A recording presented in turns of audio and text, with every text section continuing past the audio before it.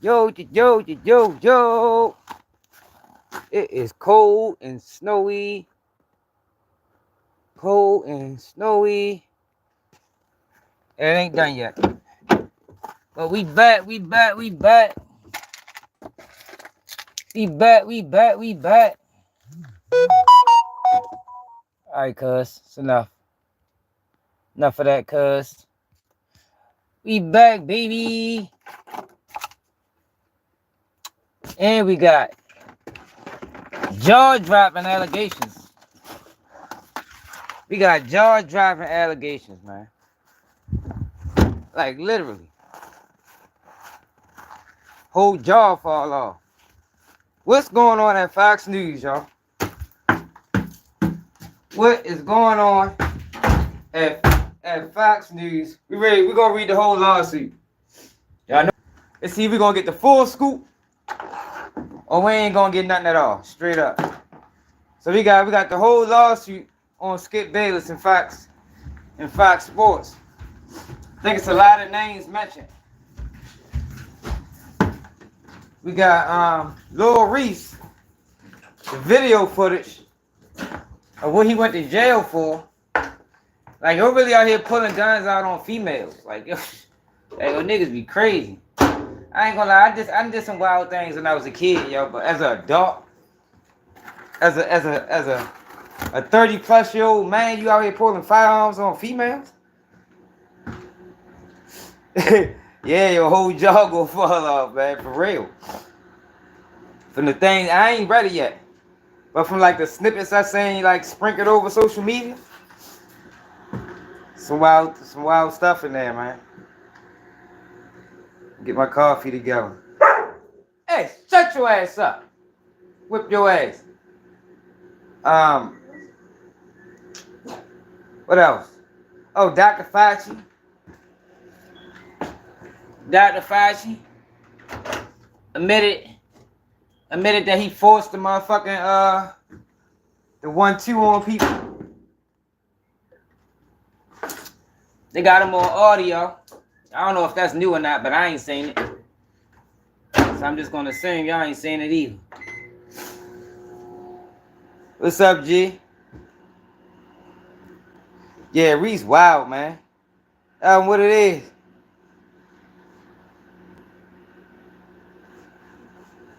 Said Joy Taylor. Yeah. Joy Taylor was on First Take. She involved in it somehow. We ready to read all of it. Hey, y'all, don't play with me either. You better not be down here barking while I'm trying to read.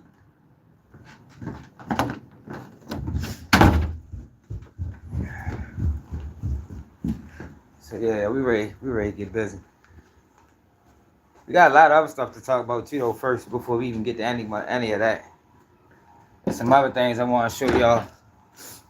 I ain't know Lamar Jackson said that he was stopped from trying to run programs in Baltimore City. Stopped him? I don't know. We may find out though.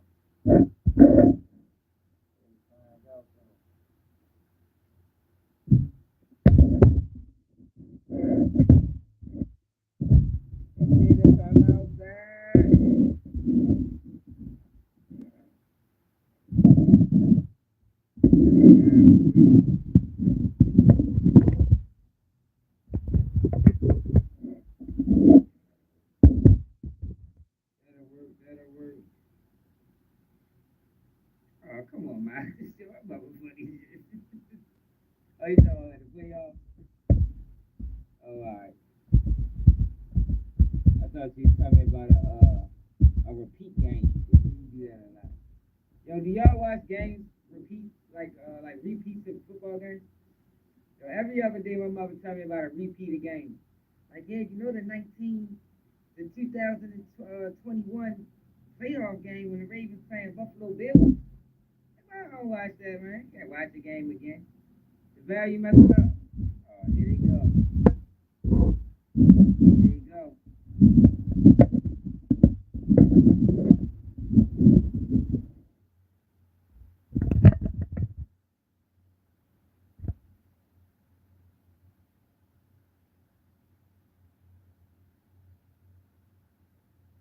sound still messing up?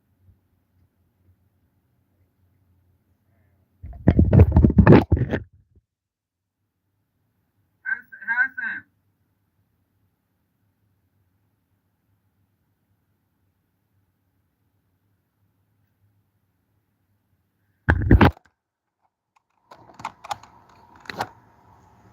How about now?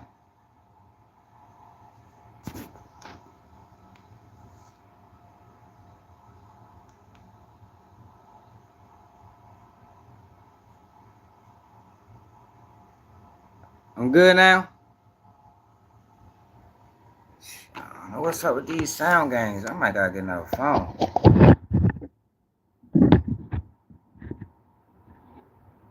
Alright, bet. Alright. Before we get to the Skip Bayless stuff, cause that's gonna take a while. I wanna run us through some things I seen on Instagram. Real quick.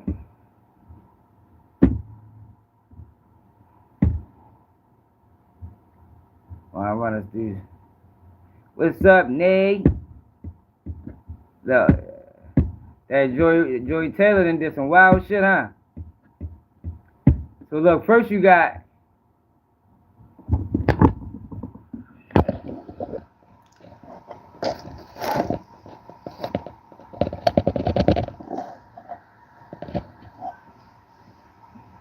a pastor getting arrested. This man got arrested at service. Like, yo, come on, yo. They couldn't wait till service was over. Like, yo, police be on some dirty shit, boy. Can't touch your mind. Look at your neighbor really quickly and touch their mind. Look at your neighbor quickly and touch their mind. Everything okay?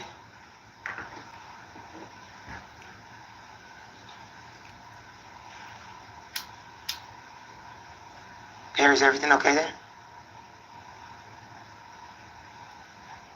Is everything okay? Sorry? I'm going to speak to you for a second. Absolutely. They say he kidnapped his daughter. Right, church, I'm sorry. No worries. You guys just pray. Those children just pray.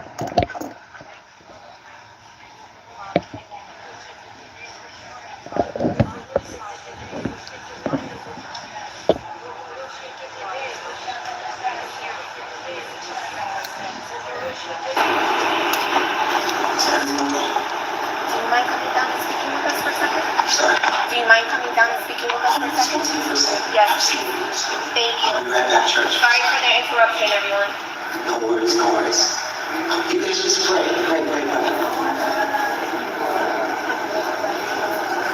Yo, they locked the man up at service, yo. That was dirty. They had to do that. They did not have to do that, y'all.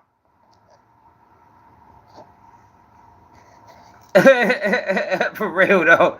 They locked the man up at service. That man was preaching this sermon. Now they say he posed to kidnap his daughter, so it's like some type of domestic dispute, similar to what Trader Truth just went through the other day. Then I seen this right here. Hold up. Go to a lot of like murders and stuff happen in the city. I'm from Florida, Florida's. I wouldn't say it's the same as Baltimore, but we similar, because the same things happen there happen in Florida. We just bigger, we got all teams. Baltimore, all you have is the Ravens, a basketball team to go to, piggyback off of. So the players is all they really got, to look for. And I want to get involved in the community more, but it's like every time I'm trying to do something for the community, it's well, we need you to do this, and now it's like, bro, so y'all really don't care about the people for real. Like, I care about the people, but the people don't know that because of the blockage what's going on, A lot of like who the fuck murders and stuff. Who's blocking Lamar from helping the city, man? But look, Lamar said this, but then you got a pastor. White school. Listen to this conversation. So what's really going on in Baltimore, man? Boards in the suburbs, and the white people who know that I'm coming, because I may advertise it, they let me speak.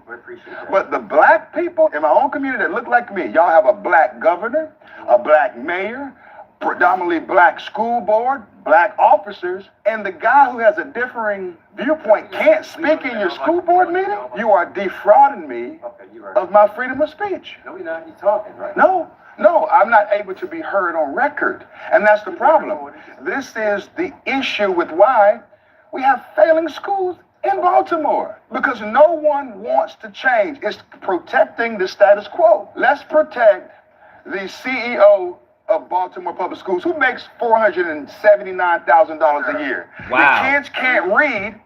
Yo, $400,000 a year? The kids can't read, but she makes $500,000 a year. This is not right. That ain't right. It is necessary. I can't go. I've come too far to go to white school boards. Yo, that is insane. Kids can't read, and she making $400,000 a year. Her motherfucking income need to be tied directly to the motherfucking progression of the schools.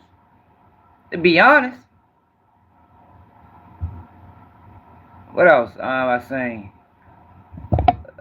All right, now hold on. Look at that shit real quick. The police pulled up on us, but they was ready. You know, the car was hot. We had some hot shit in the car. And Gil, Wallow funny as shit. He lying like a motherfucker. The fuck? He said, man, fuck it, man. We gonna get because we threw the gun out the car. He like, fuck it, man. They ain't gonna catch him. And I got his cuz. That nigga had a motherfucking half ounce of raw powder. He snorted a half ounce of powder like this. Wallow I'm funny like, as shit. damn, bitch, cuz. He like, is anything on my face? I brushed his face off. God damn. I brushed his face off. I'm like, we cool. He was like, boy, come on. I got it, cuz. So he was just like this. So the police came. He was like, yeah. We gave him the ID. They was like, y'all ain't got no, like, we just had regular IDs. He was like, no, I ain't got none. He said, you want to get out the car? He got out the car and almost got hit because he started walking into traffic. I'm like, cuz, yo. They're like, is he all right? I said, yeah, he just had a beer. He's okay. They said, y'all might got to walk. So he said he wanted to get on the curb. He kept passing out. I had to wake him up. It was wild. But we didn't have half ounce. He snorted a half ounce of raw. Damn. That shit was REW. Because we talking about like 90, this shit like 91. That was pure cocaine. Yeah. That nigga was, They both, it was REW. It was a Captain it was Quid a went to re-rock. jail. You know what I mean? That nigga went crazy. I ain't fucking with this. That nigga lying like a motherfucker. That's a funny story. Yeah, Captain P went to jail. Yeah, but that salary is ridiculous. I had no clue they got that much money. No clue. All right, but look at this. Audio of Fauci is played back to him at a court hearing, proving he forced the vaccination on Americans. Check this out. Check this out.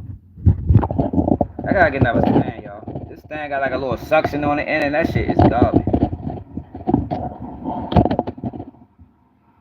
Once people feel empowered and protected legally, you are going to have schools, universities, and colleges are going to say, you want to come to this college, buddy? You're going to get vaccinated. Lady, you're going to get vaccinated. Yeah. Big corporations like Amazon and Facebook and all of those others are going to say, you want to work for us, you get vaccinated. And it's been proven that when you make it difficult for people in their lives, they lose their ideological bullshit and they get... What I be telling y'all, man, these people do studies on this shit, man. So when I be saying certain things, you're like, oh, that's like a conspiracy. It's because I know this is how they operate. You heard what it's been proven. Vaccinated. That's exactly what you meant when you said making it hard for people to live without getting a vaccination.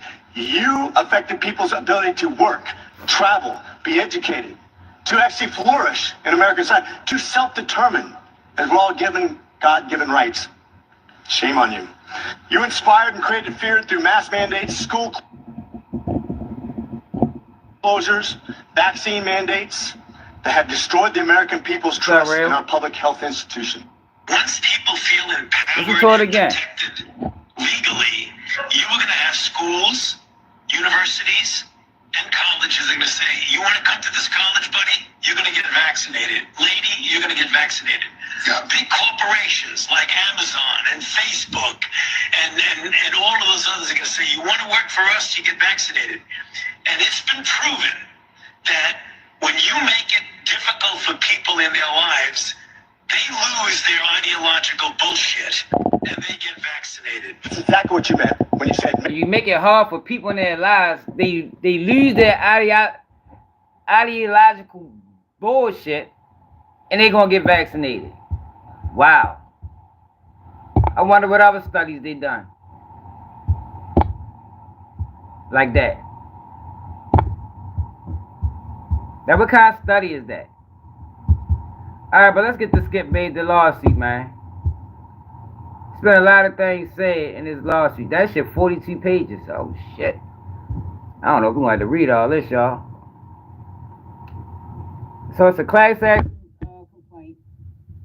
Failure to pay minimum wages, failure to pay overtime, failure to reimburse business expenses. Damn, huh? Failure to pay all wages upon separation. Failure to furnish accurate, itemized wage statements, unfair, unlawful, or fraudulent business practices. Individual complaints, sexual battery, hostile work environment, hostile for sex and gender, race and national origin, disability, failure to prevent harassment, negligent supervision, hiring and retention, retaliation, wrongful termination. Damn. I thought that bitch running the motherfucking plantation. Alright, complainant, whoever, individual.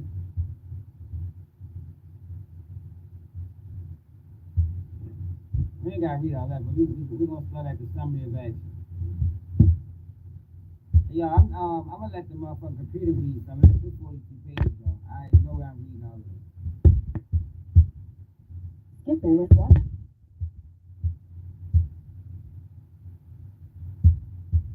Fair Jar brings forth this action because for over a decade, Fox, she was forced to endure a misogynistic, racist, and ableist workplace where executives and talent were allowed to physically and verbally abuse workers with impunity. When Ms. Faraji and others came forward to report the wrongdoing, instead of addressing their concerns, Fox retaliated against them. The sound started acting dumb again. Yo, why the fuck that shit keep happening, yo? Come on, yo.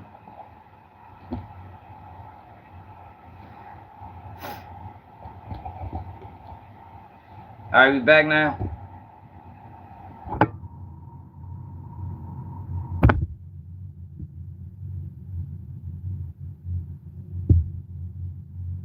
The wrongdoing, instead of addressing their concerns, Fox retaliated against them while the perpetrators and those who protected them were inexplicitly promoted. This case thus represents yet another in a long line of cases chronicling the toxic culture at Fox, marked by bad faith promises and repeated failure to address a poisonous and entrenched patriarchy. Tudor's Faraji also brings forth an action on behalf of herself and Fox current and former non-exempt hourly employees employed in California, class members, beginning 4 years prior to the filing of this complaint and ending on the date as determined by the court, the class period. Specifically, during the class period, Fox had a consistent policy and or practice of I, failing to pay employees all minimum wages, 2, failing to pay employees all overtime wages, 3, failing to reimburse employees for business expenses, 4, failing to pay all wages upon separation, and B, knowingly and intentionally failing to furnish accurate itemized wage statements. As a result of the above labor code violations, Fox committed unfair, unlawful, and fraudulent business practices in violation of California's unfair competition law.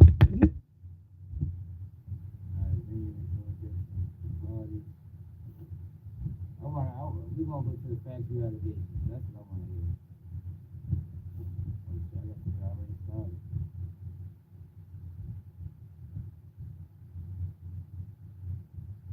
Alright, but I'm ready to read it, y'all.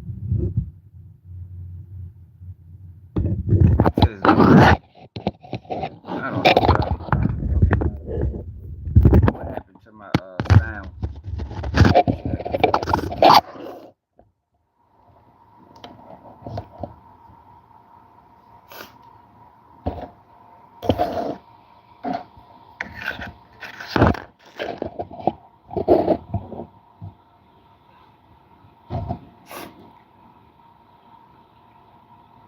Yo, the sound still fucked up again, y'all. Yo. No, I'm not, yo. The mic. I could be covering up the mic. I'm trying to hold this dumbass thing up. It's fucking falling down.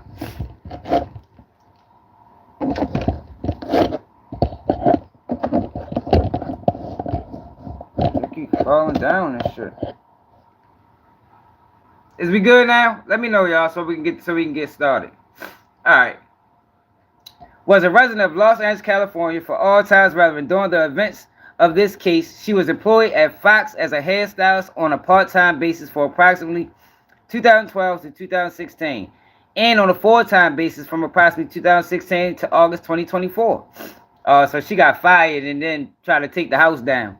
Defendant Fox Corporation is a Delaware corporation doing business in Los Angeles, California. Defendant Fox Corporation is a publicly traded corporation listed on the NASDAQ Stock Exchange and is the parent company of Fox Sports Holdings. Defendant Fox Corporation reported revenue of $13,980,000 and a net income of whatever the fuck that say. I ain't ready to do all that. Alright, Defendant Charlie Dixon is the Executive Vice President of Content for FS1, Fox flagship multi-sports national network, overseeing all content and production on the network. Mr. Dixon was, in July 2016, the very first significant hiring of former Fox Sports President Jimmy Horowitz, who was terminated from Fox due to reports of sexual harassment. At all times relevant, Mr. Dixon was an agent of Fox and had authority to make decisions impacting this person's employment. Ms. Fajara. Upon information and belief, Mr. Dixon is a resident of the state of California. Defendant Skip Bayless is a sports columnist, commentator, and television personality who worked at Fox on his show Skip and Shannon, Undisputed, from 2016 to August 2024. In March 2021, Mr. Bayless signed a 4-year, $32 million contract with Fox. At all times relevant, Mr. Bayless was an agent of Fox and had authority to make decisions impacting Ms. Fajara's employment. Upon information and belief, Mr. Bayless is a resident of the state of California. Defendant Joy Taylor is a media personality and television host for Fox. She co-hosts the show Speak on FS1. At all times relevant, Ms. Taylor was an agent. All right, we ain't got to do all that. While currently not named as a defendant herein, Mark Silverman, President and COO of Fox Sports, and Eric Shanks, CEO and executive producer of Fox Sports, may become named defendants based upon discovery yet to be adduced in this action concerning their involvement with their respect to Ms. Fajara's claims. On information and belief, Mr. Silverman and Mr. Shank were made privy to or should have been privy to all significant employment decisions and personnel-related investigations related to misconduct and or harassment by Fox Sports executives and talent. Further, on information and belief, Mr. Silverman and Mr. Shank, along with Fox legal team, work hard to protect perpetrators by forcing individuals who are witnesses to or targets of misconduct and harassment to sign non-disclosure agreements upon separation from employment. Ms. Fajara is ignorant of true names, capacity, relationships, and extent of participation in the conduct herein alleged of defendants sued herein as those 1 through 25, but it is informed and believes and thereon alleges that said defendants are legally responsible for wrongful conduct alleged herein. All right, here go the factual background.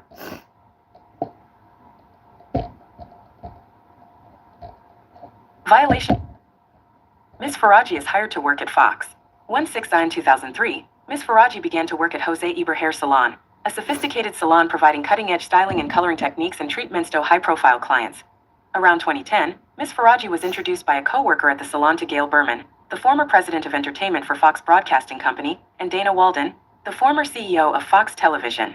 1-2-3-4-5-6-7-8-9-1-0-1-1-1-2-1-3-1-4-1-5-1-6-1-7-1-8-1-9-2-0-2-1-2-2. Why the fuck they gotta read all that? 1-2-3-4-5-6-7-8-9-1-0-1-1-1-2-1. Oh my God, that's why I hate that thing, yo. Fuck you gotta read all that for? Like, just read the shit that matters. She took me all the way down this bitch. Dana Walden, and former CEO of Fox Television Group. Shortly thereafter, Ms. Faraja began accompanying the co-workers to do Ms. Walden and Ms. Berman's hair at their homes and on the premises of Fox. Over time, As Miss Fajardo's co-workers became busy with other clients, he sent Miss Fajardo on her own to do their hair at their homes and on the premises of Fox. In approximately 2012, a makeup stylist who would do Miss Walden and Miss Berman's makeup when Miss Fajardo worked on their hair recommended Miss Fajardo for a position at Fox. Fox then hired Miss Faraji, Faraji, that's her name, Faraji, as a part-time employee. When hired, Miss Faraji was asked to bring her own tools for work. She would later discover that all her co-workers received a kit fee for bringing their own tools. However, she herself would not receive a kit fee until 2019, approximately 7 years after she started working at Fox. Excuse me. In addition, Miss Faraji was a hairstylist, styling hair. Her supervisor, Gina Peretti, Miss Peretti, also required that she do the job duties of a barber, i.e. cutting hair. When Miss Faraji complained to her union, they told her that while cutting hair was not in her contract, Miss Peretti was known to be difficult, and it would be best to just comply with her request. Accordingly, throughout her tenure, Miss Faraji both styled and cut hair. In 2016, Fox hired Miss Faraji as a full hairstylist. Mr. Dixon gives Miss Taylor undisputed as a reward for having sex with him. Whoa. That's the fuck. They talking about quid pro quo. God damn. That's how Joy rocking? Shit. I enjoy getting down like that.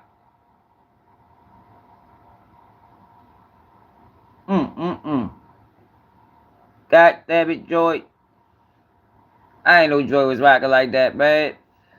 In approximately March 2016, Miss Faraji met Miss Taylor, an aspiring sports personality that had recently moved from Miami to Los Angeles for the opportunity of airtime at Fox. At the time, Miss Taylor did not have a regular position but would fill in on a day-to-day basis when talent was sick or otherwise missed time. Miss Taylor told Miss Faraji that she was recently wed, but her husband remained in Miami and that she was lonely in Los Angeles. Miss Taylor then befriended Miss Faraji. In approximately May 2016, Miss Taylor asked Miss Faraji to meet for a drink in Santa Monica. When Miss Faraji arrived, she found Miss Taylor with an older man, Fox Sports Executive Vice President of Content, Mr. Dixon. As Executive Vice President, Mr. Dixon is responsible for overseeing all content and production on FS1. Miss Faraji, however, did not know Mr. Dixon. When Mr. Dixon went to buy them another round of spicy martinis, Miss Faraji asked who he was. Miss Taylor responded that he was just a friend. Following that night, whenever Miss Faraji would meet with Miss Taylor for drinks or food, Mr. Dixon would either arrive with Miss Taylor or show up later in the night and leave with Miss Taylor. Whoa, god damn it, Joy, shit. He would always buy rounds of drinks and or food. From their body language, Miss Faraji suspected that the pair was sleeping with each other. And although this concerned Miss Faraji, as she knew Miss Taylor was recently married, Miss Faraji kept her opinion to herself. In approximately June 2016, while at work, Miss Faraji noticed Mr. Dixon in an elevator. Surprised by the coincidence, Miss Faraji found Miss Taylor and told her excitedly, "The guy who always buys us drinks was in the elevator." Miss Taylor quickly sized Miss Faraji, explaining who he was. Miss Faraji became alarmed and warned Miss Taylor that such relationship was unsafe. Miss Taylor told her not to worry about it. Miss Faraji continued to be friends with Miss Taylor, but tried to distance herself as she considered the situation dangerous as well as morally wrong, as Miss Taylor and Mr. Dixon were both married. Jesus Christ. I told y'all that's how some of them jobs is. That's how them police officers, correctional officers, all of them be rocking like that. It's a dirty world. Amazon. In approximately July 2016, word spread amongst Fox employees about a new show that was going to be a big deal, as it would star Mr. Bayless and Shannon Sharp, Mr. Sharp. It was known that Fox was looking for a woman with significant TV experience to also star. Therefore, it came as a surprise when Fox announced that Miss Taylor, who was a bartender and a radio host in Miami with very little TV experience, would be the moderator for the new show, a sports debate program, Skip and Shannon, Undisputed.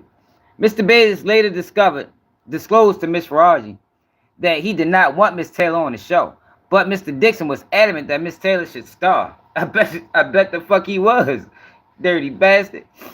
At first, Mr. Dixon arranged a dinner between Mr. Bayless and Miss Taylor, where she arrived in provocative clothing and acted in a provocative manner. When that did not change Mr. Bayless' opinion of Miss Taylor, Mr. Dixon asked him to approve of her as a favor to him. Reluctantly, Mr. Bayless agreed to do so as a favor to his friend. Around August 2016, Miss Faraji attended a dinner with Miss Taylor and her husband, and Mr. Dixon and his wife. Whoa! God damn! Yo, if that ain't an uncomfortable position to be in, what the fuck is? Jesus Christ. During the dinner, Miss Taylor's husband became suspicious that Miss Taylor and Mr. Dixon were having a sexual relationship. Soon after the dinner, Miss Taylor's husband found evidence of an inappropriate relationship and divorced Miss Taylor. Jesus Christ, these motherfuckers is crazy. It's a dirty world, y'all. God damn. That's fucked up. Why would they bring that girl there knowing what the fuck going on? That's crazy.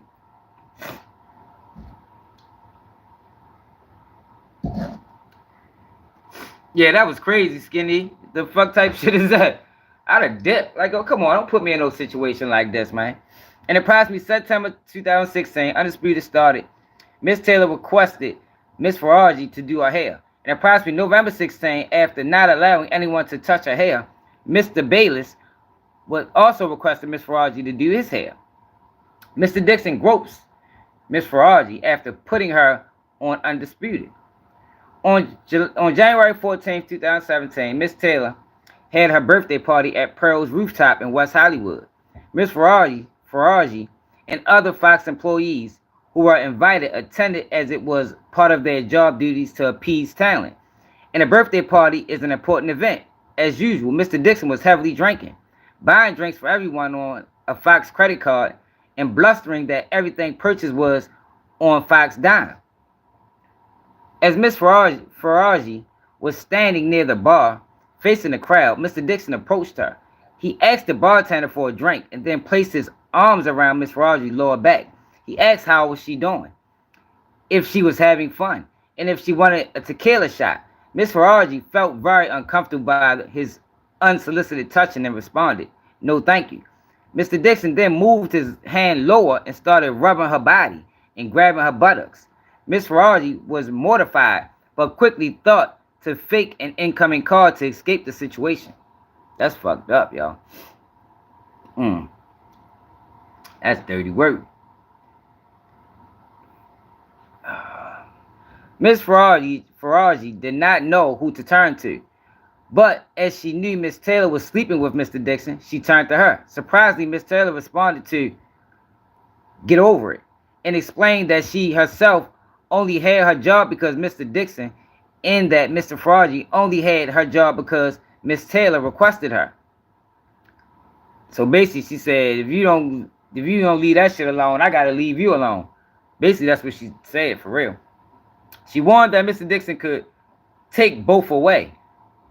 Miss Faraji was terrified and then turned to her coworker, Anonymous, to discuss the situation. Anonymous responded that Mr. Dixon was disgusting, that the entire situation was sick, but that it wasn't shocking given Fox culture, and that Miss Faraji should remain quiet if she wanted to keep her job. As a single mother who needed the job to support her son, Miss Faraji had no choice but to remain silent. 7 years later, in 2023, Miss what the fuck is this person's name? Miss Peretti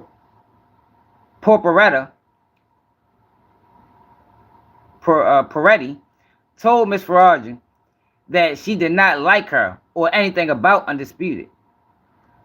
Miss Peretti explained that she had already scheduled someone for hair on Undisputed when Mr. Dixon called her and told her that she must put Miss Faraji on Undisputed full time. Miss Peretti told Miss Faraji, "I don't like that. That's not how things should be done." Miss Faraji was stunned and devastated as she prides herself on her work and earning her accolades. Later that day, while thinking about her career, she was angry that Miss Peretti succumbed to Mr. Dixon's request, as it gave Mr. Dixon the feeling that he could grope her for giving her a job. Oh, okay. Wow. Joy Taylor probably got her that job. Mr. Dixon gets rid of a female talent member for refusing to have sex with him.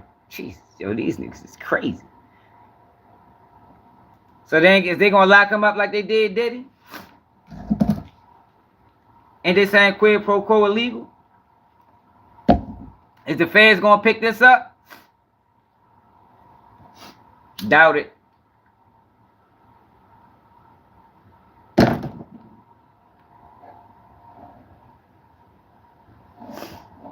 Several years into Miss Faraji's tenure at Fox, a female talent member, Anonymous, hired Miss Faraji to do her hair at her house for an award show. Anonymous asked that Miss Faraji meet her for lunch first. There, Anonymous told Miss Faraji that she would no longer be with Fox, as Mr. Dixon told her that she would need to have sex with him if she wanted to renew her contract, but she had refused. Yo, who the fuck is that? That's crazy. Skip Bayless lawsuit. Anonymous further conveyed that, Mr. Dixon was doing this to other women talent. 2, she should warn Miss Taylor to be careful. And 3, a talk show host had recently reported Mr. Dixon. 33 to following the lunch, Miss Faraji called Miss Taylor to convey what Anonymous had stated. Miss Taylor responded that no one gives a f*** about Anonymous or the talk show host who had reported Mr. Dixon. Miss Faraji later observed that Miss Taylor's remark appeared accurate, as no actions were taken to address the concerns raised. If it was not already apparent, it became even more clear that Fox enabled high-ranking individuals to abuse their authority, exerting undue control over female talent and employees. 34. Fear permeated the workplace as stories of mistreatment circulated. As one example, Mr. Dixon deliberately assigned a female talent member, who had been harassed and reported it, to a show set up to fail. When the show inevitably failed due to his sabotage, he used its failure as justification to terminate her employment. In another instance, a coworker who frequently cried in the hallway due to relentless sexual harassment was fired just 1 week after reporting it. These repeated incidents reinforced an atmosphere where speaking up seemed futile and dangerous. Lamar. Damn. They wild in that Fox News, ain't they, y'all? They say, man, fuck that. It's either you fucking or leaving. You heard me. We ain't no in between. Mr. Bayless begins to give Miss Faraji lingering hugs and kisses on the cheek while putting his body against hers and pressing against her breast. Who the fuck is this girl? Let's see who the fuck she is. Faraji. Let's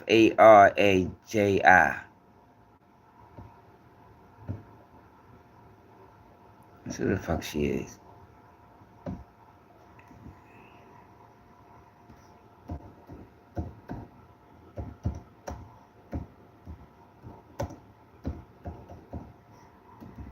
Let's see if we can get a picture of him.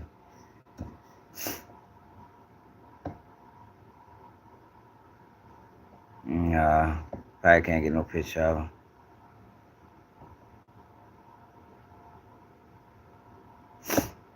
Alright, let's get back to what we was doing. We're gonna find a picture of her, man. Yeah, hell yeah, favor for a favor.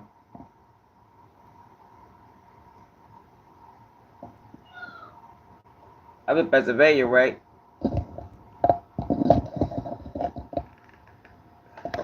Try to hold this damn thing down. Alright. After the reporting by the talk show host fell on deaf ears, Mr. Bayless began requesting that Miss Faraji give him a haircut once a week in the makeup room. Miss Faraji did as she was told, as Miss Peretta required Miss Faraji to give haircuts to talent. Initially, during the haircuts, Mr. Bayless would discuss his life, his work at Fox, and other innocuous matters. However, soon after the weekly haircut started, Mr. Bayless began finding excuses to touch Miss Faraji. He would give her lingering hugs after each haircut, putting his body against her own, pressing against her breast. He then began to kiss her on her cheek. What the fuck? Miss Faraji was uncomfortable by the physical contact and would make excuses to leave right after the haircuts. I need to go pick up my son from school. In approximately summer 2017, while Miss Faraji was giving Mr. Bayless a haircut, he told her that she was voluptuous, as English in her is her second language, and she was not familiar with the word. Miss Faraji asked what that meant. Mr. Bayless seemed amused and told her to figure it out. Miss Faraji later asked the co-worker what that word meant and was mortified. Mr. Bayless then started being more aggressive and direct in his advances. Miss Faraji continually declined, stating that she did not date at work as she is a single mom and needed her stating that she did not date at work as she is a single mom and needed her job.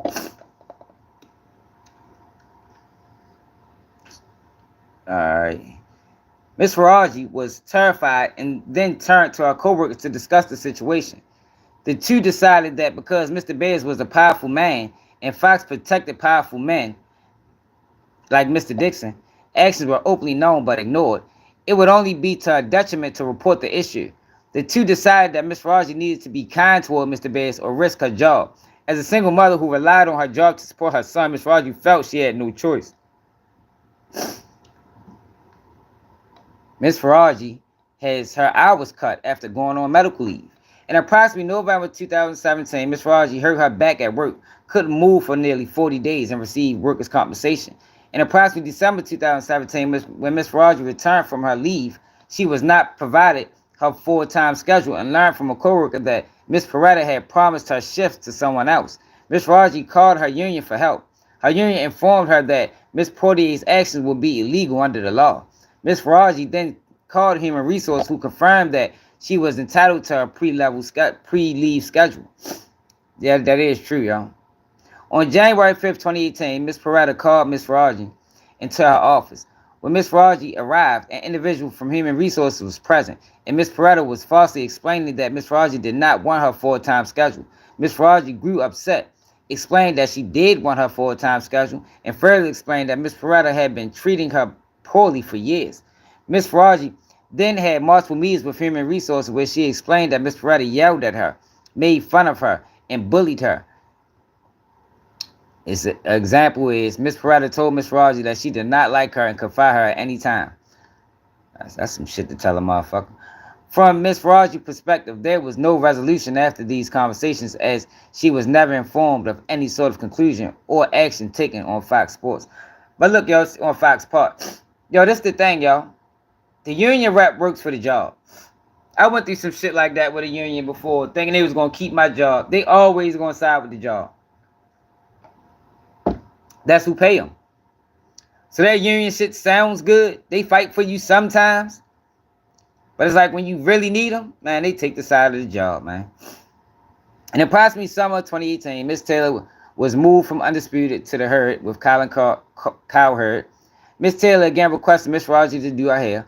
Colin Cowherd also requested Miss Faraji to do his hair. Thus, every day, Miss Faraji would do Mr. Bayless' hair for Undisputed, and then would do Miss Taylor hair and Mr. Cowherd hair for the Herd. Throughout her tenure at Fox, Mr. Cowherd was professional and respectful to Miss Faraji and her co-workers. Around this time, after learning of Miss Taylor and Mr. Dixon's sexual relationship, Miss Taylor's then fiance broke off the engagement and threatened to go public with all that he knew. Damn, she still was fucking yo? Even after? Yo, what the fuck, yo? So she was basically fucking for a job.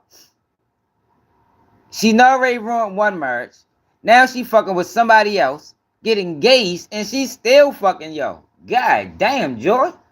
The fuck, Joy? Joy's having a joyous time over that bitch. The fuck wrong with her? On information and belief, Mr. Dixon paid for the wedding deposits in an informal exchange for her fiance's silence. What? Oh, let me read that again. On information and belief, Mr. Dixon paid for the wedding deposits in an informal exchange for her fiance. Yo, what the fuck? Yo, wow, this shit. So he took money from the guy she was fucking? Yo, this is next level right here, y'all. Mr. Diaz radically and sexually harassed Miss Faraji. Man, Joy was over there getting it in, wasn't he? Right, her name ain't Joy for nothing. You ain't lying. I see why her name Joy now. On May 10th, 2019, Bobby Diaz, individual who puts the microphone on talent, mocks Miss Raji for her pronunciation of English words, and sexualized the way she was eating fruit. Miss Raji did not respond. She kept her eyes glued on the monitor playing Undisputed. Miss Peretta was present and did not do anything. On information and belief, Mr. Diaz openly gropes, harasses, and is inappropriate with women at Fox. On information and belief, Mr. Diaz has not been fired, reportedly due to his role in supplying cocaine to numerous Fox employees and talent. Yo, she is telling everything. She might as well wrote a tell-all book. God damn. So hold up, yo. So what the fuck do Diaz do? So Diaz sell coke and he puts the microphone on talent? Jesus Christ, you talking about multi-dimensional. What the fuck is this? Hey, yo. God damn. Yo, that bitch getting it in. So he getting paid twice. Ain't nothing wrong with that. Shit. When the motherfucker, when the checks get cut, he right there. Look, I gave you an ounce of cane this pay period. I need my 1,500. Fuck you talking about? Don't let it be a drought. I need 25. Hey, yo, this shit crazy.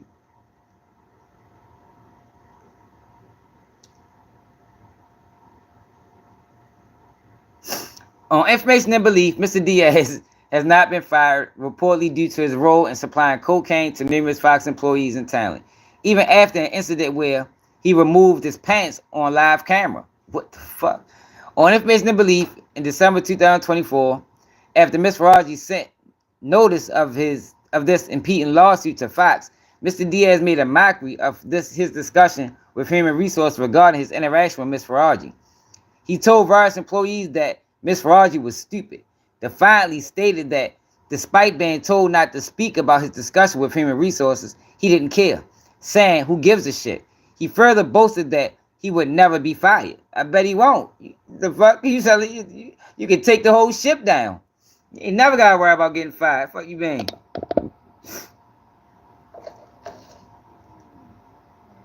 You already know that's what it is, Panal. No, that's what it is. They fired her ass. When she was getting paid, she loved it. I mean, she saying she ain't love it, but how the fuck you sit around and allow that shit? I ain't gonna lie. The inviting to the restaurant with the husband and wife, and you know they fucking each other. I ain't that'd have been enough for me. I probably wouldn't have quit, but I'd have fell all the way back. Like, man, you back. That's an uncomfortable ass situation. Cause now they touch. Now your integrity is on the line. What you stand for is on the line, and they just made you jeopardize it.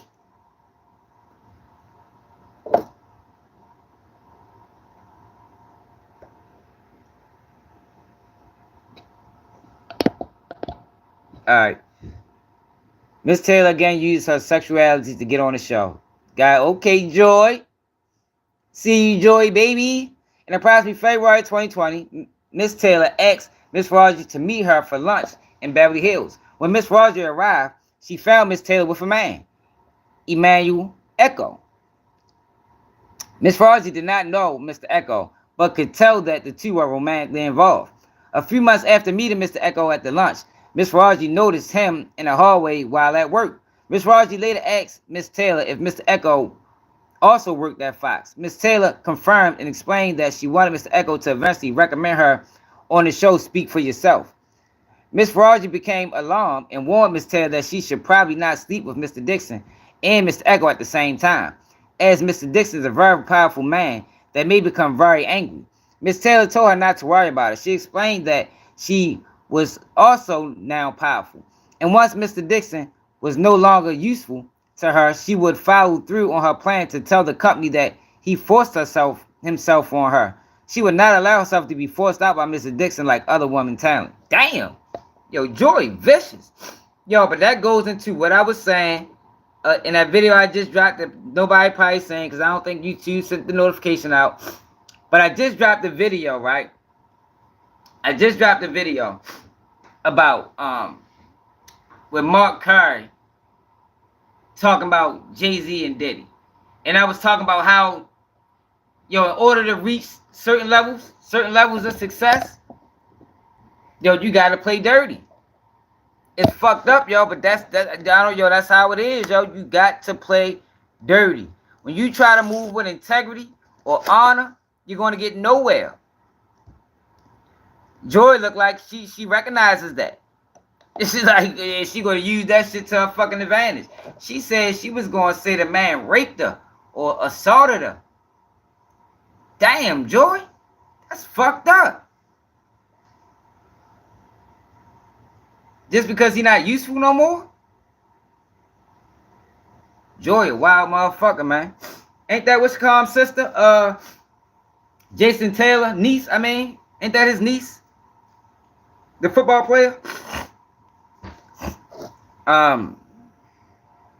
She says she is now very powerful, too.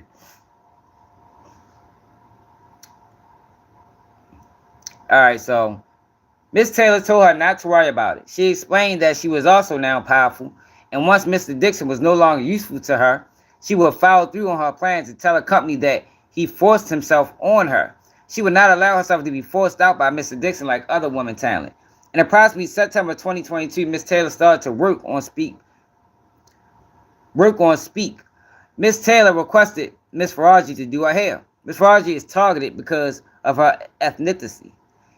In approximately 2020, Jane Doe, Miss M, an employee at Fox, began demonstrating erratic behavior. One night at an informal dinner at Mastro's Steakhouse, she grew irrationally enraged with Miss Fauci and screamed, "F you, you Persian B."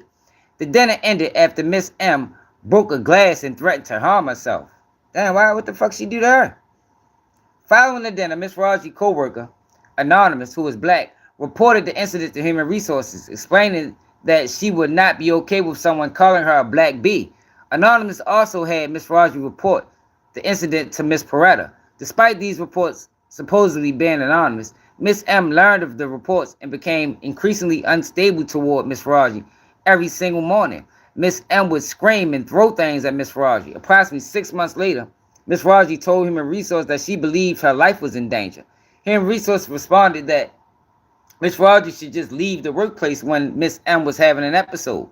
After approximately a year and a half, Miss M was fired. Miss M's ex-boyfriend, a producer at Fox, shared that Human Resources gave Miss M a large amount of money in severance. Miss Fauci wondered why Fox rewarded her bully with money. Human Resources eventually apologized to Miss Fauci, explaining they did not have experience with mental health issues.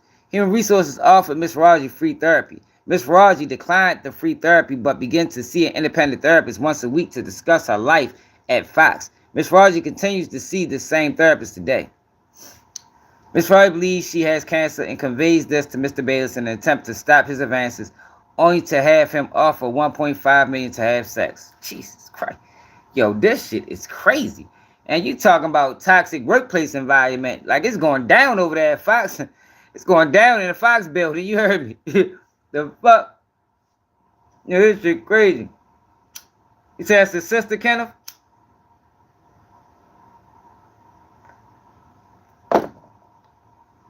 Hey, yo. It's going down at Fox, y'all. I wonder what the fuck going on at ESPN. Shit.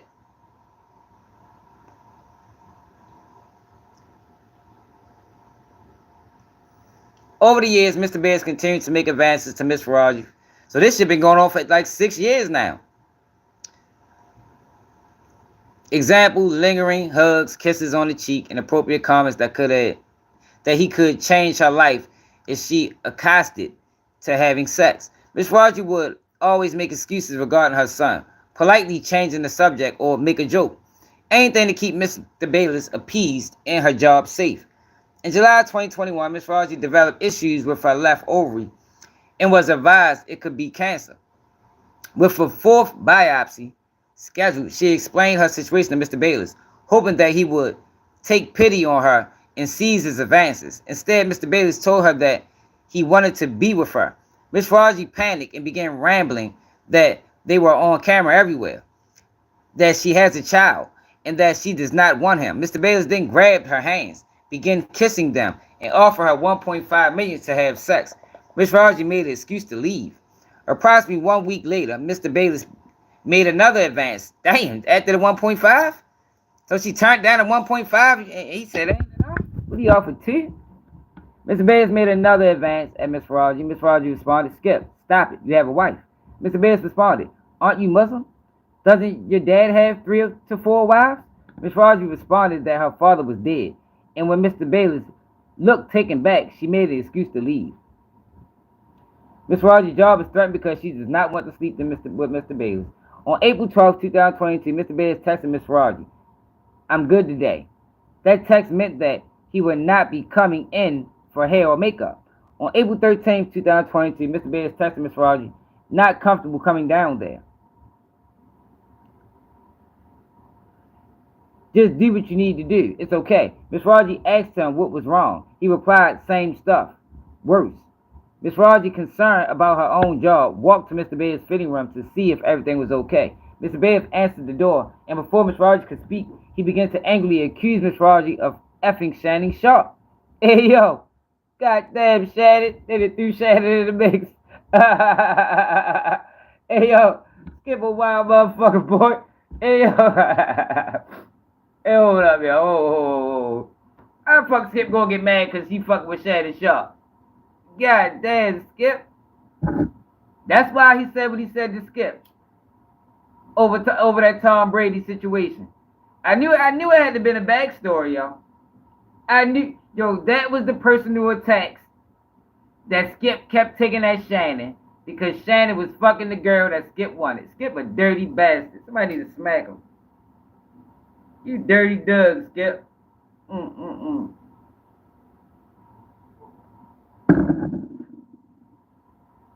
Skip was on bullshit, what y'all? Dirty motherfucker, Skip. How you gonna get mad because she chose? Hey, yo. What the fuck? Let's start back over.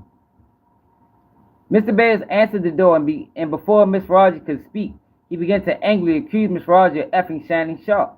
Miss Raji tried to explain that she did not have any feelings toward Mr. Sharp and had never slept with him or any other talent members or employees at Fox. But before she could speak, Mr. Bayless demanded she come to his car after the show. Miss Raji responded that she could not come to sit in his car as it was inappropriate. Mr. Bayless grew irate and then left. Yo, this guy is crazy. Yeah, it is wild. What's up, Charlene? Hey, yo. She had a boy Ice, yo, poured it.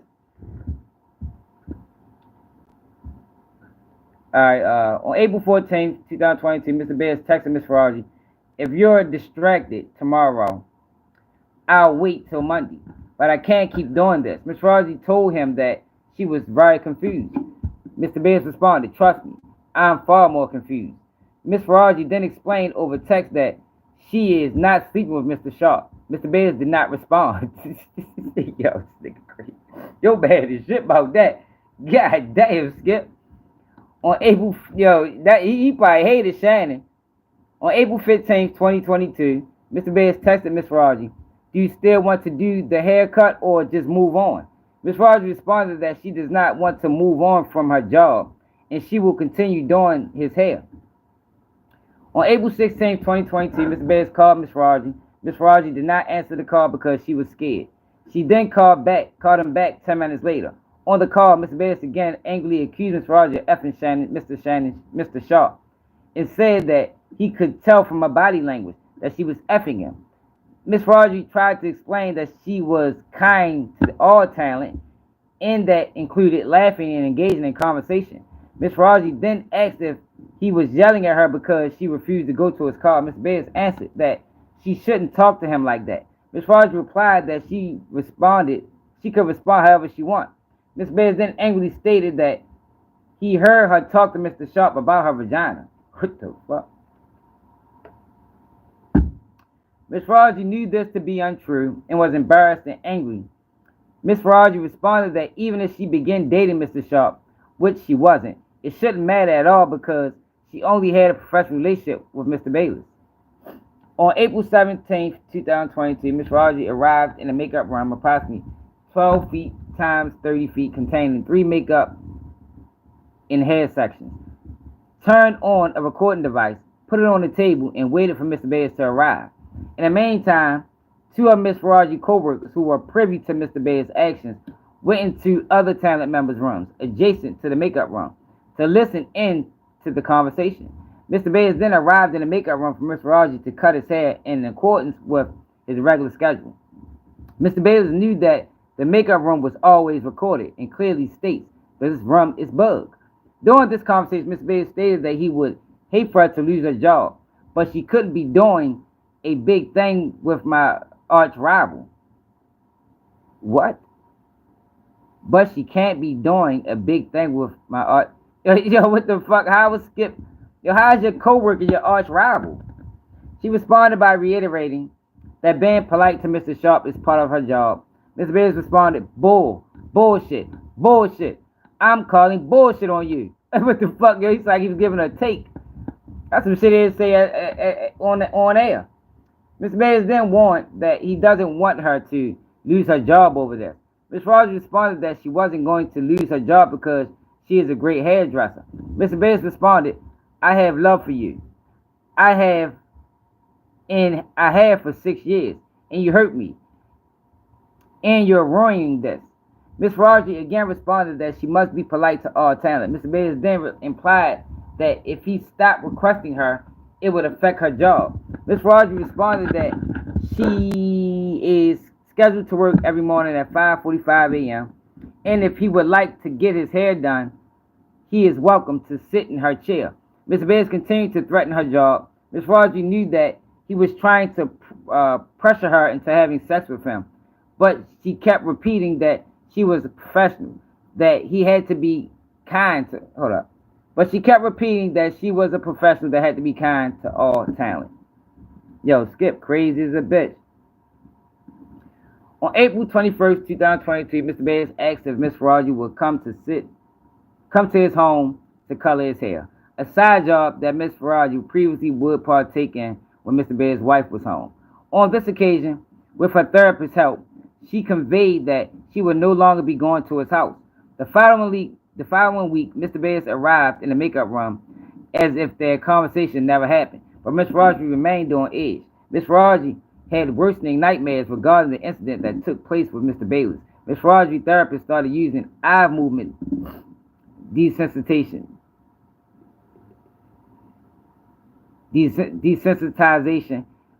and reprocessing to talk through her interaction with Mr. Bayless. Now her job is targeted because of her ethnicity and disability.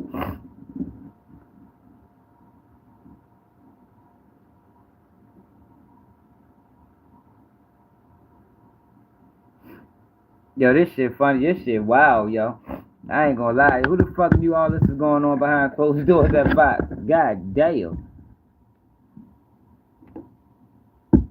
Yeah, I could see Skip being mad if Shannon was messing with this girl that he liked. I could see that shit grinding his motherfucking gears. On October 2021, Ms. Faraji's friendship with Ms. Taylor ended. Ms. Taylor then began insulting Ms. Faraji on a personal and professional level. In early June 2023, the treatment reached a breaking point as Ms. Taylor began openly mocking Ms. Faraji's English, exclaiming that she could not understand her accent and complaining about Ms. Faraji humming, an involuntary subconscious coping mechanism for her diagnosed PTSD. Ms. Taylor then began stating that she needed a black hairstylist. Ms. Faraji and her co-workers, who noticed the harsh interaction, hoped that Fox would see through the faucet, as Ms. Faraji had been doing Ms. Taylor's hair for approximately 7 years at Ms. Taylor's own request without any complaints, and had been working on texture hair for decades. She was hired to do hairstyles for over 10 black background dancers and CeeLo Green's music videos. Oh, okay. Ms. Faraji, June 1st, 2023, diary entry states, she's been acting like, because I'm not black, I'm stupid. She keeps saying black girls' hair should be done like this, not how you do it.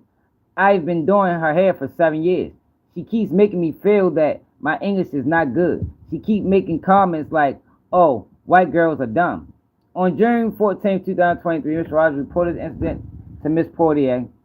Ms. Raji, June 14, 2023 diary states, by now it's been 7 days that the company knows about the racism and the discrimination toward me. I told my boss, Jana. I told Cindy all about it. On June 16, 2023, Ms. Portier pulled Ms. Raji into her office and asked if she wanted to speak.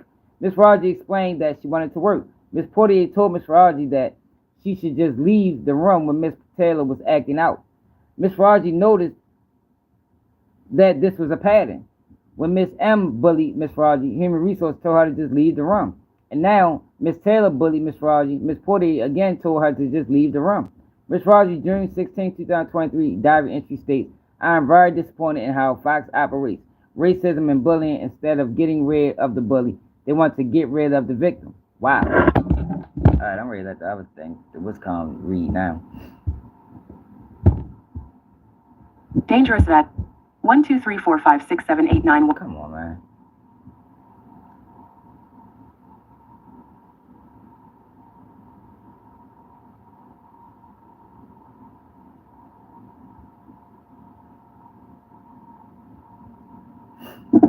Why the fuck they gonna take me away from?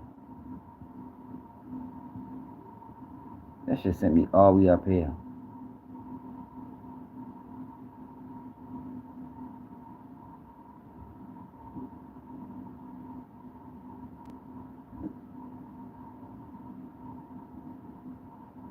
That shit have took me way to the top of the goddamn page. Right there. Alright.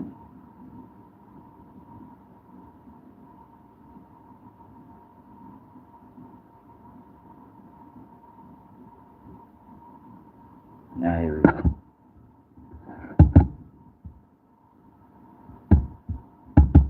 Skip Bayless lawsuit. 2023. Ms. Peretti called Ms. Faraji into her office to Ms. Peretti explained that while Ms. Faraji should still go in every morning and set up for hair, Ms. Taylor no longer needed her as a hairstylist. Ms. Peretti explained that Ms. Faraji was to work from 5 a.m. to 9 a.m. and then go home. When Ms. Faraji asked about touch-ups, Ms. Peretti stated that she had spoken to all talent on the show, and no one needed touch-ups. Ms. Faraji then asked if she did something wrong. Ms. Peretti responded, "You remind me of my dog, and when I take my dog out, he barks at bigger dogs. That's like you." Ms. Farajil left the room and cried. To call someone a dog is one of the most offensive insults in the Persian culture. Dang, she called her a dog. Ms. Peretti then hired 2 new black hairstylists to work from 9 a.m. to 3 p.m. as Ms. Taylor is very picky with her hair. She did not like the work of the 2 new black hairstylists and asked the co-worker, who is a Latin woman, to do her hair 5 days a week. The co-worker declined. On July 1st, 2021, on July 4th, the 21st, and 24th of 2023, different talent members asked Ms. Faraji why she was no longer providing touch-ups on Speak. The third time they asked Ms. Faraji explained that because talent had indicated they did not need touch-ups, she was no longer available for touch-ups. The talent members were shocked and said that they needed touch-ups on Speak. As Ms. Faraji did not feel it was professional to mention her conversation with Ms. Peretti, she explained that there must be a misunderstanding. Ms. Faraji informed employee relations. Ms. Faraji became concerned for her job, as this was a common tactic employed by Fox when retaliation against a witness or target. Fox systematically reduces work schedules and ultimately terminates employment by removing an individual from the schedule entirely, using fabricated business necessities as a pretext. Ms. Faraji participates in an internal investigation only to be singled out, taken off Speak, and accused of having sex with Mr. Bayless. What the fuck? So she did have sex with Mr. Bayless. In mid-July 2023, Anna Durker, Ms. Durker, Fox Sports Vice President Employee Relations, asked Ms. Faraji for a meeting. At the meeting, Ms. Durker asked if Ms. Taylor was having a sexual relationship with Mr. Echo. Ms. Faraji admitted that the two were in a sexual relationship. Ms. Faraji shared this information because she did not think it was a big deal. Come on, you knew it was a big deal. Ms. Taylor and Mr. Echo had similar amounts of power at the time, and because she didn't think Miss Taylor, Mr. Echo would physically harm her for providing this information. On July 31st, 2023, Kesley Doe, Miss Doe, of Employee Relations, asked Miss Faraji for a meeting. At the meeting, Miss Doe told Miss Faraji that there had been complaints of her humming. Miss Faraji explained that her humming is involuntary,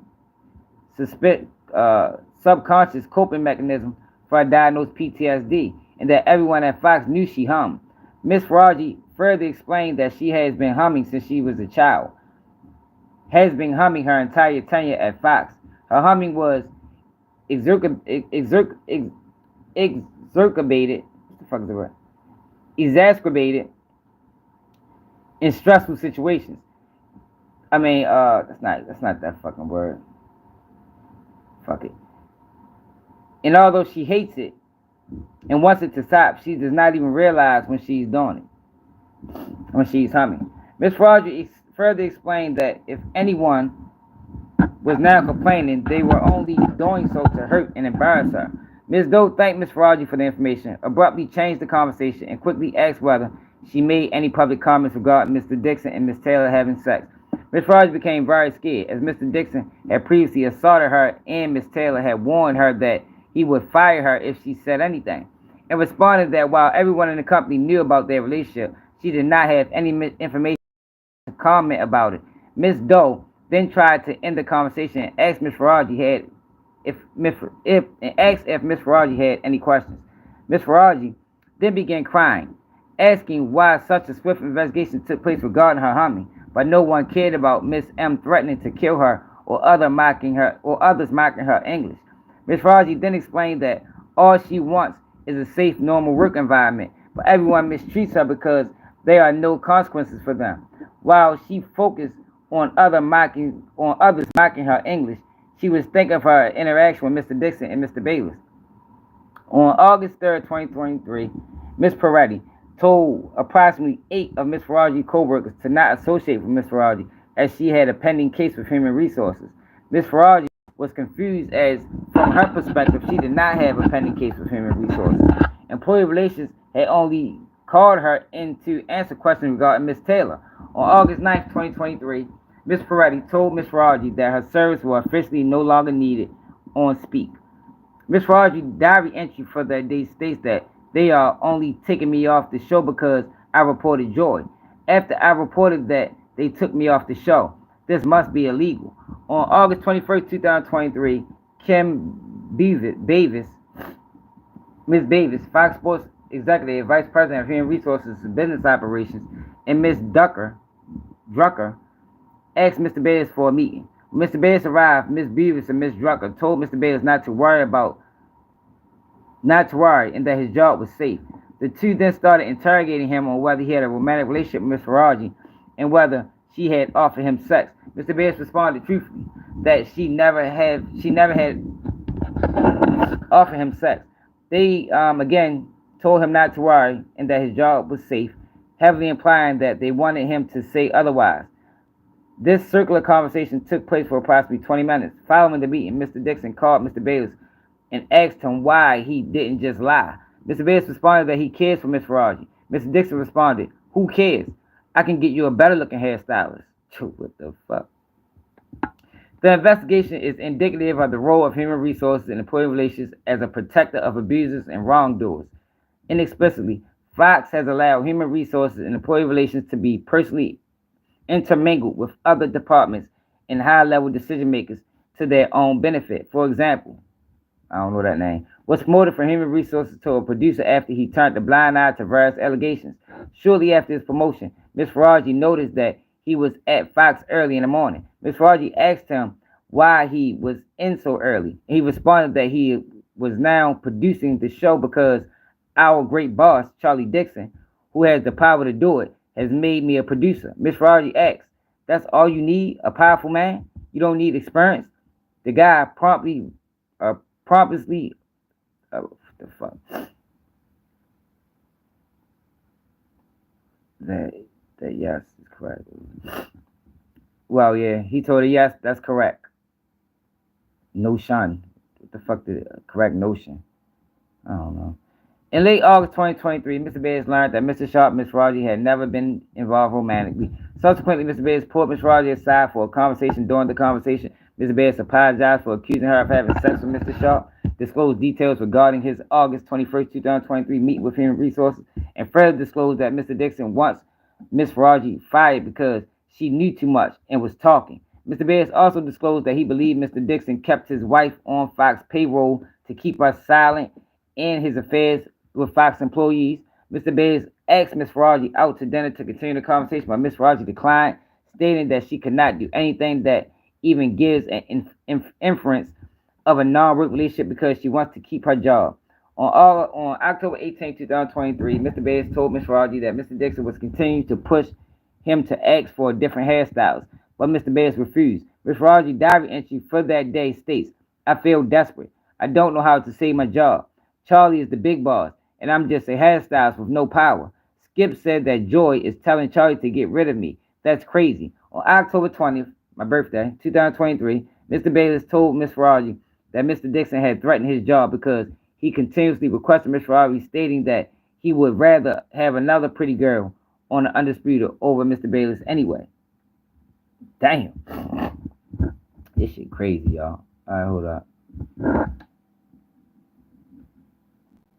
Offensive insults in the Persian culture. Oh my God. Man, took my hand right there.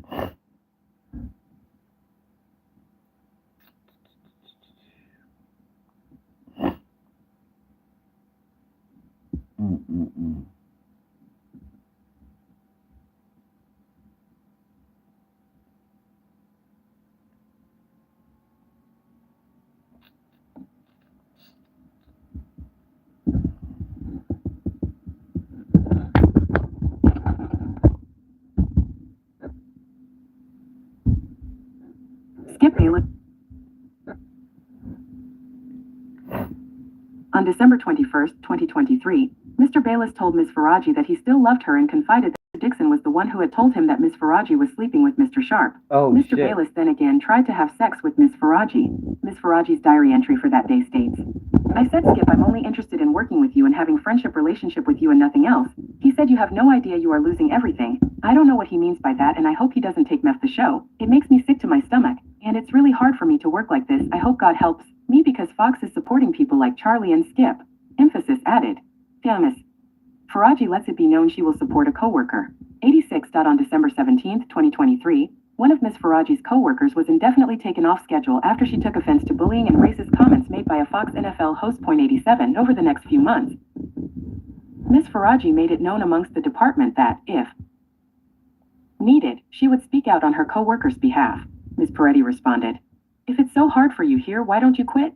Ms. Peretti also later commented, "I don't regret anything I did to Quirker or different coworker.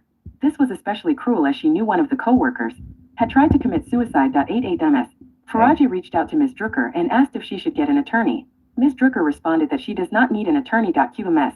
Fauci is fired. 89. On approximately June 24, 2024, Adolent member disclosed to Ms. Fauci that Undisputed was going to be canceled and that Mr. Bayless was going to be fired. Ms. Fauci grew internally anxious that Mr. Dixon was trying to get her fired. 90. Later that week, on Monday, Ms. Fauci gave Mr. Bayless a haircut. During the haircut, Mr. Bayless told her about a new opportunity he was expecting outside of Fox. Ms. Fauci asked if he would still be coming back to Undisputed, and he replied, "Of course." Mr. Bayless then told Ms. Fauci that he fantasizes about having sex with her and asked how much money it would take for her to have sex with him. Ms. Fauci stated that she already refused $1.5 million and that her answer wasn't going to change. Mr. Bayless replied, "The more you say no, the more I want you." Just crazy. On August 2nd, 2024, Undisputed was canceled. Ms. Bayless was fired and Ms. Fauci was taken off schedule. Ms. Peretti told Ms. Fauci that there was no longer a need for her. That same day, Mr. Bayless asked Ms. Fauci to walk him to his car on his way out. Ms. Fauci felt that she had no choice but to walk him to his car. Once at the car, they noticed Mr. Dixon in the parking lot looking at them. Mr. Bayless told Ms. Fauci, "Fuck Charlie. If you want to sue him, go for it. Fuck them. Charlie is not going to sleep tonight. He's going to be scared of what I'm going to tell you. Fuck him." That same day, Ms. Fauci reached out to Fox, asked why she was taken off the schedule, and explained that although Undisputed has been canceled, She had worked on the herd for over 5 years, Speak for over 1 year, and Talent continued to request her. Fox did not provide a substantial response, but said they would investigate the issue. On August 5th, 2024, Ms. Fauci was asked to give Mr. Silverman a haircut in the same manner she had been doing so for over the past 7 years. Ms. Fauci then reached out to Fox to ask what should she do. As she did not want to let Mr. Silverman down. The next day, Fox again did not provide a response but said they will continue to investigate the issue. On August 8th, 2024, after finishing their investigation, Fox was finally able to muster the following pretextual reason for firing Ms. Fauci. They could only afford to have one hairdresser work on all 3 shows, a new morning show, Speak, and Undisputed. Ms. Fauci's fears actualized as she realized that she had become the target. Fox systematically reduced her work schedule and ultimately terminated her employment by removing her from the schedule entirely, using fabricated business necessities as a pretext. Guided by its attorneys, then Fox implemented the revised schedule, assigning a single hairdresser to cover all 3 shows for approximately 3 months. Once Fox believed it had sufficiently justified its actions from a legal standpoint, they reverted to their long-standing schedule arrangement, which included one hairdresser, one hair and makeup professional in the morning, and another set in the afternoon. That same arrangement had been in place for years during Ms. Fauci's tenure. In addition, Fox employed a barber to work exclusively on the new show. Alright, we don't need to hear about her life afterwards. Yo, that is crazy. That's a lot.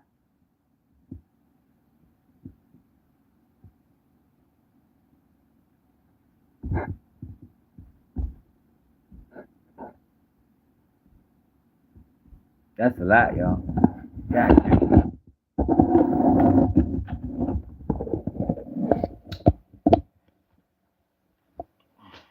It's a lot. Skip Wild as shit. We found out Skip Wild. Joy is up there fucking for pay. I mean, Joy trying to fuck her way to the top.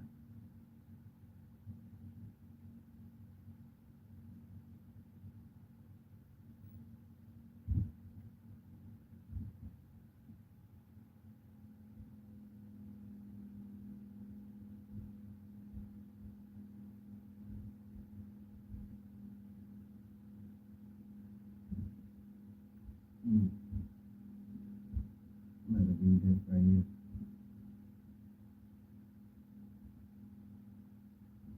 Oh shit, we gotta read this, y'all. I think I'm covering the mic, y'all. Hey, cause this dumbass mic don't stay the fuck down. I mean, this dumbass thing don't stay down. Yeah, yo, it's a lot of wild shit going on at Fox Sports. I'm gonna read the rest of this, and then we're gonna go to Lil Reese. For weeks after being terminated, Ms. Fauci remained conflicted as to her next steps. She remained quiet about her experiences at Fox, as she was fearful, believing that Mr. Dixon might hire someone to kill her. She should go public. After many therapy sessions, Ms. Fauci has concluded that she never wants to work with Mr. Bayless again, feels ashamed for working for him for so many years, and is able to better control intrusive thoughts of Mr. Dixon hurting her again. In response to her feelings of shame, embarrassment, and fear, her therapist told her that she had only been doing what she thought she needed to do to survive. At this point, Ms. Fauci seeks justice. She knows that Mr. Dixon used his position of power to coerce women to having sex with him and used it as justification to grope Ms. Fauci. She knows that Mr. Dixon did not immediately fire her after Ms. Taylor and Ms. Fauci had a falling out, only to appease Mr. Bayless by providing him with a plaything. Despite Ms. Fauci being an excellent hairdresser and continuously being requested by Talent, she was shrunken down to how much she could appease Mr. Bayless. And once Mr. Bayless was gone, so was her job. To date, Talent continues to ask Ms. Fauci at Fox, including Mr.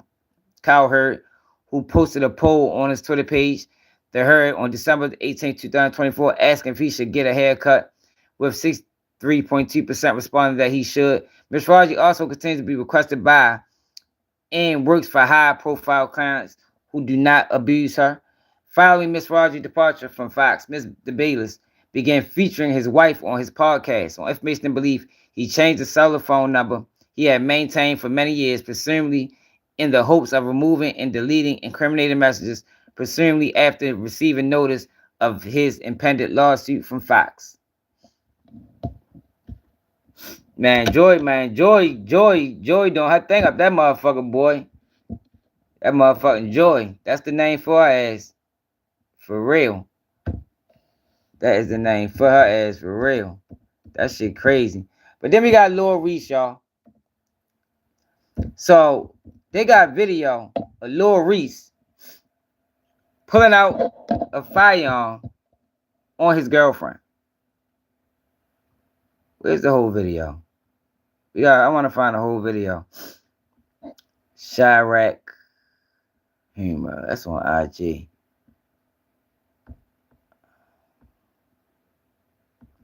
Check y'all man Reese Money out.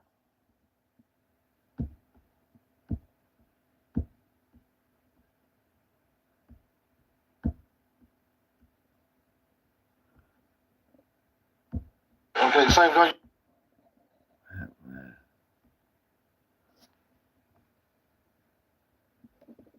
Check your man Reese out.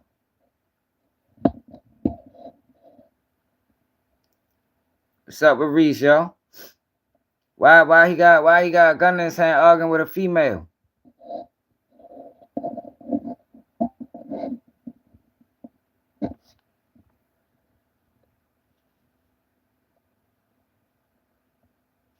We need to get the whole video.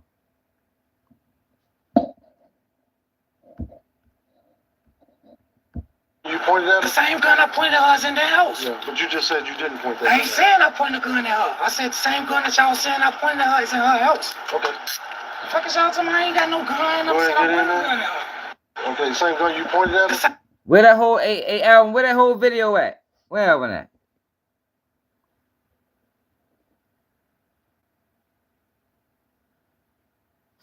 She got a knife in her hand, and he put a gun out on her. She probably put a knife out to motherfucking defend her ass from his ass. Reese wild as shit. Where that whole video at, man? I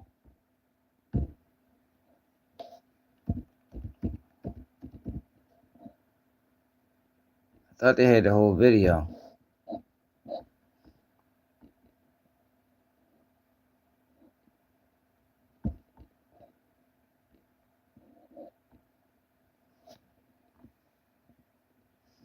No, she picked up the knife. She picked up the knife when he picked up the gun.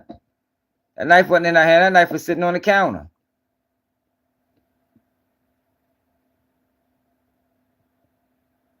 Got to watch it again.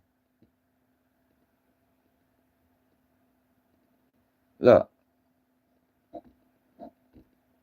Oh no. She put it down. She put it down and picked it up.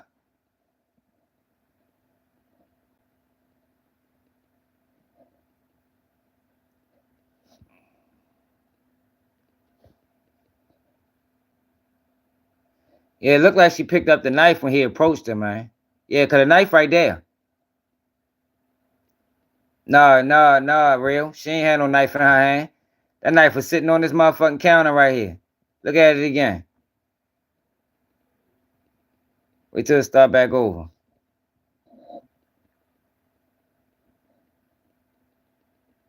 Look, there go the knife right there. She ain't pick up the knife till he picked up the gun. Now, did she have it before the camera got to rolling? It's possible. Okay, same gun you pointed at. The same gun I pointed at her is in the house. That was her gun, though. You didn't point that. I ain't saying I pointed a gun at her. I said the same gun that y'all saying I pointed at her is in her house. Okay. Fuck is y'all talking about? I ain't got no gun. I'm saying I pointed a gun at her. Okay, same. That was her gun. Yo, so Boosie just did an interview. Yo, Boosie be tripping me out, man. Like, Boosie be speaking on things. Yo, but he hardly ever knows what he's talking about. And I know it ain't intentional. So this guy, he got a new YouTube page. What the fuck is the name of your page? Let's check this interview out that Boosie did with y'all. Oh, matter of fact, no, y'all. I want to watch something else first. I ran across a page, right?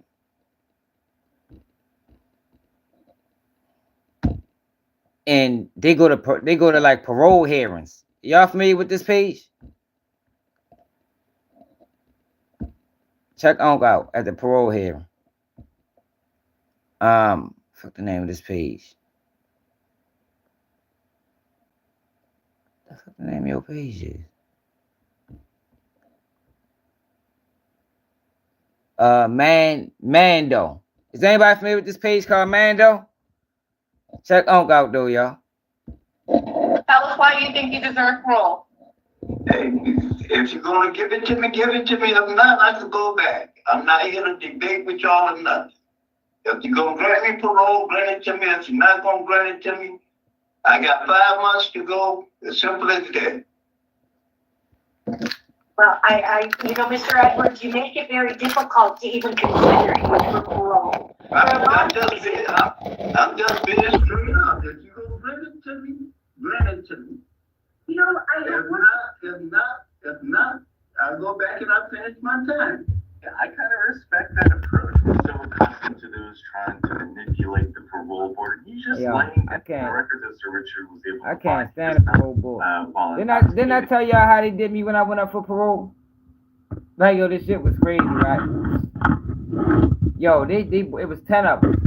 I'll never forget this shit. It was 10 of us, right? And all 10 of us, they denied all 10 of us. They denied all 10 of us. Because you know how they call you in one by one, and then you know, they do what they did. But for us, for some reason, I don't know if they just got tired. I don't know what the circumstances was. But they called all 10 of us in a room and just went down the line and just denied everybody. I said, God damn, how the fuck they do that? Like, that shit was crazy. So I ain't have no typical parole hearing.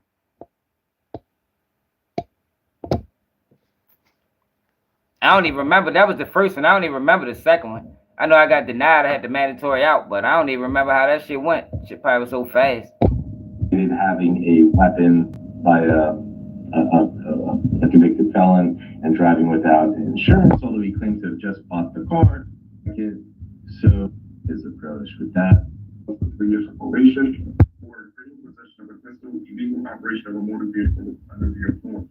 Casual state records March 2024. No victim in this case. There is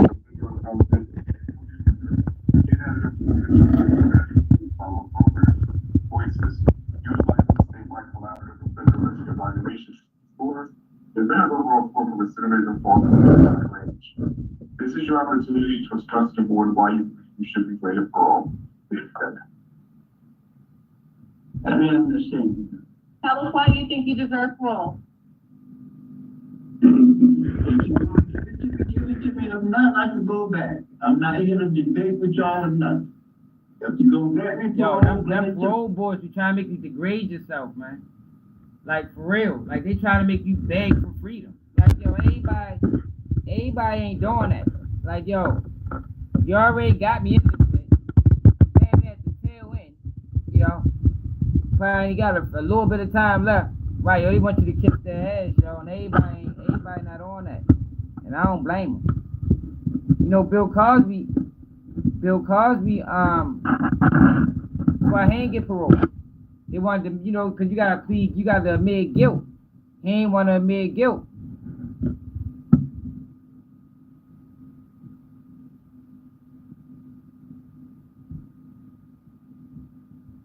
Yeah, that's crazy. If you're not going to grant it to me, I got 5 months to go. As simple as that. Well, Mr. Edwards, you make it very difficult to even consider you for parole. I'm just being straight up. If you go grant it to me, grant it to me. You know, If not, I'll go back and I'll finish my time. Okay. Well, why did you not want to cooperate with the parole officer? I'm cooperating. I got caught with a gun. I'm guilty of that. Okay. I'm serving my time for that. I never said I didn't have it. I never said I didn't do it. If you go grant me parole, grant me parole. The reason I carried a gun, you want to know? Because I've been shot up 4 times. The reason I carried is for my protection. That's why I carried. I wasn't out there in the street looking for trouble or bothering nobody. I had it for my protection. Well, you were driving a car in Hey, shades on. You don't know what I was doing, pimping. Okay. And I just had bought the car. I didn't get a chance to register. I lost the car because I got caught with a gun. That was a long story.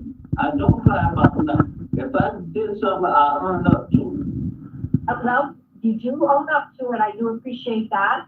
And I did notice that you took responsibility. My response, my statement was, you were carrying a firearm, driving a car intoxicated. I was on my way home. You were driving a car. I just had bought the car. I just had bought the car. I didn't get a chance to register anything. I lost the car. Did you have the paperwork to support your having purchased the car? Yes. Did you No, it was at my house. It was at my house. Well, then you can't drive a car without the paperwork inside, because anytime you purchase a car, okay. I realized that. You are prohibited from having a firearm. I understand you wanted it for your protection, and you were driving the car while drinking. Are you worried that using your home address for business puts your privacy at risk? I posted one. I think this is Philadelphia, y'all. After you had been drinking. I'm not denying it yet. Okay. And I got caught. Yeah, you tripping. And I'm and I'm paying for it. I'm not asking nobody to do no favor, do nothing for me. I am willing to do whatever I am supposed to do. If I have to do all my time, I do all my time. If you ever want to bring me parole, don't bring it to me. I'm not gonna cry about it. Yeah, straight up. Mr. Edwards. Yeah. Discretionary parole is something that's earned. And the way this happens, right, is we come into a hearing and we ask questions to see if any kind of change has happened in you. Nah, man. You might go back. That ain't what the fuck that. That ain't what they be doing. They be trying to degrade motherfuckers. They ain't slick. They don't just ask questions. They be trying to degrade you, man. That's what they be doing. They be trying to make you plead for freedom. That's what they really be doing, man. Come to the community and not commit to some offenses. That's why we're here. It's not like we're going to see what we give you for Christmas. That's exactly what it is. It's we just want to ask some questions, and that's what the parole officer was also getting at, to see if you're a risk in the community. That's what it was about. So it's not either give it to me or I don't consider myself a risk in the community. I'm gonna go back out. Either way, I'm gonna go back out and I'm gonna be the same person I was. I'm gonna live my life the way I was living it. I wasn't out there causing hectic, commotion or anything against nobody. The only person I hurt was me by driving a car with unregistered car and carrying a gun. That ain't hurt no one but me. Well, you can't. Are you telling us that you're going to go back out in the community and just carry another firearm for protection? I didn't say that. I didn't say that. Yo, but see that what the fuck the problem? See that's that bullshit, man. Like yo, they try to disarm a motherfucker that's just trying to make it home. Like yo, worry about these people out here that's really out here trying to commit some motherfucking crimes, man. Just because he got in trouble before and lost his privileges, now he can't even protect himself. Man, fuck out of here. That's bogus to me. That's bogus to me, man. I said I'm going back out and live my life accordingly. I'm 67 years old. But I'm like going back out in the street again and carrying another gun. I'm retired now. I'm going back out and live my life accordingly and enjoy the rest of my life. That's what I'm planning on doing.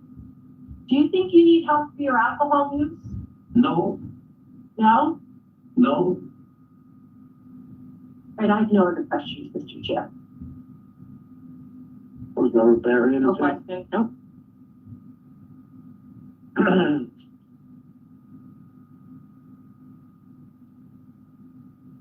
No. Go ahead.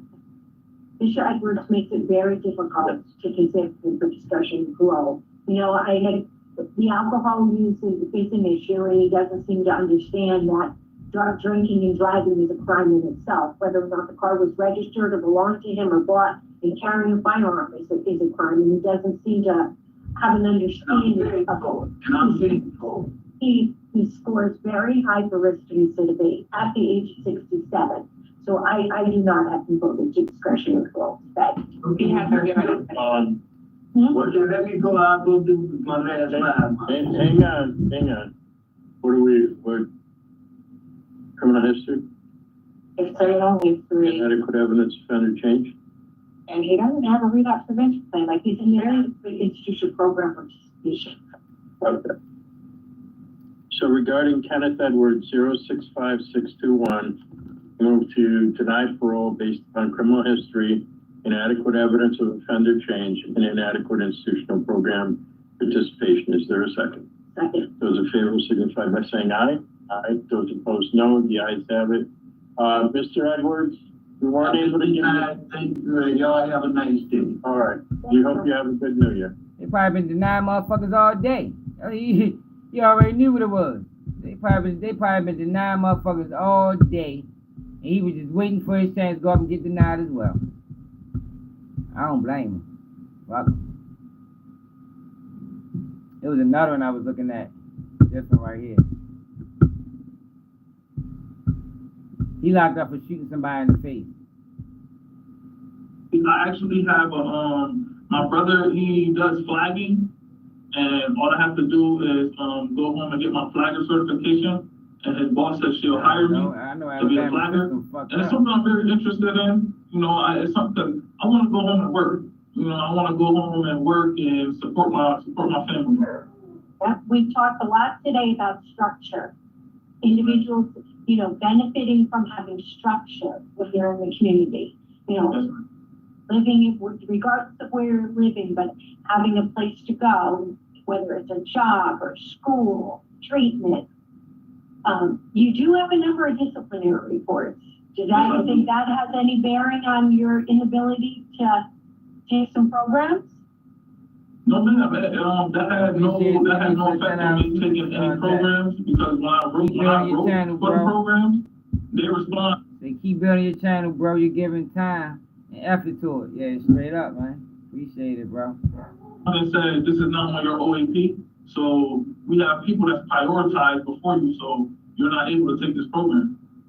But again, like I said, anything that I gotta do to better myself, that's what I would do. That's what I'm looking for. I'm looking for me to better myself, so I can be a better father for my son. It's not all about me anymore. Well, you know, it's about you while you're in there, though. Yes, ma'am. Because what you do while you're in there is going to help you be a more productive person when you get in the community. So, prison does not prepare you for society. Like, they be tripping me out with that shit. Like, the goal of prison is to rehabilitate. No, it ain't. The goal of prison is to punish. Hold on. That's it. That's all. All their whole sole purpose is to punish your motherfucking name. They said if it wasn't, they wouldn't treat you that bad while you in there. Hey, y'all. What I tell you, y'all?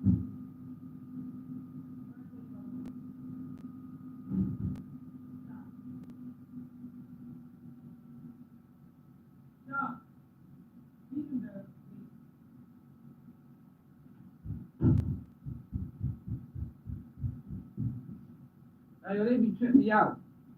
Y'all ain't out here trying to rehabilitate no motherfucking body, man. They ain't trying to rehabilitate a soul in that bitch. Your last DR is interesting to me. So you got a ticket for flagrant disobey. And because you were upset about being in an addiction and services group. I wasn't in the group. It says you were in the group because you felt you didn't belong in this group. No, ma'am. excuse me. So what I wrote, like I said, I just told you, I wrote to volunteer to do another additional program. And she said, okay, cool, I wanted to do tier 2 again. I did tier 2 my last bid. I did tier 2, I wanted to do it again. She says to me, okay, I'm gonna look into it. But she tries to put me in a 6-month program, tier 4.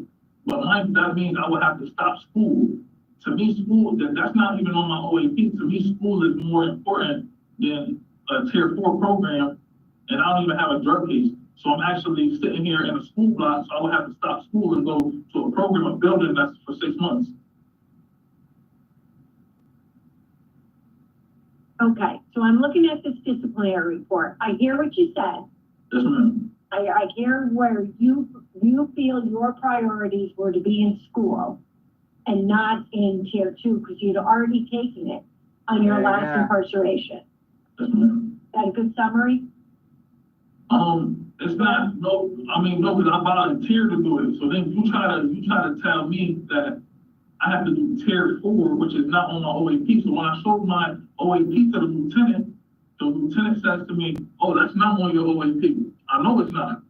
So now mind you, she says, oh, do you want to, she said, okay, let's, I'm going to skip past that a little bit. And let's talk about the behavior. Yes, ma'am. Right? It was the behavior when you weren't getting what you thought was the right answer. Yes, ma'am. Right? You got loud. I raised my voice. You raised your voice. You got a little aggressive. Okay. So this all happens after you take anger management. Yes. So tell me what could have been different about this whole incident had you used some of the tools from anger management. Yes, ma'am. In anger management, we talked about walking away. So in that particular instance, I couldn't just walk out. They wouldn't let me just walk out. So I understand it. That's not the only tool, though. No, it's not the only tool. That's one tool right there. The other tool is take a deep breath and just sit down and listen to what's going on and try to resolve the problem versus getting upset, getting angry, raising your voice, being aggressive a little bit. Yes, ma'am. It's a bunch of other tools that I didn't use, and I should have used them. And I seen that it was the heat of the moment, and I was in the wrong. 100% I was in the wrong. That's why I'm man enough to take my, I'm man enough to own up to my mistakes. I am. I truly am. And that's part of growth, part of maturity, right? Part of being a good parent. Yes, ma'am. You want to be a good parent is being able to own your mistakes. Yes, ma'am. Right? Own your behaviors. All right. You do have a number of other disciplinary reports. You have 6 altogether. Yes, ma'am. Your fighting ticket was a few years back, but you've got security tampering. That's all the phone stuff that you were talking about. Got a threatening it in February 2024, and then you have the issue where you got aggressive about the programming in that. Yes, ma'am. Yes, ma'am. All right. So you were on probation when this happened. What did probation have you do? You're supposed to be doing any programming, reporting in? I was supposed to go to Connections. I was going to Connections every Friday at 5 o'clock in the evening. I was going every Friday at 5 o'clock in the evening. I was ordered to take urine. I never gave not one dirty urine. I was doing very good. When I'm in the community and I'm on like probation or parole, I do very good on that type of stuff. It's besides catching this case right here, which made me violate. Besides that, I do very good in the community. These parole hands, this on somebody named Man Channel. I just found his page earlier today. They say he throws an epic tantrum. So, give him a white bowl. Give her a bowl, just a regular bowl. Your release plan says that you want to go to the halfway house, right? And then you mentioned you have work. What's the work you think you have? I have a bunch of different. I have an A plan, a B plan, a C plan. So my A plan would be if I would if halfway house wise, I would have my A plan would be Lowe's. A good friend of mine is the hiring manager at Lowe's. in Berry, Connecticut, so I could go to Lowe's and get a job there. But if I'm on parole, I be on like fuck that parole shit. You get locked up, you mandatory out. You ain't mandatory out should be your motherfucking hope. You feel me? Because I done seen too many people get denied by the ever give them power to where as though I'd be disappointed if I get denied. No, man, because they set you up for failure. You can go on that bitch with no ticket, everything legit. You done took the fucking job readiness program. You done went to school. You could have did everything right and get up that bitch and they deny you. Like, man, fuck parole. I ain't gonna lie. Fuck them.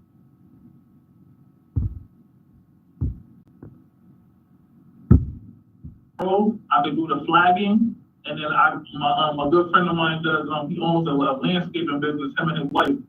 So I could go and work for, be on the landscaping business too.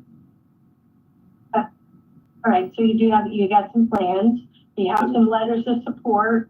I got one from an aunt, your mother, and the mother of your child. Is that the same mother from this incident? Yes, ma'am. You have other children? You have 3 children altogether? Yes, ma'am. Any contact with the other children? My oldest, he lives in Georgia. Okay. So yes, I have a daughter. And I'm in contact with my daughter and then my youngest son, not my oldest son though. Okay. Yes, ma'am. You haven't mentioned your daughter once. Yeah, my daughter. I just got a DNA test a few months back, like maybe like last year sometime. So I'm still like in the works of trying to get to know her. Yo, what the fuck, mate? Yo, why was that even relevant? Sometimes now she nitpicking. Well, you haven't mentioned your daughter once. Like, what the fuck did that shit got to do with parole? I know these motherfuckers is crazy, man. So it's a little, yes, ma'am. It's a little, I spend all my time. When I'm in the dorm, I spend all my time on the phone talking to my son or my daughter. So I want to build a strong relationship. I want them to know that their father always gonna be here. I'm trying to get into their life and be the best role model parent I could be. All right, and then I'm just gonna circle back one time because I see a note that I had about the gun. So the gun was reported stolen from Wallingford. Yes, ma'am. Did you buy it off of somebody else? I bought it off of somebody. You part of the theft? I bought it off of somebody, ma'am. All right, Mr. Jackson. It's 9 months from your parole eligibility date to your end of sentence. So regardless of what happens today, you should make good use of whatever is available to you in terms of programming or schooling while you're incarcerated. You got and 9 months continue to left. work on your plans for release. A real deal. Yes, ma'am. Okay. Thank you, Matt.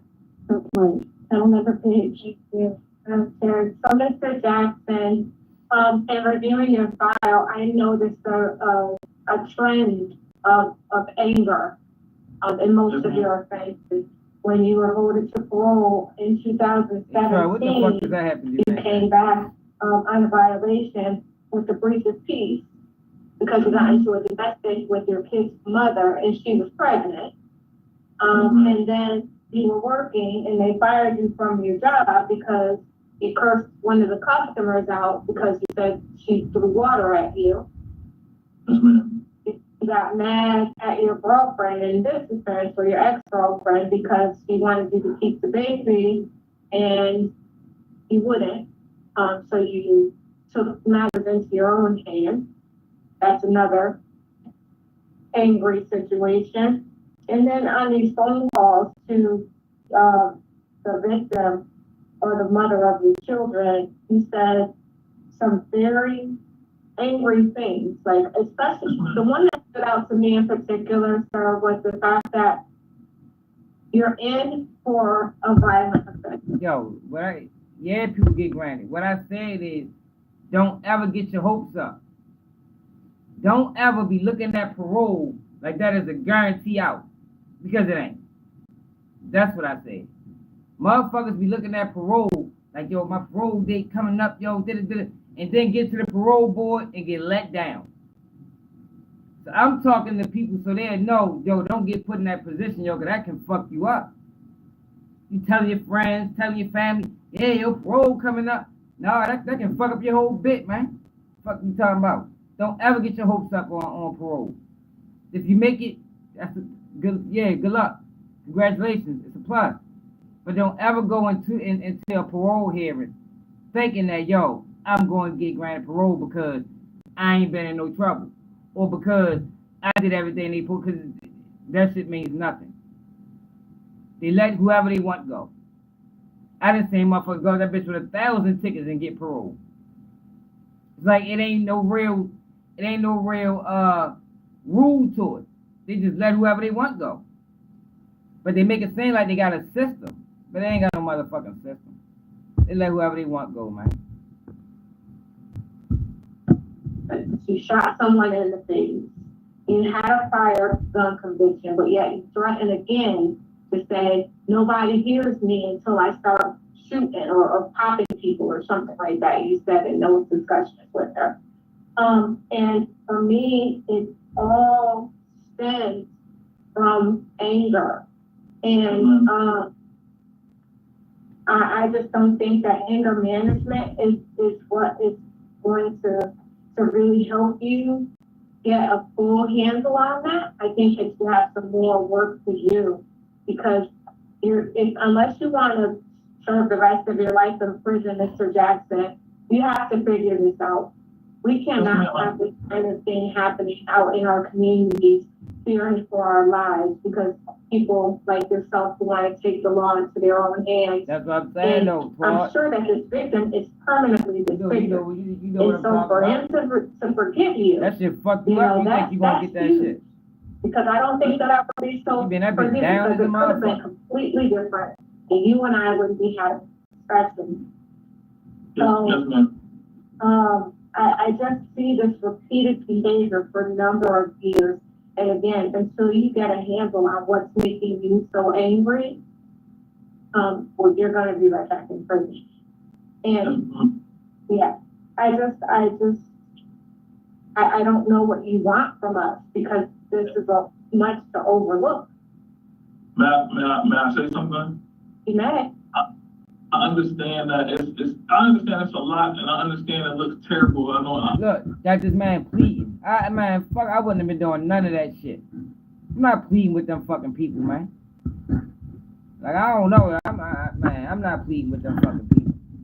It's either gonna give it to me or you ain't. I ain't gonna be in this bitch kissing your motherfucking kissing a ring. And they tripping. I know it looks terrible. I'm not a bad person. I just have these problems with my anger.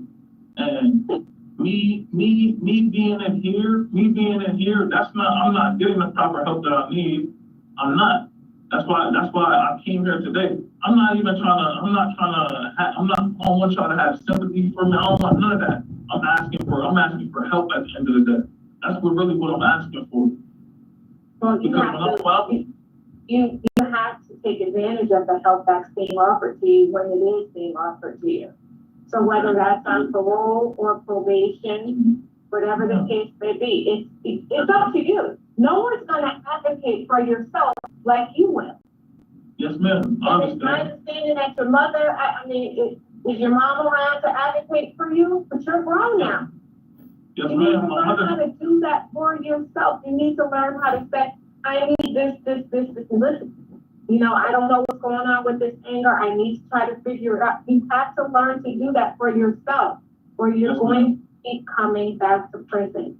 I hear you talk about your children and them being your incentive, but Keyshawn, you need to look out for yourself. You need to be your number one priority, because the last thing that you want to do is to have that anger spill on over to your children. They don't deserve it. Yes, ma'am. And I appreciate you. I appreciate y'all, and I really worked hard in here since I've been in here, man. I tried my best. It's been a period of time. I understand I have 6 tickets, but it's been a period of time where I went years without a ticket. I caught the 2 fighting tickets before, and then I think I caught my first one after 2019 and 2023, maybe. I went years without tickets. So it's you know, see me, I'm very passionate about things. So when I get angry with passion. So that's why I have these outbursts. And it's like, I understand, I want to get help for it. I want the help. And that's why I'm asking for the help now. Because prison, like, I'm in here every day. There's only but so much I can do in here. Go to rec, school, and that's it. And there we can make sure that you're not creating any more victims out in the community. You know, we can't have people shooting people. You know, when you couple anger and weapons, it's a recipe for disaster. You add drugs to that, it's even, you know, like you're upping the. I don't know what to say to you to help you see that you're your own worst enemy. You have to think differently. I don't know, Mr. Jackson. I really just don't. I hope that you're done with this lifestyle. Honest to God, I am. I just want to be with my children. That's it. I get up, man. I understand. You have incentives now. I get it. But unfortunately, you know, we have to look at the big picture. It's not just about you and your children. Our job, for our number one priority is community safety, public safety. That's our number one priority. Do we want you to be successful? Absolutely. We don't need the business in there. You're a young man. You're capable of doing great things. But it's your decision making that lands you where you are. Yes, ma'am. So anyway, thank you for talking with me. Thank you, Raptor. Absolutely. All right, Mr. Jackson, we're done with the questions. So just please sit quietly and let us talk. Yes, ma'am. Please, Ms. Palmieri. So you know, for me, I think that Mr. Jackson wants to be a different person. He wants to do better. You know, in terms of public safety, it's difficult to impossible to overlook his criminal history, the fact that he was on probation for a charge that involved a gun. He shot somebody in the face because he was angry. You know, the fact that he had access to another gun, a stolen gun, is concerning. He's got a number of disciplinary reports. The ones that are disappointing most are the ones after he took the anger management program. I think he knows what he needs to work on, which is a benefit and will help him when he's out in the community on probation. I think his release plan is reasonable for when he does come out to the community, but in terms of suitability for parole, I don't find him suitable for discretionary parole today. Neither do I. I would love to give him an opportunity out there. It's too big of a risk for me. Someone who, you know, knows it's illegal to have a firearm and is carrying it daily. And then, you know, to get a DR for threatening to use a gun again amongst the same family members that have already suffered by his actions before is deeply concerning. And I can only imagine how terrified they were to be on the receiving end of that communication. So I have nature and circumstance, offense on probation, inadequate program participation, and evidence of offender change or institutional adjustment. That's what I have. We can knock off change if you want it. Yeah. All right, Mr. Wants and sometimes that's in his own way. But like you said, you know, there needs to be some resolution because, you know, he's got to decide to be done with firearms and he's got to figure out what's going on with the anger and learn some emotional self-regulation so that other people aren't endangered.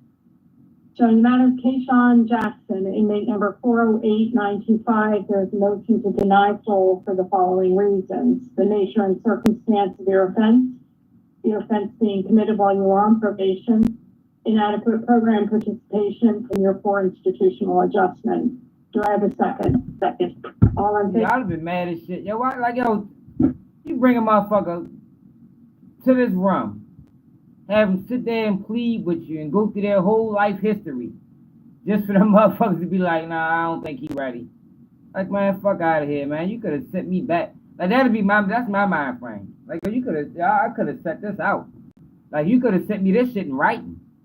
You feel me? Like, you could have mailed this to me. We ain't even had to even do none of this. Like, for real. Favor? Aye. Motion carries. Parole 9.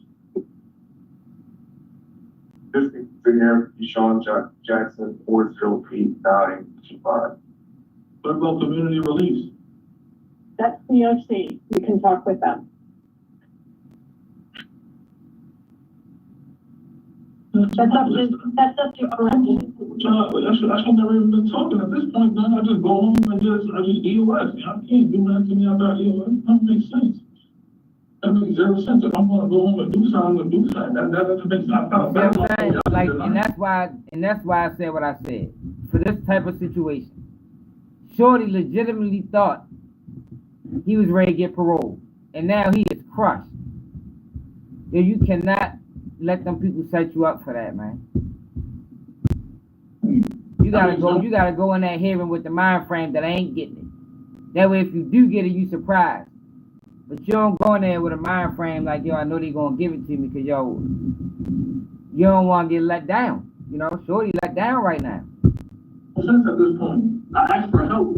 When I asked for help, y'all just denied me. So now, if I go in the community, what if I go in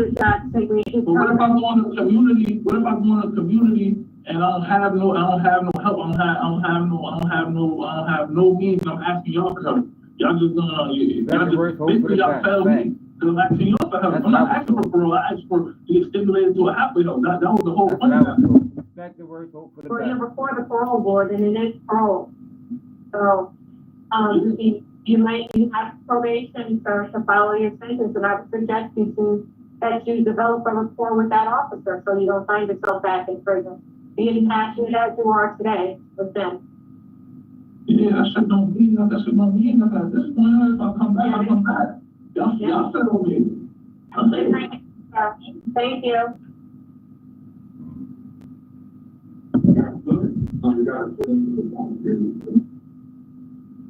Well, at that.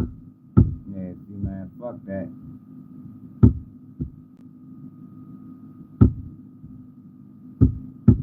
Responded to a report of a victim shot in the face. The suspect left the scene before police arrived. According to Lieutenant Heather Dessman said that the victim was found lying in the middle of Long Lane with an apparent gunshot wound to the face. The victim was taken to St. Francis Hospital for treatment of the injuries. Dessman said the extent of the injuries is unknown at this time. Jackson said that the victims knew each other prior to the incident, and Dessman said it's an isolated incident. Jackson described as 6 foot tall, weighing 140. He certainly put on some weight in prison. Should be considered armed and dangerous. Middletown schools were secured during the incident. That's shit crazy. Yo, what's the name of this platform right here? Man, I see you fuck with Bankroll Fred. The ground.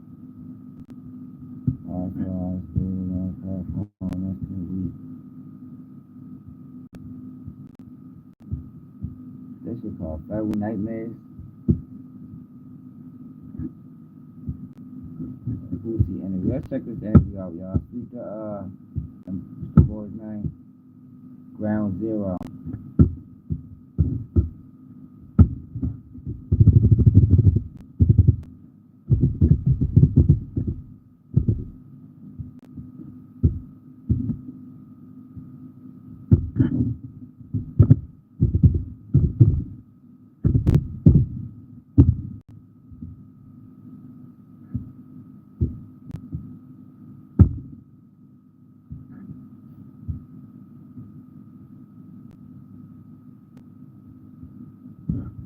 I don't know what the fuck you talking about.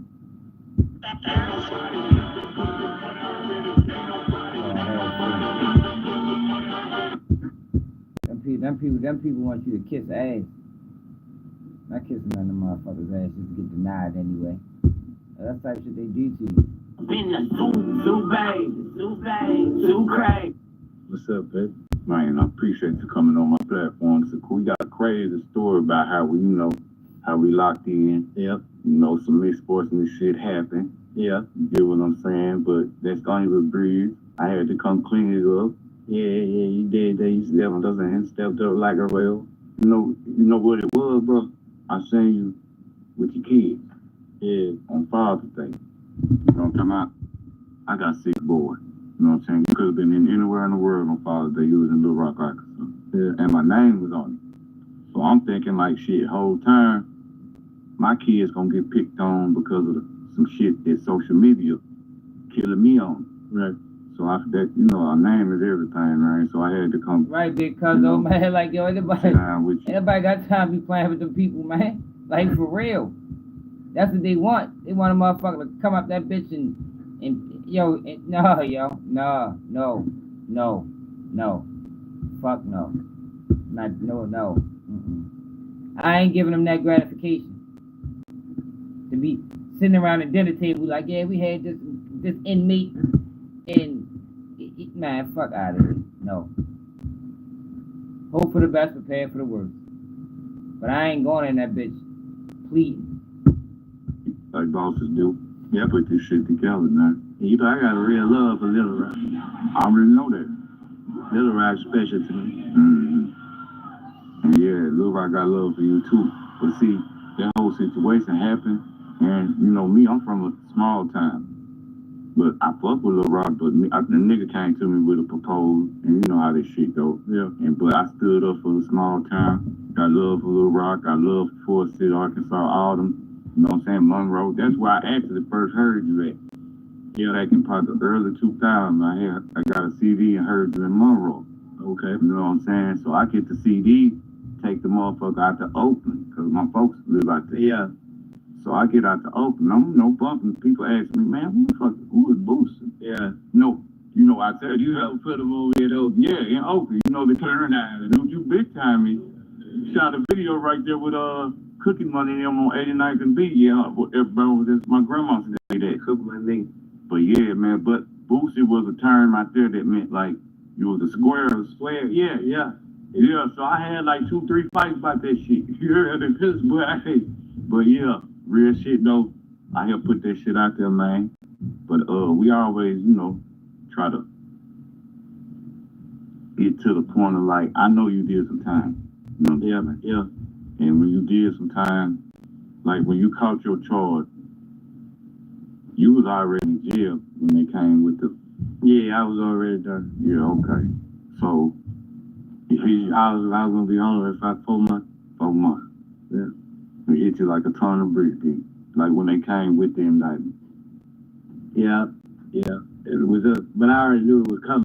Okay. Because Lil one had got arrested and everybody was, but I already knew it was coming, but it was just, it was just a real time in my life. You see who real. Cause I had God on our side. I had a solid clip too. Everybody could have did what Lil did. I had a lot of solid niggas stood up, How did you get through that, like mentally though? Cause mentally in jail, I only hurt when I'm alone. I know this. I'm still a boss in that can. I don't let people see me hurt. I'm the live. I'm gonna turn the whole motherfucker. Yeah. We finna get loaded. We finna buy. We finna, cause I gotta take my mind out there. When I go to jail, I gotta take my mind out there. I put in my head, I'm in this. That's what I had to do, bro. Even the guards would be mad at me. Other niggas, older niggas. You facing all of you all around here playing and up. Man, fuck all that, man. If I think about what I'm going through, I'm gonna have a heart attack in this bitch. Every time you turn on the Nigga, I'm not being in this day room around all y'all niggas when I'm on the TV every motherfucking 10 minutes. Yeah, I'm outside. You know, I take my mind out of it, bro, because I just seen so many people in that motherfucker. You know, in my 5 and something I did, bro. In 3 years, 3 niggas committed suicide. In 5 years, 3 niggas committed suicide. Yeah, that should be crazy. Yeah, and all them niggas were down all the time. Yeah. And that's what they want to see you down. You know, the free man off. They want to see you down. They don't like that nigga who's still smiling. You know, and I know that. So I gotta be strong for that too. I ain't finna let these motherfuckers think they got the best of me. Yeah, yo, I told y'all, yo, 90% of prison, yo, in jail, that shit is mental. It's the mental that break down, yo. If you can hold up mentally, you be all right, man. You gotta be mentally strong first over everything. And if they getting the best of me, all right, you know what I'm saying? Like, yeah, strong will, man. Yeah, strong will, man. To let them, you not breaking me, man. I used to always tell them that. I said, you finna go out there and listen to me now and give me pay. Yeah, I don't know, yo.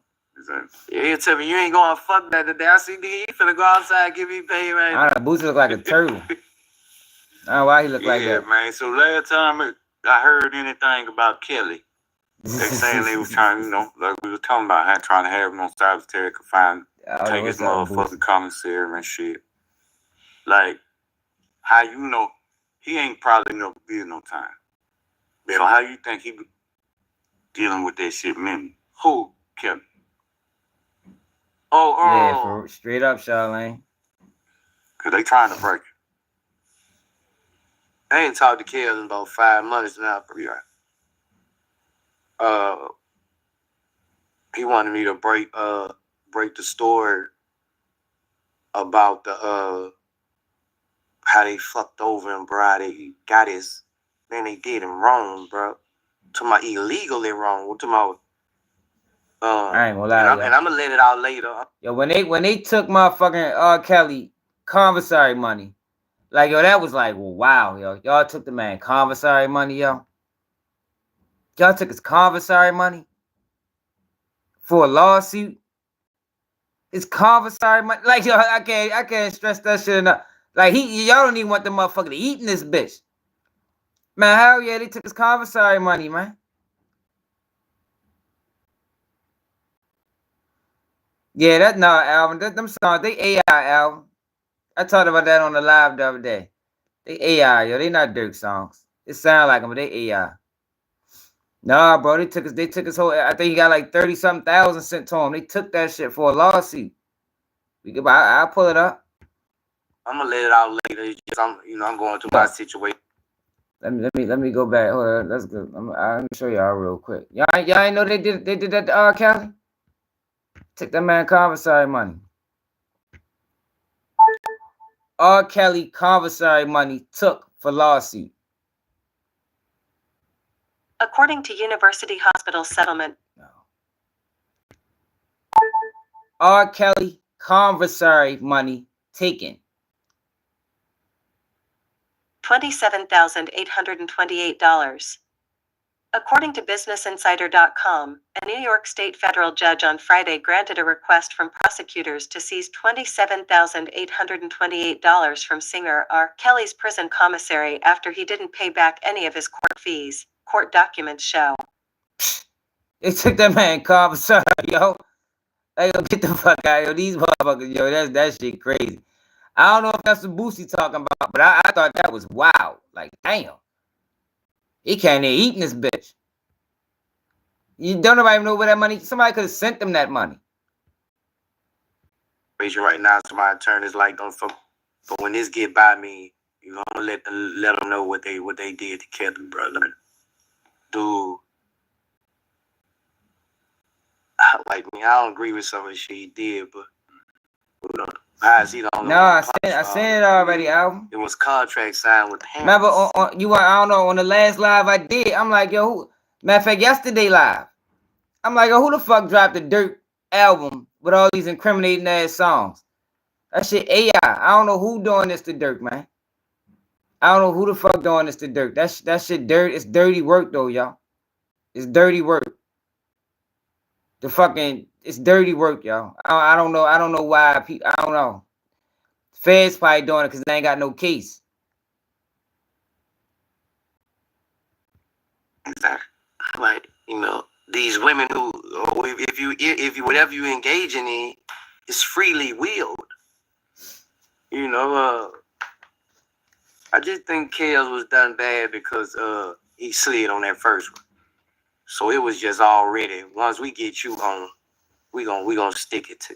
That's how they do. You know, that's what I think it was. He got by on that first one, and they just trying to stick it to him. But the R. Kelly, I don't know that R. Kelly that everybody saying that. So I can't say that that's the truth because I don't know that R. The R. Kelly I know is genuine. The R. Kelly I know is, you know, that's crazy. crazy. I don't know that R. Kelly. You know, from what I see, he's a stand-up guy. I mean, got a heart. I call you out the blue. What you doing? I don't know who did it, like, yo. That shit fucked up though. I just feel he definitely don't deserve no damn 30-year-old. Exactly. Yeah, that shit fucked up what they doing to Dirk. Y'all ain't saying that shit? This shit called federal or something. Like it sound like Dirk, but you know it's AI. Cause ain't no way Dirk gonna make an album with all them incriminating ass songs. Like, come on now. This shit AI. How y'all pull it out, able to get that shit in court? Once, shit, when I beat my murder charge, you know, I had a choice whether to go to, you know, I was out, they let me out death row after I beat my murder charge, so I had a choice whether to go to there was PC population, you know, I'm a population. So I went straight to population and or came like I'm gonna send you over there with C Murder, you know, cause he knows C Murder was like a big brother in that to me. Man, AI shit terrible, man. I miss him, bro. He was like a big brother. He always get on my head. I go on lockdown, he come get on my head. You know, I'm gonna violate him. They ain't gonna go to jail for that. We come to prison to do right. I mean, they got us. So, you know, like, but I was young, bro. I was hard-headed, bro. I used to feel like I let him down, well, you know. I used to feel like I let him down, but that bitch had stroke. That bitch would go to the ward, give me out. I sip off sick day. He'll go to the ward, give me back out lockdown. Like, you know, yeah, we worked in the kitchen together. Yeah, we Joe's. Yeah. So shit, man. You still fuck with him like you talk to him all day. Yeah, I know that he I always fuck with him. I mean, he been gone what, about 20? Yeah, he been gone about 20. Yeah. They doing C Murder wrong too. And that case fucked up. Oh, they fucked up. Yo, but that's why I be how I be, yo. Like, yo, this system, yo, is fucked up, yo. Like, yo, it's fucked up, man. And it's like, yo, they only target blacks. It's like, yo, like, it's crazy. That's why when motherfuckers hear how I be hollering about old Block 6 and, yo, yo. Like, if you read that fucking case, if you read that old Block 6 case, yo, that shit wasn't right. I don't give a fuck if they uphold the conviction. This shit wasn't right. You can't take people's life with 3 uncredible witnesses, grainy ass video footage, like, yo, other witnesses that was coerced and fought. Like, yo, come on, yo. Yeah, I don't care if they uphold the conviction. I'm still standing on, like, yo, them boys got done dirty. They railroaded them. Fuck your rights. We think you did it. Fuck your rights. and that's how the system be running, man. If they think you did it, they gonna make up evidence. They don't give a fuck. Fuck all of that. You going to jail for this shit. And that's not the promises they told us when they wrote up the Constitution and they wrote up these laws and they made the judicial system. That's not how that shit was supposed to be ran, man. But they only do it against us. They wouldn't take other people to trial, yo, in court, or even arrest them with some of the evidence that we get convicted on, man. I'ma always stand firm against that shit. How the fuck they uphold C murder conviction when 2 witnesses then recanted? 2 witnesses then recanted. So that they was forced. And they still uphold the man conviction. It's like, yo, come on, man. Like, yo, that shit crazy. Yeah, bro, like this from a, if he didn't, I wouldn't even say anything about it. You know, I feel like he's just trying to fight the case. But on this one, yeah, he innocent. There's no evidence that he innocent. No eye to eye. He killed that little boy.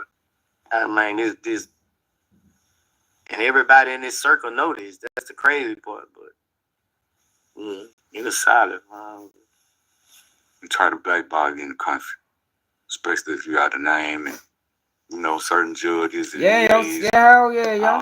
Witnesses then recanted on C murder years ago. Years ago. So that they was forced. So they was forced to say it was C murder. And C murder still locked up. C murder been locked up since the fucking 2000s. Like, yo, the man been locked up 20-something years, man. They locking motherfuckers up just because you might know who did it. That's why I see murder book, because they think he know who did it and he ain't telling. On the motherfucker, if you're trying to target young black males that's getting money. Yeah, definitely. I feel like rap is the biggest target. I feel like we the biggest target because, you know, the people in the courtroom, they feel like we influence everybody in that court. They blame us for everybody in that court who come in there, who look like us, who, you know what I'm saying? So, how you feel like they feel? I just feel like they feel like they doing their job and they getting crumbs to what we making. And what we exploiting, they don't like that. So they gonna make us a target. You've been out for a long ass time, man. After I said, man, I want to live it like that. I mean, all the news,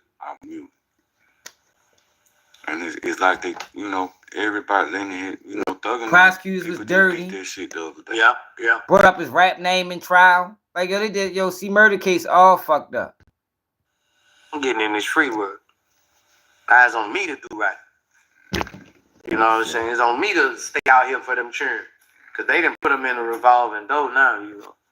That's what they want you in, that paper. They don't feel we could do right on paper for a long time. That shit keep was fucking in that door. Shit was crazy. And they trying to put the 20 years on that. If he fuck up, they ain't gonna give him no 20 years. Put them in a revolving door. Let them do 3, 4. Put them back on another 15 paper. That's how they do it. That is how they do it. That's in Atlanta. Yeah, so he just gotta do right, man. And he just gotta, cause they gonna be after your motherfucker, man. Yeah. Especially the closer you get to getting out paper. Right. That's when they gonna turn it up. That's when they get the stinning shit. But yo, the crazy thing about it, that's when they did the Boosie. Yo, I got a video on my page. Y'all remember Boosie was doing uploads about police encounters and how he keep pulling them over, they keep pulling them over? I got videos saying, yo, they trying to catch Boosie with a gun. They trying to catch Boosie, because that's it's the same tactics, yo. They trying to catch him with a gun. He's under some type of investigation for whatever reason. And they're going to keep pulling him over, keep pulling him over, keep pulling him over until they get you. And that type of shit should be illegal, man. It is illegal. But the problem is you can't prove it. You can't prove that we was pulling them over just because we wanted to find a gun. You know, because you got the blue shield. Ain't nobody involved in the investigation ever gonna come out and say it. So they're allowed to do these questionable practices and get away with it. Like, watch. Go back on my page when Boosie was talking about getting pulled over. Like, are they trying to get him with a gun? That's exactly what they did in California. Exactly what they did. This city police to start stopping you. You know, they trying to catch you down bad, but everybody got their different. But the crazy thing about it, I don't think he read. I don't think he had to. I don't know, yo, because if he knew, he should have known better. But that's the tactics, yo. That's what they do. That's what they do. That's what they did to me. Like I told you, I was under real investigation, yo. Like I know how this shit work. Motherfucker stopping you for everything. You feel me? Questioning you on the street. Like, what the fuck is this, yo? What the fuck? I thought this is a routine traffic stop. Next they know they want you out the car. Can we search the car? All of that is just bullshit so they can jam you up. And a lot of times it means you're under investigation. What they gonna do? Every man different. Yeah, man. Now, you know we gotta talk, since we're talking federal shit, we gotta talk about Diddy. I don't feel like Diddy is like the monster like they trying to make him. I mean, for what I'm saying, you helped them with having parties and shit too, like that. Freak offs and shit too. Yeah, freak passing it out on the plates. Is that? So why did you help No, it's not. Yeah. I don't give a damn. I don't give a damn. If you this, you will always be a target to the other people who are. You are becoming a problem too. They did it to everyone. Once you get too fucking rich, and you don't like to play by everybody else's rules, they coming for you. Diddy, Bill Cosby. Once you trying to buy all this shit and do all this, they is coming for you. You man got a fucking freako. It's not a RICO. There's a freako. Real shit, man. Nigga 5 bitches in have every rapper that did out. And you gave her something. Every nigga gonna give you something when you leave. Bitch, I'm a player. I'll put you on this plane back home. Bitch, I'm gonna give you $500. Get through this airport, get you something. No, I'm a boss. I'm sitting out in sex traffic when I'm sitting. Everybody knows this. Where the fuck we staying on the road? How I'm gonna get pussy? I gotta fly pussy. Probably Alabama, Louisiana. I gotta fly. There's no other way I'm gonna get pussy to me. Texas. And I can't give a bitch nothing when she leaves. Louisiana law is fucked up. The whole world don't know they making this fucking rule up to fuck over every one of us. It's gonna be hard to have threesomes now. See, the thing is, yo, and I be fucking with Boosie, yo, because he be passionate about what he be saying, but he don't really be knowing what he talking about. They ain't gonna do everybody like they did. Like, that shit they doing with Diddy is wrong. I think most people with sense that can take their emotions out of it can see that. You know what I mean? But I don't think Diddy situation is more complex than just flying women in and out. No, that's remember I told y'all, yo, it's the organization which even opened the door for them to charge Diddy with this RICO. Even though the RICO was bogus. But it was the organization of it. It was the IVs. It was the, this is your job to set it up, the RICO. This is your job, not the RICO. This is your job to set up the freak off. This is your job after the freak off is over. That's not what's typically happening when you just flying women in and out. But Boosie, his heart in the right place. He just don't have the information. You better watch you flying. That bitch better be solid you flying in. I ain't really like that, Skinny. That hoe can say what? I think Mass P always want to be a part of something. I ain't got the text when you sent her the money and the cash out. They making this shit on Diddy to flip on all us. We don't even see it. Well, they don't make them sign no NDAs and no shit like that. It don't matter. A lawyer will fight that NDA. It don't That's exactly matter. What's going on. They gotta hear that in court. Even that NDA, just like with a marriage. So they making all these motherfucking rules with this sex trafficking shit. They took out pimping. We don't want the pimps. We want the rappers. We gonna get them on sex trafficking. Cause a nigga gonna send that girl something before she leave. And that is what? Sex trafficking. She flew to you, had sex. I don't give if it's willingly or not. You gave her money at the end of the exchange to get home. That is sex trafficking. Yeah, that's not what they saying about Diddy, but man, sweet the Boosie, man. Boosie funny as shit. Yeah. I don't think it's fair. I think Diddy got too much money, bro. He got too much money. And that's how they did it, bro. You know that. That's how they did. The feds leaked that video out of him hitting that girl. Yeah, Dang. see, Boosie. You know what I'm saying? Look, at least I think me and Boosie are the only ones that said that on the platform. Cause it's obvious. So you gotta know how this system work, yo, to see the type of shit that be go. Boosie know they did that, just like I know they did it because Boosie know they dirty.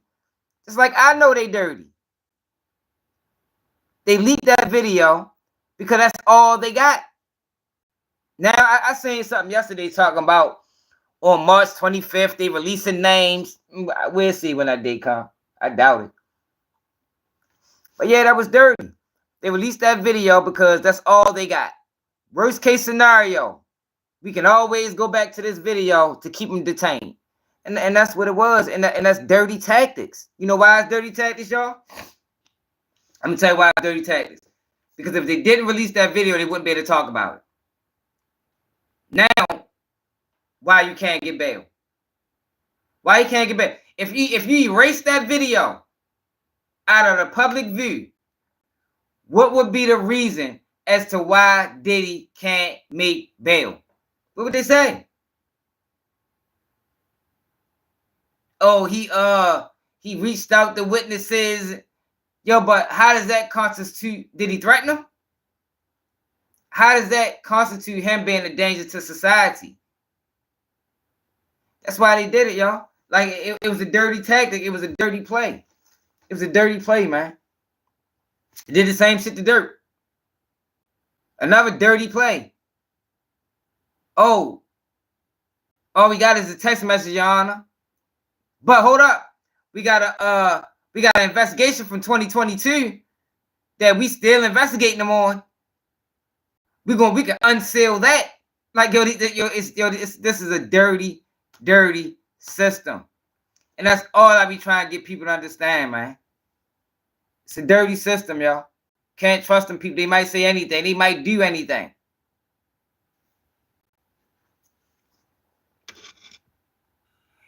That's how they turn all black people on. And I'm just confused because it seems like Diddy had no friends. Still gave $1 million colleges money. Nobody said he never did nothing good. All this thing, he never did nothing good for nobody. That's what hurt me on all this situation. All this shit this man did for all these people. Nobody got nothing to say good. I don't respect it either.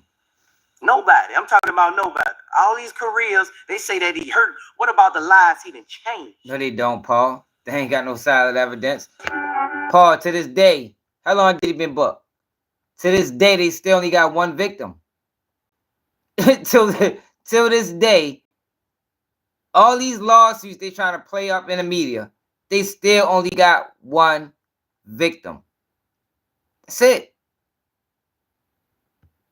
Cold world. Cold world. That's like Stevie J. It's a cold world. Give me a nigga like Stevie J. So Stevie J is popular. Cause what he did for Stevie J, he changed his life. Ain't no freak off tapes, man. So he ain't going against the grain. I'm sure it is some freak off tapes, but we don't know nothing about none of that. I ain't going against the grain. That's the fake world. That's the fake world that make everybody turn on each other. That's the fake world. Diddy lawyer already came out on record in court documents and said they didn't got discovery 6 times and they haven't got no evidence of sex trafficking. Out of getting discovery 6 times, they got no evidence of sex trafficking. If you notice, they didn't say anything about sex trafficking at the bail hearing. Like, they don't have none of that shit, man. They didn't sex traffic Cassie, man. Diddy wasn't sex trafficking. But people get so emotional. And then they got all these dumbass YouTube channels lying. Just feeding false narratives. Then people just be confused. It's all fake. It'll make that video that will make all his friends, supposed to be friends, not vouch for him. And how many times a nigga fire one? That you supposed to leave them go? If a mama lose her fucking son to jail for a murder charge, she not supposed to go see him? That's what this world will fuck you up like. Right. Fuck you up. Right. Niggas even had something to say about his mother. I see you fuck with Bankroll Freddy. Mm-hmm. You know, he's from Arkansas. Huckleberry, bro. Huckleberry grows silent. You know what I'm saying? I never got the chance to meet him, but I heard a lot of good shit about him. Yeah, silent, nigga. They fucked over. They ain't got no proof, then. 12 and a half. Leg assisted sentence, bro. You can't do that on the first offender, right? Like, yeah, for real. That's coming back in appeal, bro. That's coming back in appeal. They do what they want, bro. They like, you know, they do what they want, but Bank. They gave Bank. I want to see Bank come on. They gave Bankroll Freddy 12 years. He ain't got no convictions. Like yo, this shit crazy. Yo, they gave a man 12 years on his first bit, man.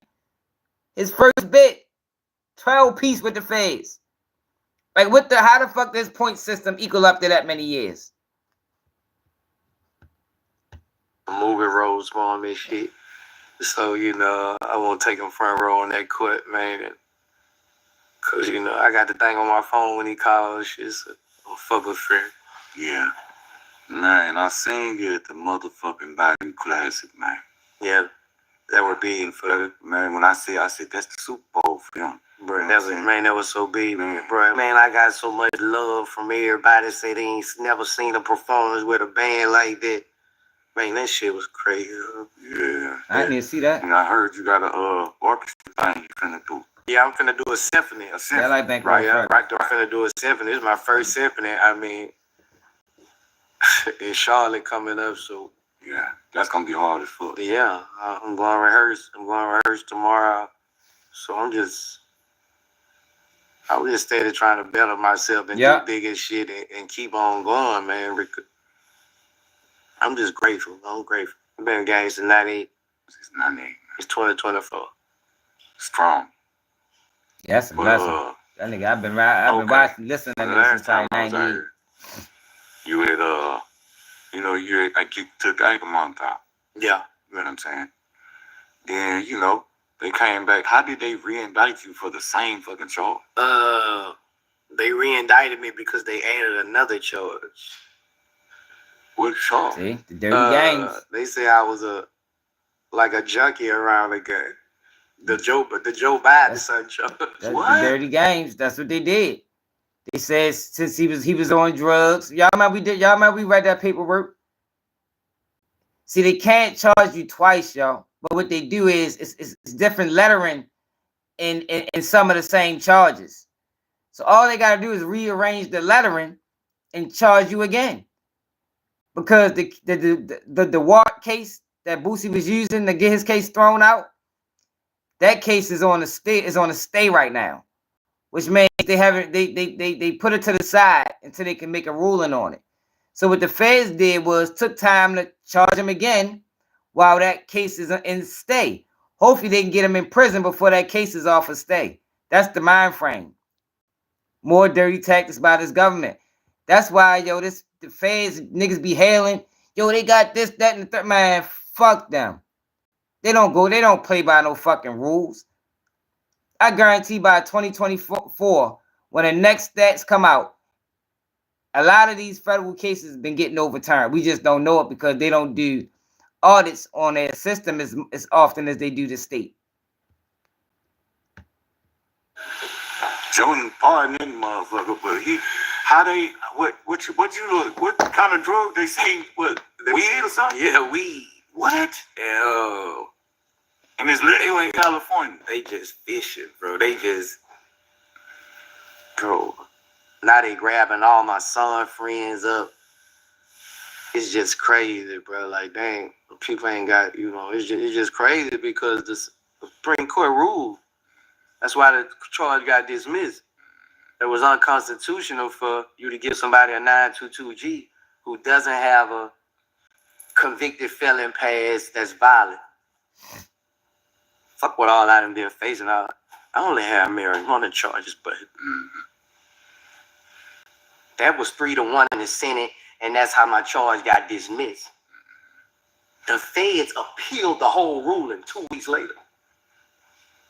So now since it's on appeal, they can file again on me. Boom, they hit me again. That shit dirty, man. But the judge didn't just set it back until the Supreme Court rule again. Because there's nothing you could do with it. It had been ruled, so we waiting on the appeal again. That's good. The judge. It's ruled unconstitutional. That's good. The judge did that. I ain't know that. You know, but they just fight me on because I feel like who I am. You know, they gonna make me go through the rope. All through the rope. Yep. Man, that shit crazy, man. I said after the Bayous class in Jersey, gave you your flowers, man. Yeah. That's some real nigga time, man. Yeah. Tell that nigga I need him on Federal Nightmare too. I got it. No. I seen him give me your flowers. That was some real G shit, man. Cause niggas don't know for you're gonna be locked up and the niggas still looking out for you, looking out for your kids. And you know what I'm saying, being on some real stand-up grown man shit for your partner. Yeah. How did it make you feel to sit him salute you right there and down out there? I get sad, Kyle. I be trying to hurry up and get past that because I get sad because, you know, I'll look for flowers for that. Right. You know, if people knew what I did for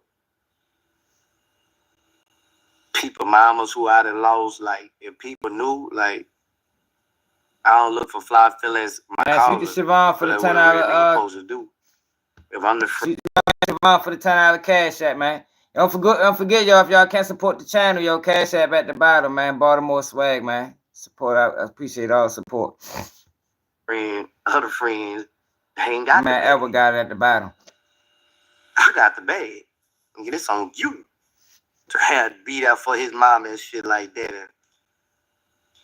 Yeah, appreciate it, bro. And that's what it was. You know, when I first went in, I went in for Jizzle. You know, he was there for me. But he went in right after me, and when I was there for him. His whole ride, whatever he needed. Yeah, that was good look by the judge. The judge saying, yo, sometimes these judges to do that. Yo, I told y'all about the time when when I first came home, I caught a hit and run. Now I didn't hit no person. I hit a car, but I was drunk driving and I was on parole. I got 7 years to back up because I had a 10-year sentence. So I ran. And yo, they tried to give me 30 days for that. I don't got a point on my license. They try to give me 30 days. Like fuck everything. 30 days jail time. Knowing I can't take a day. I got 7 years. I got 7 years over my head. So I told y'all what happened. I talked to the witness. The witness said I explained to the witness my situation, like, yo, this shit gonna send me to prison for 7 years. You feel me? I talked them into not coming to court. But I'm thinking that they just gonna not come to court. They decide that they gonna tell the state's attorney that I'm not coming to court. So now when I go to trial, because I had to take this shit to trial. So now when I go to trial, they say, look, we're not offering 30 days no more. Because he talked to the witness. We want a year in prison. A year in prison. On the traffic case. Where basically a car accident. Y'all want a year in prison for a fucking car accident. Where nobody seriously hurt. Yo, I had to go to trial and get found not guilty. So at trial, the state's attorney is explaining to the judge, well, you know, he talked to the witnesses and man, I think the judge saying the play. Judge like, man, look, that's irrelevant. Did he threaten him? Well, no, he didn't threaten him. That's irrelevant. Oh, plus he did this. That's irrelevant. Not guilty. I was like, whoa. I ain't never seen no judge carry no state like that. But I think it was because he's seeing what they was trying to do. Y'all trying to railroad this man. Y'all trying to send this man to prison on the traffic case, knowing he on parole with 7 years to back up. And the judge did the right thing, yo. So salute the Boosie judge, yo, for doing that, yo, because judge see what the feds trying to do, man. Trying to fuck him over. Real and do, man. The same way with Trump, same way with Blue. Like if I fuck with you, I could say I'm somebody who you can count on. What makes Federal Nightmare so unique and important is your story. We need to hear your stories on Federal Nightmare. There's no excuses now. I'm in your face and I'm mobile with it. So tap in to federalnightmare.com. Dang. Reach out if you want to be a guest. I pull up on you. Jeezy came through. Yeah, Jeezy came through for me. And here my mama with a pack. I think Gotti gave a nickel 15, something like that one time. Real nigga shit. Real nigga shit. This one I was down. And yeah, but so, and I'm grateful for that 10,000. Man, I was so grateful for that, you know. Man, I was so grateful. Then Gotti came down there, you know, took pictures with my son. I'm grateful for that, man. I'm grateful for that. It ain't not even about the money. About you coming down there and taking pictures with my family and my children. Let them know, Daddy, that nigga. Daddy got Right, them that's crazy, Spence. That's that bullshit. Like, you know, so I was grateful for that. Fuck, they expect you to get to work. So when I got out, I was full speed ahead. I'm going to get this motherfucking money. I'm different from anybody. Like, if I didn't rap, Nico, cut it out. I would still be paid. Wouldn't be like this. I wouldn't say like this, but if I didn't rap, I would still be paid. Who instilled your entrepreneurial skills in you? Like, as a kid, before you knew you was going to be an entrepreneur, businessman. Not a rapper first, but Boosie definitely a businessman, yo. Boosie don't make a lot of money off music. And he still provided a good life for himself, so he definitely deserves respect for that. That was a good question. You want to, you know, I always hear you talk about Cam Riggs, you know, in the music, you know what I'm saying? But who made you want to be a hustler? Cal made me want to be a hustler because, you know, why is it Cal? Yeah, I ain't gonna lie, Skinny. Neighborhood king. How much? What was the other deal? How much jail time they was talking? You might should have took the time. I always want everything. Sometimes you gotta take the time, yo. Call, respect. You know. What was your other option? That's what made me want to hustle. You know, I was like, you know, whatever I gotta do to be like this, if I gotta say it over to be like this, what I want to be. But Live made me a businessman. Live made me a businessman. Live made me prep me to be a boss. You know, like from probably 17 to 15 or 18, I probably will Dickies and t-shirts every day. Started to save all my money. Will Dickies and t-shirts and Soldier Reeboks every day. Just to go buy, spend about $600 one time on the first. And get plenty Dickies. And so every day I'm right on the block. And I was military. I was kind of like military trained. Military. Yeah. But Ivan made me put the clothes on. All my clothes in the cleaners. You gotta be fresh. This gonna bring more money. You gotta go buy a mink. You gotta put jewelry on, nigga. The whole bag and it worked. And I started when I put the jewelry on, it went from 3,500 to 7,500 instantly. Like, you know what I'm saying?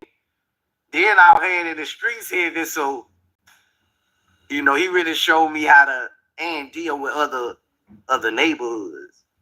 You know, that's what I was good at in the streets.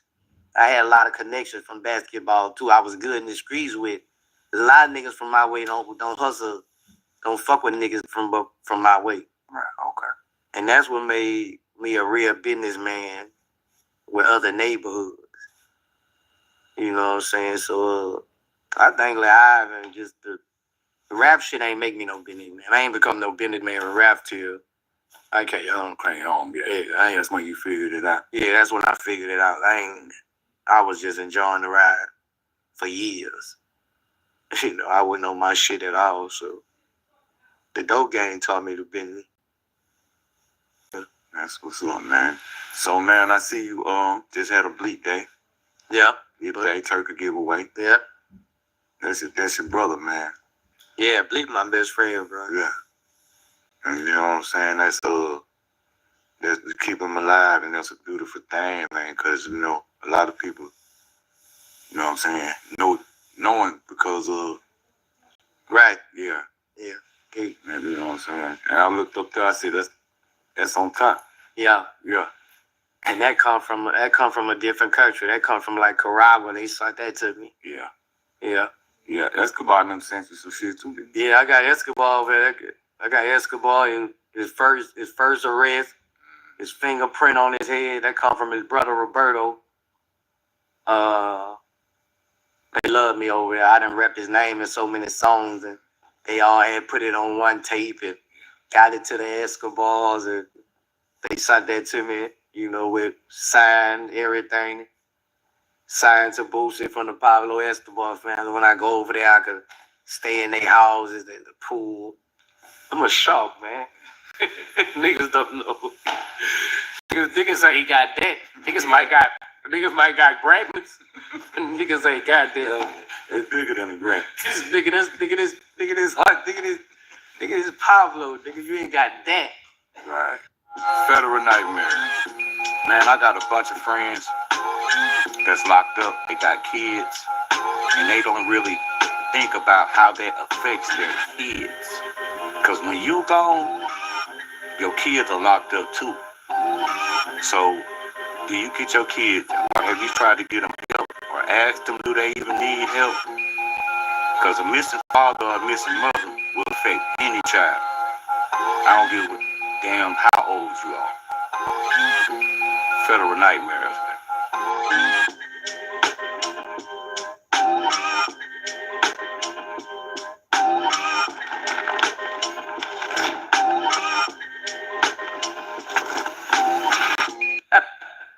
That's like my Grammy, bro. That's like my Grammy. You know, a lot of niggas ain't got Grammy. Right. But a lot of niggas ain't got this, so that's like my Grammy. But you just got now the motherfucking what's the chip Lotto song, Nasty. You just got a platinum play. How is that platinum before Wipe Me Down? Like what? I mean, what? I don't know. I just probably I gotta get my you know, when I broke away from that trio situation, right. I ain't never go get my plaques. I got plaques over there. I just ain't right. I ain't never went and got my plaques. But that's an independent. That's a whole different band. Yeah, it's a whole different. You go 10 times platinum with a label. You could do diamond and don't make what I make out doing $1 million. Cause ain't nobody in my pocket. You sign, you got 4, 5 niggas in that pocket. Ain't nobody in this bitch. All of it. I seen where you had hit like 12 threes in the game. You coming out yeah. Document. Basketball, You love basketball. I love basketball too, bro. I love it. I love it with everything in me. Yeah, I see your jersey collection is unmatched. Yeah, I be seeing with them Hawk game. You more popular than the motherfucking mascot. You be ain't kind of with no motherfucking deal or nothing. Damn, niggas looking for you at the Hawks game. Yeah, Robert. If I miss one, they be in my DM. I want my money back. I paid to see you. I had 7 people in my DM the other day when I ain't go like, I paid to see you. I said, baby, you need to tell the house. You might want to tell them they need to pop me off. Yeah, shit. Who do you think the coldest nigga in the league right now? Right now. I don't know. I ain't finished the season yet. Yeah, I go by the season. I go by playoffs. I go by the season. Who you see? This bad motherfucker this year might be not better than this motherfucker this year. But I just love the game, man. I think, you know, when you come there, you gotta talk shit to me. You know, I just love the game, bro. I love it. And I'm a collector too. You know, I'm getting a jersey every game. I'm tweeting you 2 days before. Let me get that, man. I'm a collector, man. Let me get there, bro. And a lot of people respect it, you know. Like, I got everybody, bro. Trying to get Jordan now. I heard he got a golf tournament coming up. I'm gonna drive down to the golf tournament Pull up on Jordan, man. Let me get the. I'm naming my son after you. Let me get the. Man, I'm a fan, man. Sign it for me. Scottie Pippen lived from 15 minutes away from my hometown, where I see him all the time. Okay, you okay? Pip the reason he got sick. Pip a factor, man. It's Pip weird. You gonna have motherfucker. See. Pip was a bad motherfucker. I beat that Scottie Pippen jail. Yeah, I got you. Yeah, I'll get one for sure. So when you doing the Boosie Bash coming up in March. Yeah. Glorilla. Sexy Red, Big Boogie. I'm working on, man, and it's just I'm 5 months ahead of the time. So 4 months ahead, so I'm steady adding people as they go. That Sunday going crazy. King George, Sir Charles, Pokey, Tucker. This that Sunday. Saturday at the Dome, Sunday at the Dome. Pokey, Tucker, Marcellus, man, this man, Cupid. Hey, I'm going crazy on that Sunday. This grown and sexy, you know what I'm saying? So Friday we doing a karaoke. It's still a football everybody game. Gonna dress up and do karaoke, sing like people and shit. Saturday, hip hop festival. Sexy Red Boosie. Well, Sunday, Wrong and Sexy Soul Festival. So, hey, I can't wait. Monday, motherfucker gonna have to have wheelchair, man. We might take it to the blockboard on Monday. You know how we do. My bad, y'all. I'm trying to see how to My summarize bad. it. Oh, yeah. This is about two twin brothers who lose each other at birth and find each other. Yo, I really wanted to talk about that Diddy shit for real. Cause Boosie heart be in the right place, yo, but Boosie just he be dead raw sometimes, man. Detroit won. Who they was playing Minnesota. He said his head looking cartoon. Yeah, Boosie looking wild. Yo, matter of fact, let's see something, yo. Let's see if the news reported on that lawsuit. Yo, that Fox Sports lawsuit, y'all, is crazy. We read the whole lawsuit for the people that's just coming in. We read it earlier in the live. Yo, but that's Joy wild as a motherfucker, man. Joy out this bitch fucking her way to the top. God damn, Joy. And she carried herself like she was a respectable woman, man.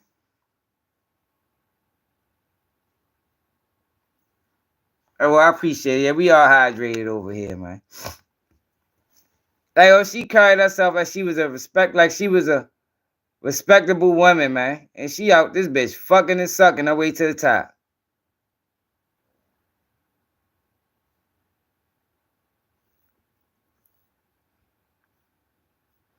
Let's see if anything else in here we need to read. Stephen A. Smith a fucking pervert. Or a creep. Nah. What would it call Stephen A. Smith? Not Stephen A. Smith. Skip Bayless. A creep? I think he'd be considered a creep.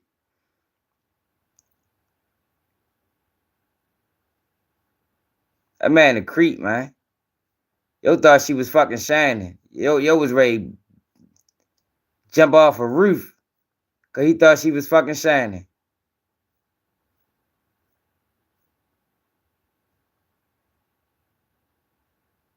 Fair to pay wage upon separation.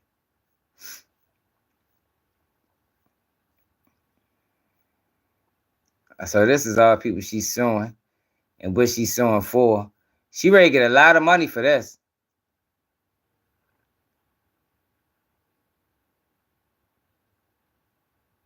Ms. Faraja realleges and incorporates each and every paragraph of this complaint as through fully set forth herein. Sexual battery is a statutory tort. The statute provides irrelevant that a person commits sexual battery if he or she acts with the intent to cause a harmful or offensive contact with an intimate part of another. Fox is liable under respondent superior theory because it employed Mr. Dixon and Mr. Bayless. Requires its employees appease talent, and when its employees are disliked by talent, they are fired. The rule of respondent superior is familiar and simply stated. An employer is voraciously liable for the torts of its employees committed within the scope of employment. Yeah, they're going to have to pay her. On January 14, Mr. Dixon placed his arm on Mr. Faragi lower back. He asked how she was doing, if she was having fun, and if she wanted a tequila shot. He then moved his hand lower and started rubbing her body and grabbing her butt.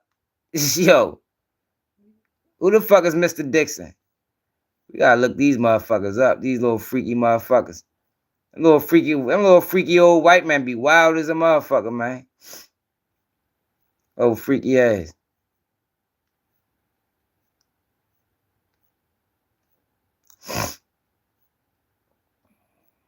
Trying to see if there's anything else we need. I think we read everything for real. This is going through the class action lawsuits.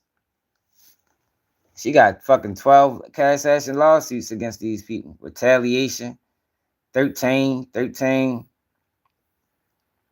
wrongful termination.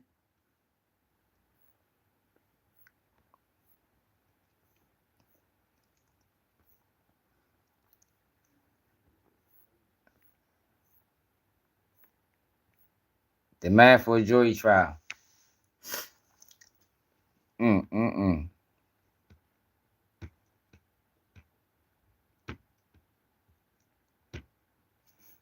Fox lawsuit.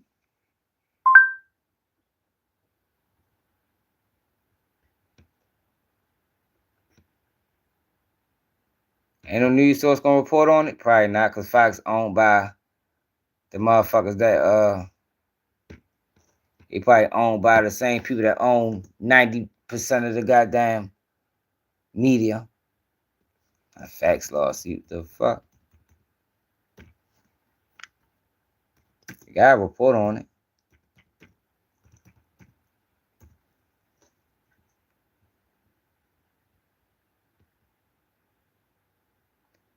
Oh, they ain't gonna report on it? That's crazy. Let's say skip Bayless.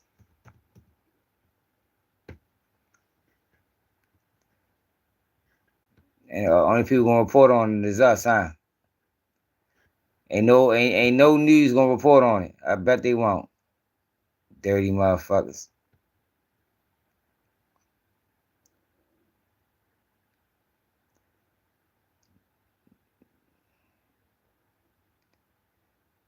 Fox Sport freak off exposed. Joey Taylor shared his shot.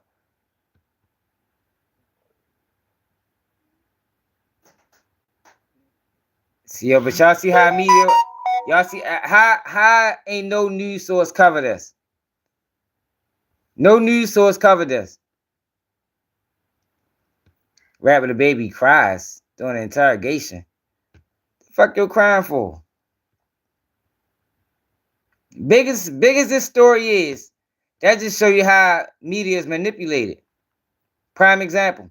DaBaby's claim of self-defense when he shot and killed Jalen Craig in a Walmart in 2018. DaBaby has always claimed that he was approached by two men who threatened him with a gun while he was shopping with his then partner and their children. The new footage, however, appears to show DaBaby throwing the first punch. The man who was punched, Henry Douglas, told police a scuffle broke out after DaBaby punched him. He said his best friend, Jalen Craig, was the one who tried to break up the fight when DaBaby pulled out his gun and shot him. Following the release of security footage by Rolling Stone, DaBaby posted this on social media. What more do you want from me?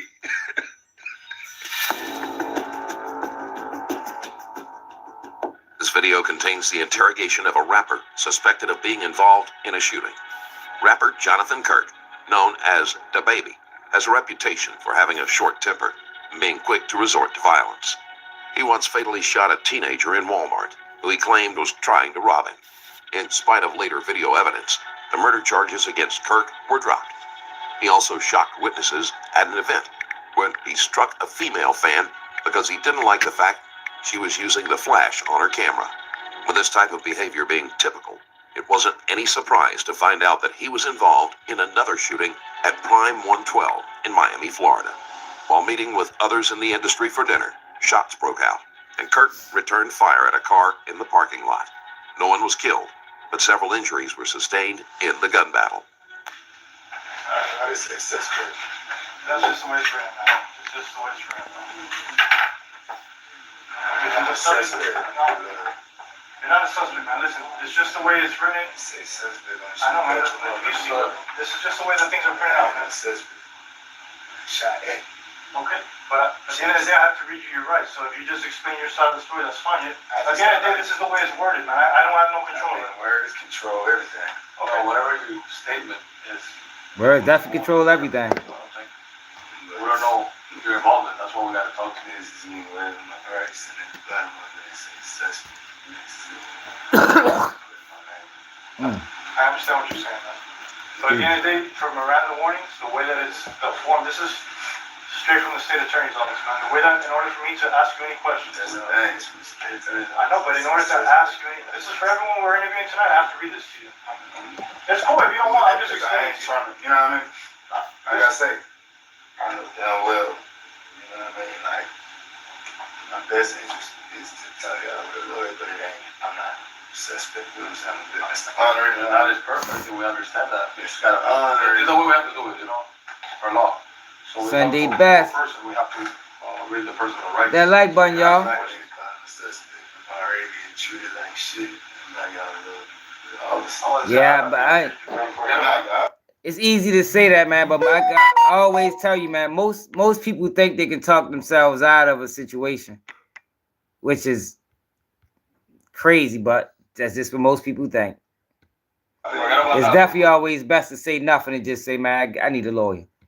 About that part of it, I don't know better about that. Kirk is concerned about the wording of the paperwork, but those are the standard terms used for anyone being interrogated and are unrelated to his possible guilt or innocence. Here, we're talking to you, you know what I'm saying? In the hospital, shot. I don't, and that's trying to be something to eat. It is how they come at you, but though. They definitely come at you like if you say the right thing, you can go home. If your story sounds believable, we'll release you. But that shit's a lie. But I can't talk to you about it without reading your rights. So I want to get to put my name. That's the suspect. That's all. If I could write it somewhere else, date it. I just don't like that, bro. I don't like that. Let me see if I could have them change. What's up, Trapper? The wording of subject. Y'all ain't beginning to know. Yo, we've been live from like 8 o'clock. Okay, so like, do you mind if I go call them and ask them? No, you definitely can't trip him. What is that you want? Something to drink? Yeah, I'll give you some water. Don't take care of that. Give me 1 second. Kirk is not the only one reluctant to cooperate. Wisdom refuses to answer even the most basic questions. Who's Wisdom? Oh, already. I ain't even know. I ain't. You know how to tell me your first name? Just want to talk to you. Call you by your first name. Huh? We know it, but I just want to call you by your first name. What is it? It's Wisdom, right? Or Wisdom, so Yeah. He ain't saying shit. Are you going to talk to me, yes or no? So that I won't waste any more time. Not going to talk? All right. He's going to help you a lot. You can talk. No, he ain't. He's not going to help you there. No, the fuck he ain't. Yeah, them motherfuckers are not there to help you. They can't even do nothing. The state's attorney is the only one that got the jurisdiction to charge you or not charge you. Like, yo, it'd be crazy, yo, because the detectives create this perception like, yeah, I'm here to help. You know, tell me, you know, I'm gonna help you out. But they ain't got no say-so in anything. No say-so. Hold you. Huh? We can't force you to talk to us. So you're gonna end up going to jail today. Especially if we don't know your side of the story. Okay? And for a serious charge. So you know. We came here to talk to you, get your side of the story. Maybe you have something to tell us that we can, you know. Oh shit, who find something out that we don't know, but if you don't talk to us, we gotta go by what everybody else told you. Maybe we can give you your name. Which has nothing to do with the question we need to ask. That's your decision. You gonna stick to that? And he ain't saying shit. Alright, sounds good. Stay right there. Daddy beat him that bad? God damn. Shit happened. You come to Miami a lot or what? I mean, on First Street, I was with the manager of the shit, or whoever the manager was at the time that came out to get us for our reservation. Y'all want to see how far this is in Ballet? It's far, bro. Damn. Especially with the restaurant, Prime 112, Memorial Week is flooded with people. It's, you know what I mean? So it's far. Like, it ain't nothing that I can see, and I immediately walked away from whatever commotion I heard. I didn't even have to walk away from because I was already up ahead of it. But I immediately, that shit ain't got nothing to do with me. Kept walking in the stuff. I just stood at the other restaurant behind the manager. With the manager. The gun is in the car now. What gun? The gun that you used to defend yourself. In the car? Yeah. What you mean? The gun that you used, it's in the Escalation now? Oh, yeah. I did what you're supposed to do when you get pulled over with a weapon. I lied to actually took the clip out, placed it up there, let them know. And I was answering the questions earlier. It's all good. I let them know it's a firearm in the car. Dropped the windows, firearm in the car. Second that they pull up, you know what I'm saying? Okay. I did everything law-abiding. I wouldn't trip. I would have stayed my ass right there, but they're all over the place. They're not in their car. They just stole this car. I don't even know who I don't even know. Yeah, we got to. Yeah. The detectives are understandably skeptical. Kirk had the opportunity to drive away without firing his weapon, even if the other person shot first. The perspective from another person in the vehicle with Kirk will help clear up a few details. So we get here, try to figure out. No, he ready to tell everything. You know, if someone was after you guys, or like, what was going on tonight? So if you could just, from when you guys get to Prime, would you go with? I know Mr. Kirk is in the front SUV. They need to fix that damn camera. Where were you in this? You were in the front SUV, the back SUV? The back. Shoot, plays in the last week. Was it you were in an Escalade, Tahoe, and Escalade? Were you in the one with Mr. Kirk or in a separate one? I'm not sure. Okay, so in a separate one. All right, so you guys get there, and what happens? So we get there, we start getting out the car, and we get ready to the car security for them. And I had this dude said something, I'm not sure what he said. He got a problem. Now I think the dude Wisdom got arrested for this.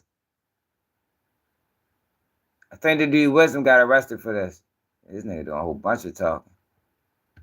Sucks to go over and over again, but we're trying to just figure out where all these people are. Because like I said, we've interviewed tons of people, and everyone is telling us where certain people are. The guy who jumped inside of Mr. Williams' car, the Hispanic man you said that you saw with the white shirt.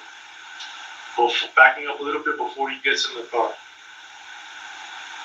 Where was he in relation to where you were when the shooting started? Was he by Mr. Williams? Was he further north of Mr. Williams? Was he next to him, directly in front of him?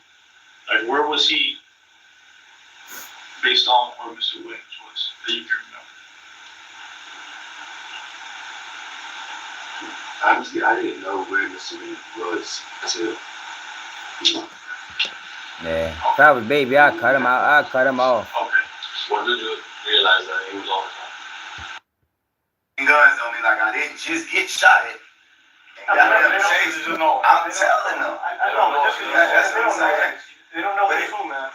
Remember, the way that call went out, there's multiple different shootings there. There was two different shootings. The way the call went out and my phone went dead, I would have called y'all. I done been through this before. I know y'all looked my shit up. I done been in an interrogation room before behind the same shit. This is not the first shooting that Kirk has been questioned about. Several years previously, he shot a teenager in Walmart that Kirk believed posed a threat. In that instance, it was deemed self-defense. Tell me what the manager looks like so that I can find the person. I can't. Is it a male or female? It's a female. All right, let me try it so that way I can locate that person.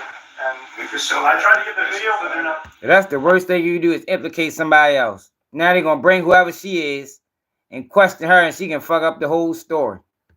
Listen, I know you had reservations there. I know you went to eat there. I'm just trying to figure out. I didn't start getting treated like I was doing business. I cussed all goddamn night. Now we're talking right. Talking to me crazy. We're talking. I mean, I've been treated right once. Watch y'all do y'all investigations early and I can goddamn carry on with my goddamn life. Because I come eat and get shot at and they steal the car, goddamn point guns at me from out the car. And I return fire at the car right here at this intersection. How many rounds do you think you fired? I don't know. You know what I'm saying? More than one? Yeah. More than two, three? Probably like 3, 4, 5. And how many shots did you hear before that, more or less? Oh, like shit. a lot, like 20, 25. 25? Yeah, it was a hit. Clear as day. What you mean? The shots clear. Yeah, ask anybody out there. Yeah, no, it's... And you It was probably, oh shit, baby, like, hey, it threw me off the same way it threw off anybody out there. Of course, no one's gonna say my nigga, they just saw Boom International, whatever you wanna call me, superstar, rapper, or whatever. They just saw me, so they probably, boom, they probably not even thinking about what's going on over there the same way I'm not. I hear commotion, I go to the other hill. The car, there's multiple people in the car, and they just hit. What do they do that make you... They just hit Pete right here before they got to me. That's why you shot? Yeah, and then they're coming towards me. I'm right here. He definitely thought he was a bitch. Yeah, I see them hitting them from behind the car this way. Remember, I'm on the corner. Yeah, I got so when I see them hitting them, I think this is self-defense though. and they the shooters hit by the car. That he crashed.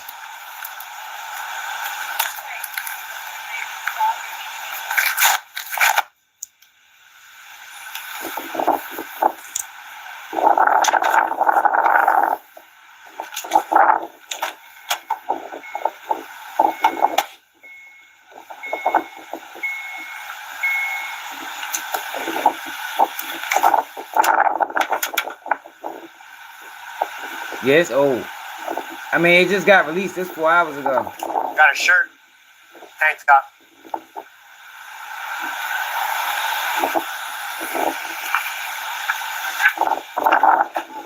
This happened in Florida. They somebody shot at him, and they shot back.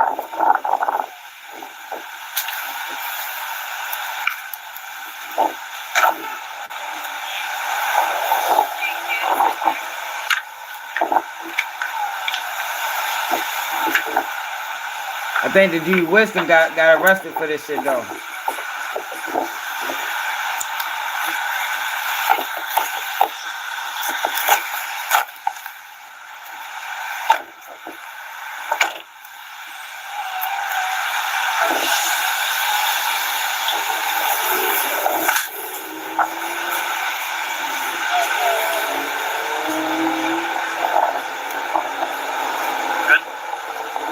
Got the keys?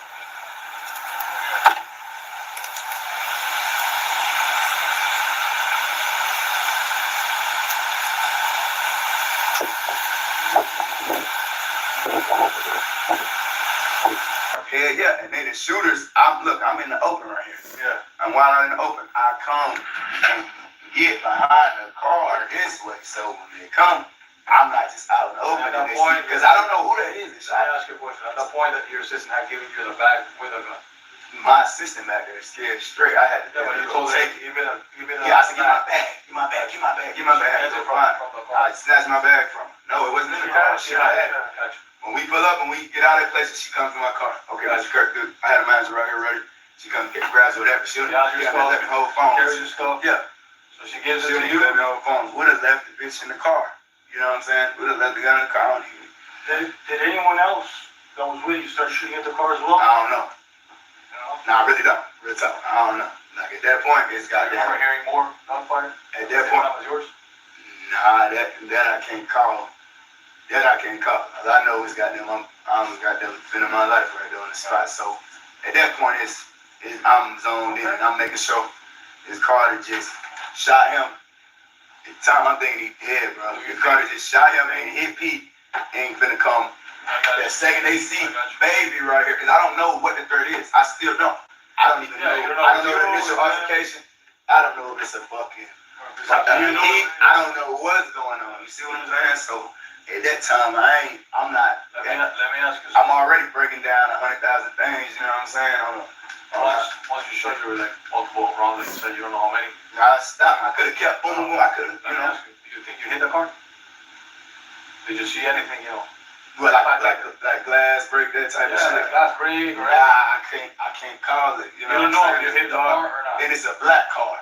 Okay. You know what I'm saying? If it would have been like a white one or something, or a different color, I probably could have saw it. But I don't. So you don't know. At the same time, I'm trying not to get shot.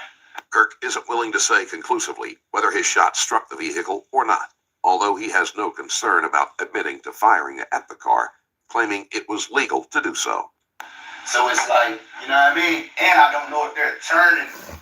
I don't know if they're about to make this right, because I already see police lights coming from whatever the fuck this street is. They already coming from right here. So I'm thinking, when I see this, and I look at it and I see, You weren't having issues, but someone might have had an issue with them, is what I'm trying to get. You know what I mean? yeah, I mean, shit. Did you have one I of wouldn't these know. You're gonna have to ask one of the other artists on my label, one of the friends, just ask them. I don't know. I don't know what happened. So that's what I'm trying to wonder. Are there any other artists that I could? I don't know. No, I'm not saying you're. I'm just asking the artists that were with you. Down there and speak for itself.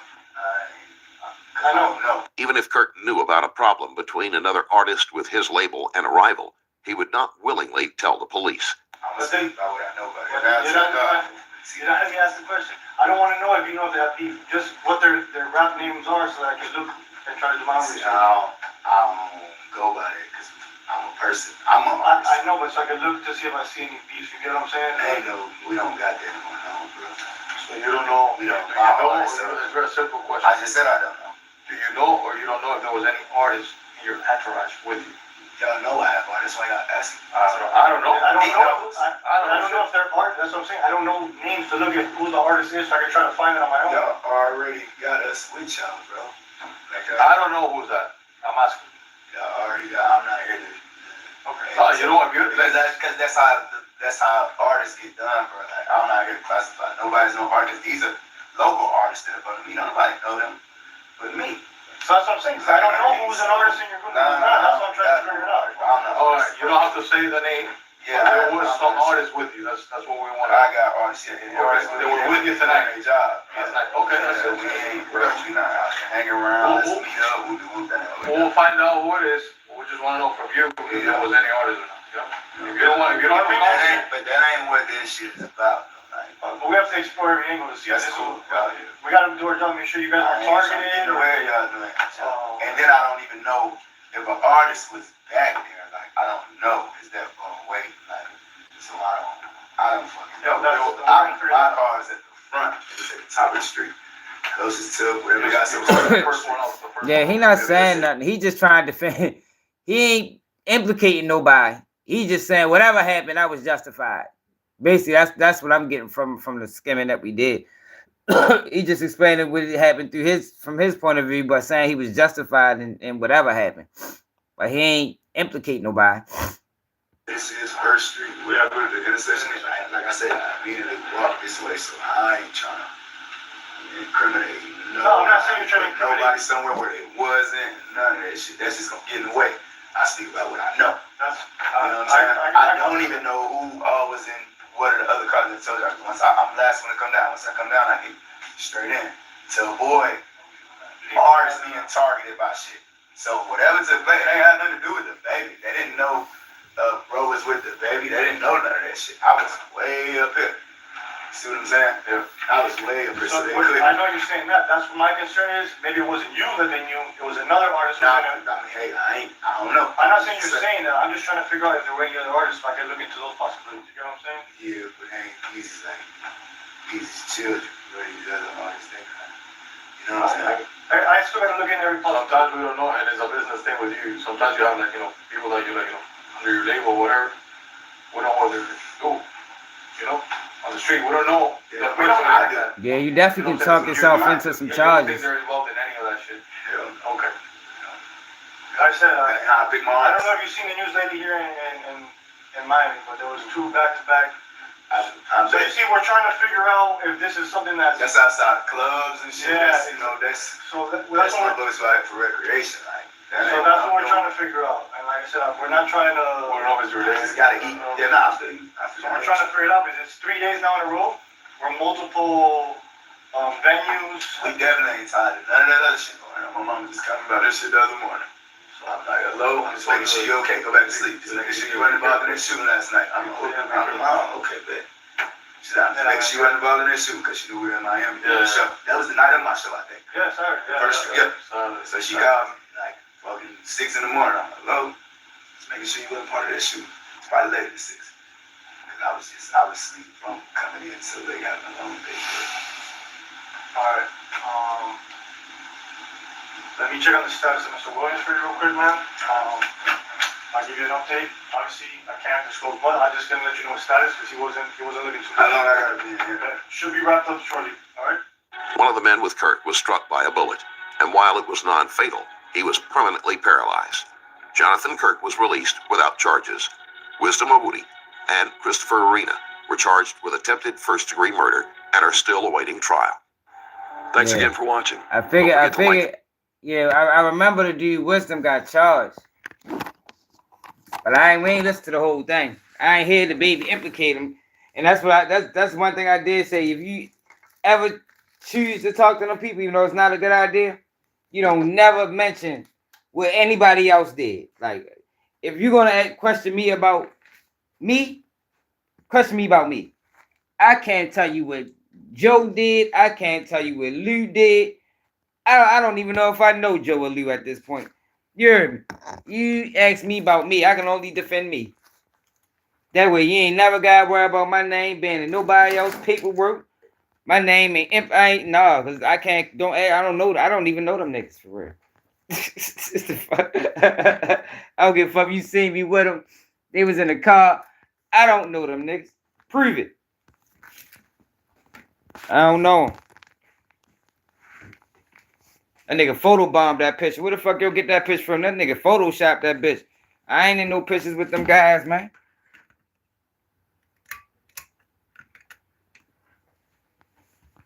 Straight up. Where ball out? No, they definitely not your friends. You ain't lying. Cause they only there to motherfucking fuck you over. Like that's their sole purpose. Get you to say some shit. Get you to say some shit that you can't walk back. Hey, get your ass in the goddamn cage. Get you to say some shit that you can't walk back so they can stick you in court. Yo, you better stop shitting in my goddamn house, yo. I'm gonna whip your ass. Fucking nasty ass Doug, man. Keep doing that shit, man.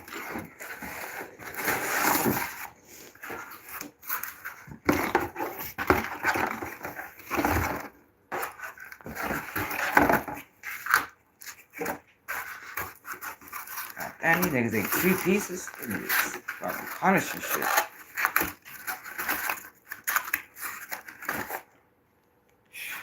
Kids, yo. Kids, when they start getting older, they just punishing shit. Don't say you nothing.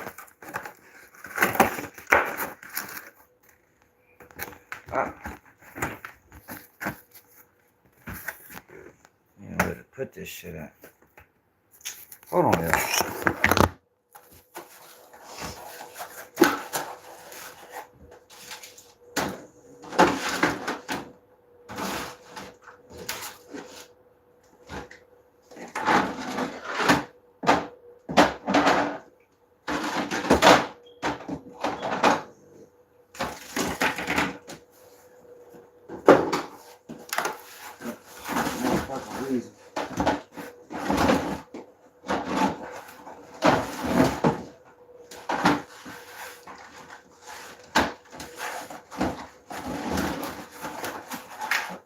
Stop right to the damn butt.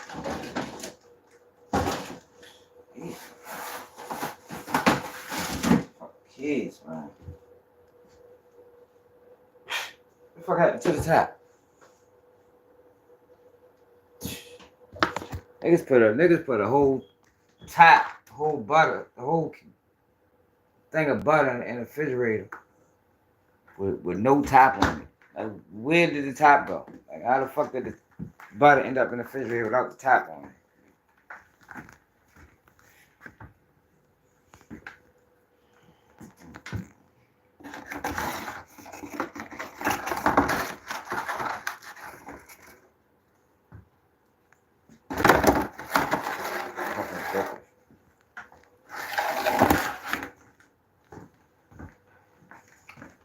Well, supposed to get a lot of snow, man. That's northeast.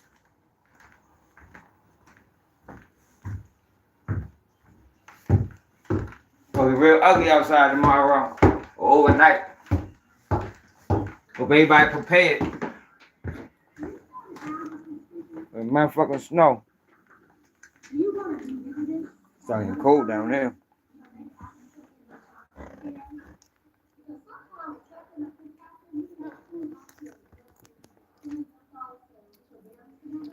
Damn, you in Kansas? It's already snowing out there?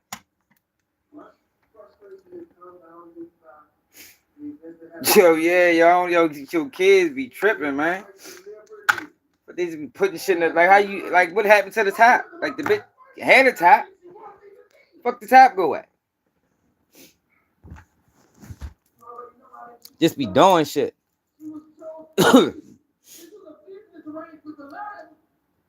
Hey, yo, I ain't gonna lie, though, yo. Yo, I'm tripping off that paperwork, yo. It's a shame YouTube ain't send us no views. They ain't send us a lot of people. Cause I'm sure a lot of people was interested in that paperwork. But lately, YouTube been playing. They ain't been sending us nobody. Well, I ain't gonna say nobody, but they ain't been sending us a lot of people. It just been subscribers of the channel that been tapping in. Few new people. Yo, but Joy let me down, yo. I did not know. Yo, did y'all think Joy was moving around like that? So you stuck. Charlene, be careful on that road, man. Yo, they need to be killing her, yo. Joy out this bitch moving wild. Like she presented herself like she a respectable woman, yo. She out that bitch slurping her way to the top. Like damn, I ain't think Joy was moving like that, man. And that's crazy, right? Because they probably didn't even read. The people that's dragging in the comments, they probably didn't even read all the or hear all the details because ain't too many pages gonna read all the details like we did. So they probably just going off the snippets. They go into the details. Like, yo, how you go on a date with your husband and the guy you sleeping with wife? Like, yo, goddamn, Joy. Like, that's deep. Yo, for real, that's deep, man. I remember some of. Oh, he said, I ain't gonna lie, I ain't see that, Portis. Twice. Or if we played a team early in the year, we want to face off against them again in postseason play. We would devote equal amount of time. I ain't see that, Portis. I ain't gonna lie, I didn't. Almost every game of the season and go back to years past because there are certain things. Call her Joy Diddy. Yo, fuck no, Joy Diddy. They say call her Joy Diddy. That's fucked up. Then she start treating the girl all bad and shit. Like, come on, Joy, man. That's fucked up. She said, I'm powerful now too. She was gonna put charges on the man. Damn, Joy. Joy fucked up out here. Then you got old freaky Skip. This old freaky ass. Them old motherfuckers be freaky as a bitch at their old age, don't they, y'all? He always talking about Ernestine the whole time. Skip out here trying to hit his the hairstylist. Oh, dirty motherfucker, man. Get that lady alone, man. That lady's trying to take care of her child, man. No, what happened, Portis? I ain't saying that. Yeah, I know. I don't be watching all them niggas like that for real.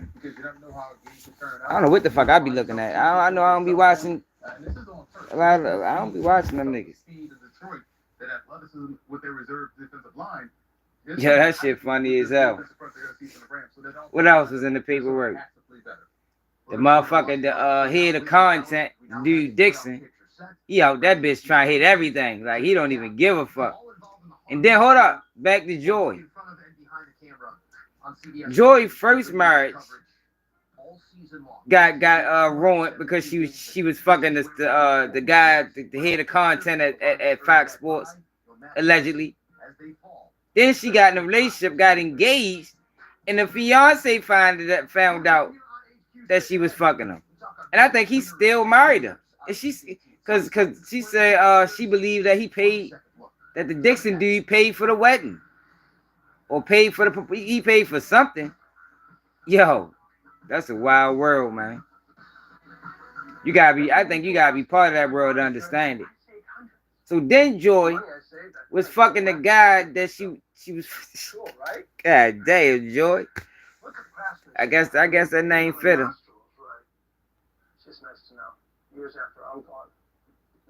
That shit crazy.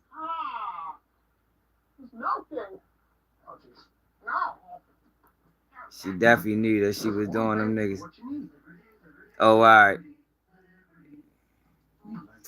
Yeah, Joy fun. Damn, y'all. Oh, Joy. Out here giving out joyous moments at work. This is fucking everybody having a joy. What the fuck? That shit crazy. Then Skip got mad.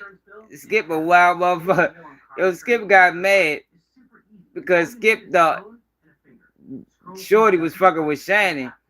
Called Shannon his arch rival. Like, what the fuck is arch rival? Yo, but that explains a lot of the little side-handed shit that Skip was doing to Shannon. I mean that Skip was doing to what's it called?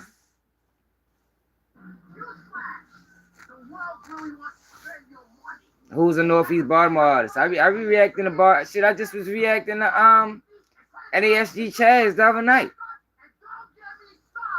He's Baltimore rapper.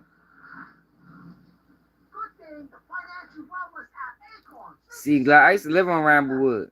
I ain't never heard of them, bro. I used to live on Ramblewood though. What was it, 1925? Is it 1925 Ramblewood? I lived in Ramblewood if I moved to PA.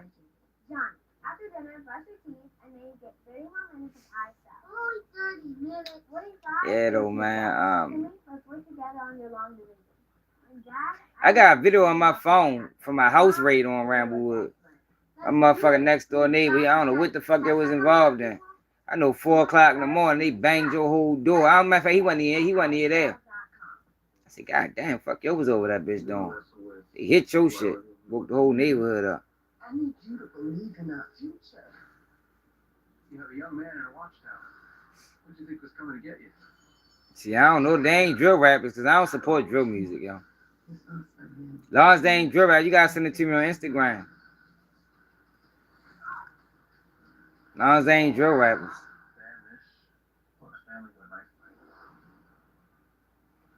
I be telling people all the time, though. I do promo. Man, see the Raw Dope podcast, man. Make sure y'all fuck up Raw Dope podcast. You see they come on the Davo. You said free butter. Why the fuck do we need butter? Like, yo, you got a call. I need you to explain that, Carl. Why the fuck do we need butter? Time to talk winners and losers with Brian McFadden and Emery Hunt. We'd like to start positive. Emery, your biggest winner on week 18. The Denver Broncos, man. Young Thug need to be upset with himself for allowing all them snitch ass guys around him. Was trying to say the Bengals, we want those guys in, we want Joe Burrow in, we want them. This has to happen for those again. Ramblewood, Northeast Baltimore. Down there by the hospital. What the fuck that hospital name? What the fuck was that hospital right there on the corner? I can't even think of the fucking hospital off of East Belvedere. Yo said rats are the new wave. What the fuck? Hey, Carl, you tripping? Yo, ain't nothing entertaining about no rat. Hey, yo, y'all must ain't never met a rat in real life. Yeah, Good Samaritan Hospital. Right. Yo, have y'all met a rat in real life? If you met a rat in real life, you would know. You would know there's nothing entertaining. Yeah, but are you from the streets? It's a difference between. I mean, it's street rat. like you look in the earlier months of the season, like the best. Yeah, you gotta send it to me. In the NFC. I'm talking about a street rat. Have you met a street guy turned snitch? Them niggas don't have no morals, man. They are not people that you want to befriend. I promise you. Yeah, I promise you. Like, I don't, y'all, man, ain't nothing entertaining. For real, y'all tripping with that.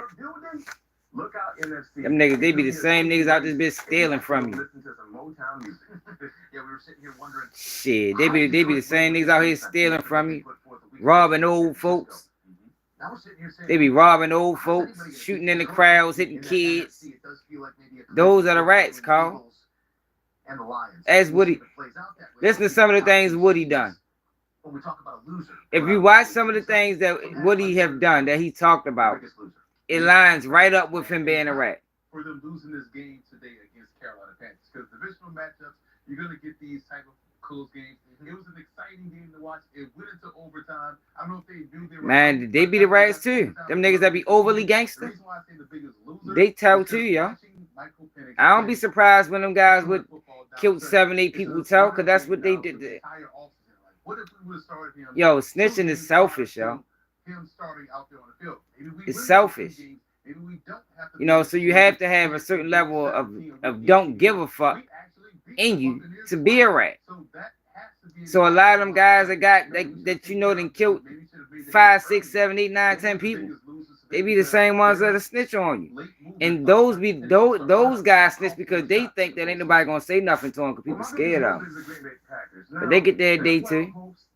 Alive and well, but the reason why they're my biggest loser, they get their day too.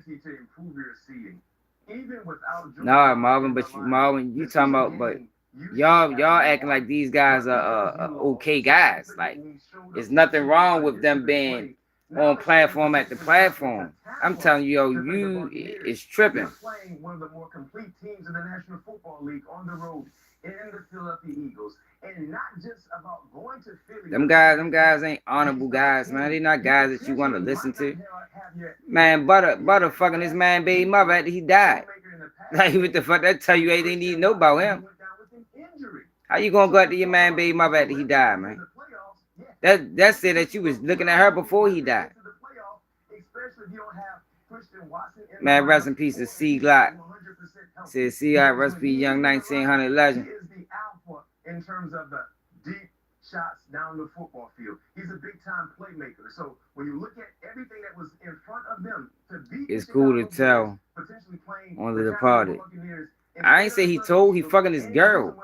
He fucking that man baby mother. That shit ain't cool. You wouldn't have been fucking his baby mother if he was alive. Like, what you mean? Yo, motherfuckers baby mother supposed to be off limits forever. Yeah, man. Forever, man. It is rules, Carl. That's that new shit that people trying to sell you. It's rules to everything. It's rules to everything. It's not nothing in this world that don't got rules. It's rules to everything, man. Now people break rules, but it's still rules.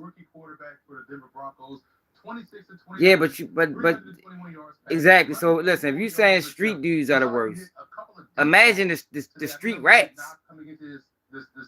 So how you gonna say street dudes are the worst, but you cool with street rats? They the worst of the worst. I'm glad you said that, because they are the worst of the worst. Yeah, we ain't like yo. See, that's the thing, Lamar, because we know what they is. They be the same niggas stealing from you.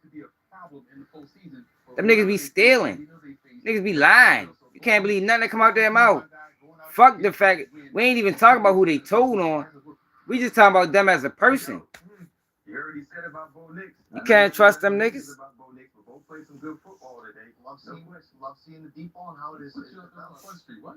She made everybody want their own. The problem is the internet. A lot of these people that be watching them niggas and supporting them niggas don't know. You know what I mean? So they selling them this idea of street shit.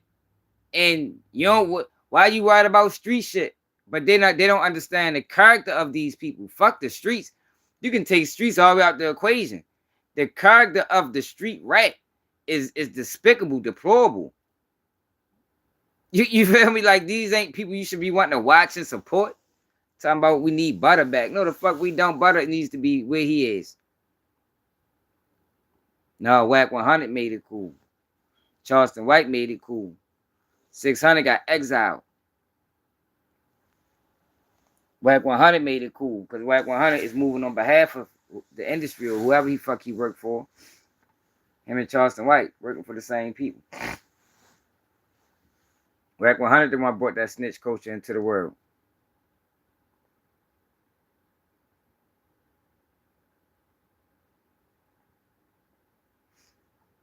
I don't think they know Lamar. I don't think, y'all. I think they just be looking at it on the street level. Like, well, I'm not in the streets. Why I care? But I don't think they really know, like, the characteristics of these guys. Like, yo, every rat that I ever ran across, character-wise, is flawed. Niggas normally habitual liars, like Woody admitted he was. Niggas be stealing. Or niggas be overly tough, overly gangster.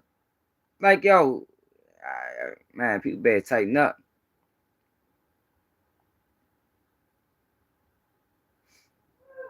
It ain't we, that's y'all. Y'all, because right now what's going on, cause they trying to push these motherfuckers into the community. And they push them to the top. They push them, yo, this fucking Doug, yo, I'm ready to sit his ass outside for the night. They pushing these motherfuckers to the top of the community. That shit is a problem. A major problem that we need to fight back against. Motherfuckers need to fight back against that shit. That shit not cool. These dishonorable motherfuckers. Can they take their case? They want to tell on other people.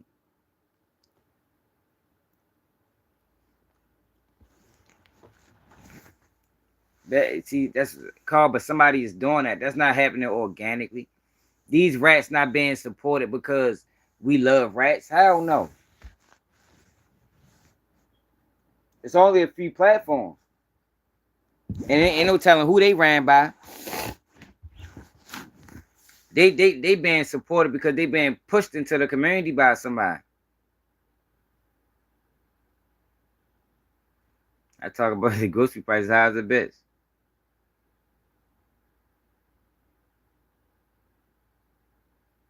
Oh, you think that's Trench's News? It probably is Trench's News ass. Fucking Carl. Trench's News, I mean, that man Trench's News got 1 million pages.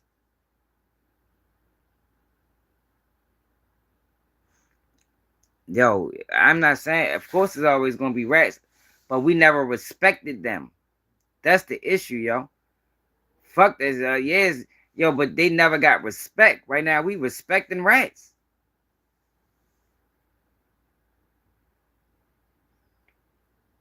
Motherfuckers are respecting rats. Motherfuckers want to watch them and listen to them and laugh at them and joke with them. Like, man, that shit is a problem. They the most dishonorable people that come out the streets. And these street rats, like, these ain't like Edward Snowden rats. These are street guys that turned snitch. These are guys that was out here committing crimes and people respecting them niggas and platforming them and laughing at them and cash apping them. And like, man, that shit is an issue. We tripping. Niggas is tripping, man. But they sold it to you because they sold you this idea of that's some street shit. You don't need to worry about that. But I'm telling y'all, that shit way bigger than the streets. That shit way bigger. Fuck the streets. Like I said, take the street side of it. We talking about the character of the man. The character of the man is the reason not to support him.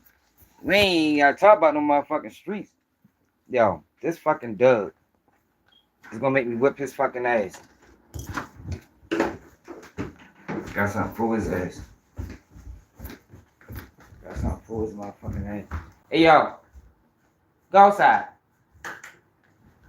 Hey, Chloe, where you at? You ass in this goddamn cage. That's why he down here barking. He out here snitching. So here's snitch. Him right here.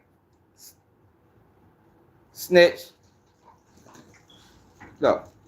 Get your ass in this goddamn cage. Get in here. Get in here. Get in there. Yo told on him. Yo, how the fuck you get out of here? Fuck did you get out? You better stay your ass in this goddamn cage. Stop snitching. Just talking about rats and you that bitch telling and shit. Yo told on him. Yo be telling like a motherfucker. Now if his ass is out the cage, he wouldn't have said shit. They been down this bitch running him up.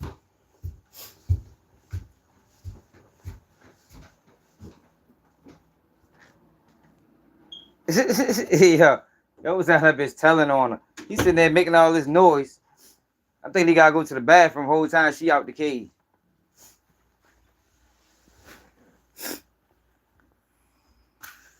I got a cold, y'all. Can't stop sniffling. Excuse me.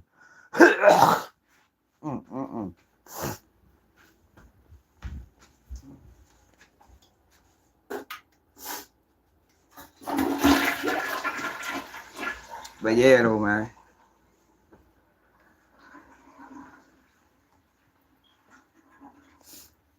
Yo, cause them does be tripping sometimes. But yeah, though, y'all like, and see the problem is, right? They're not bringing anybody on these large platforms to explain it. You know, because I don't think they wanted to explain. Like, yo, right now, yo, we supporting some of the worst human beings imaginable.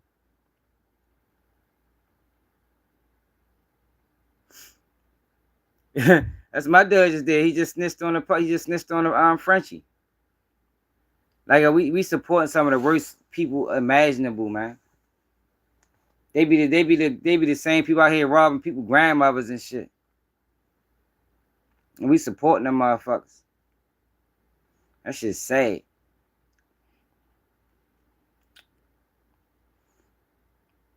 Nope. I speak Baltimore, man. Whatever Baltimore is, that's what I speak. I've been facing life before, Marwin. I ain't tell. You may tell the truth. I've been facing life before. Didn't tell. I don't believe in telling. I don't. If I involve myself in anything and I get caught, yo, then that's on me. However I got caught. You know what I mean? I got integrity, man. Like that's the easiest thing you can do. Easiest thing you can do is take your own charge. Like, why the fuck are you implicating other people? Like, why are you implicating other people? You feel me? Like, if I got caught. Why the fuck am I telling on you? Even if you telling on me, the fuck I ain't ready to go be like, man, how he said what? He said I did it. No, he did it. Know what I'm saying? I don't know what the fuck he talking about. That motherfucker lying. Fuck you, man. He's lying. I wasn't there. I don't even know him.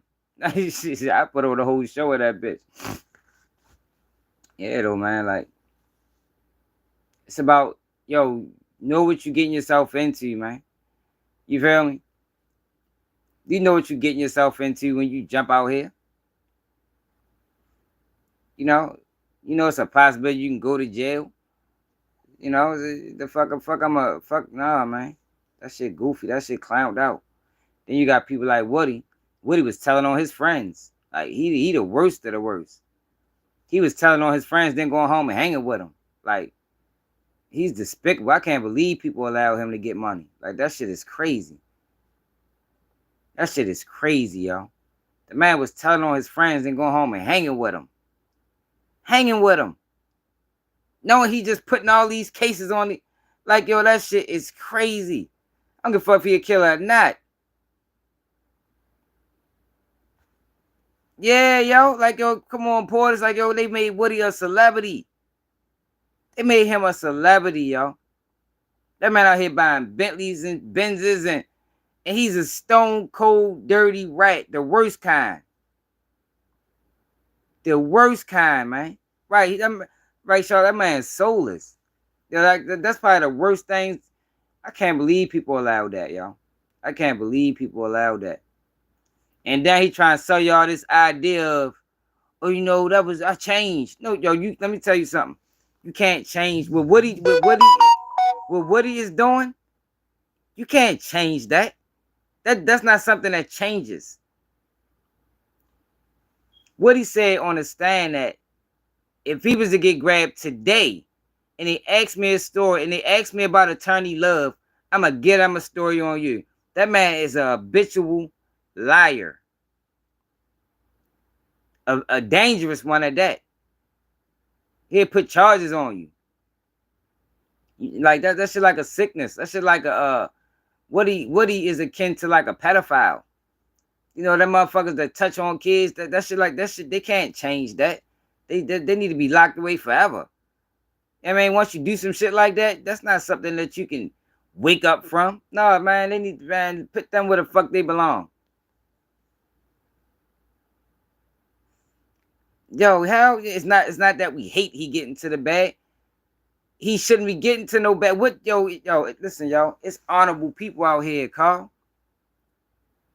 It's people out here that move with integrity, man. As long as people like Woody get in the bag, people that's moving with morals and principles, and they ain't gonna get shit. Hell yeah, it's a problem he get in the bag, man. Man, Marvin, you tripping. Everybody went to jail because of Woody. See, that's what I'm saying, yo. We done got back on this conversation. Yo, y'all gotta start following the right pages, man. It's hard to distinguish between the real pages and the pages that's paid and brought. You know, Woody told on everybody. What you mean? Everybody went to jail because of Woody. Everybody went to jail because of Woody, man. Like he don't get no points for getting on the stand and playing and being himself.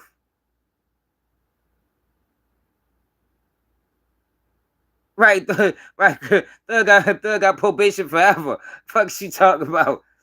Like, yo, he don't get no points for that. Getting on stand. Yo, most rats get on the stand and do that. Box truck.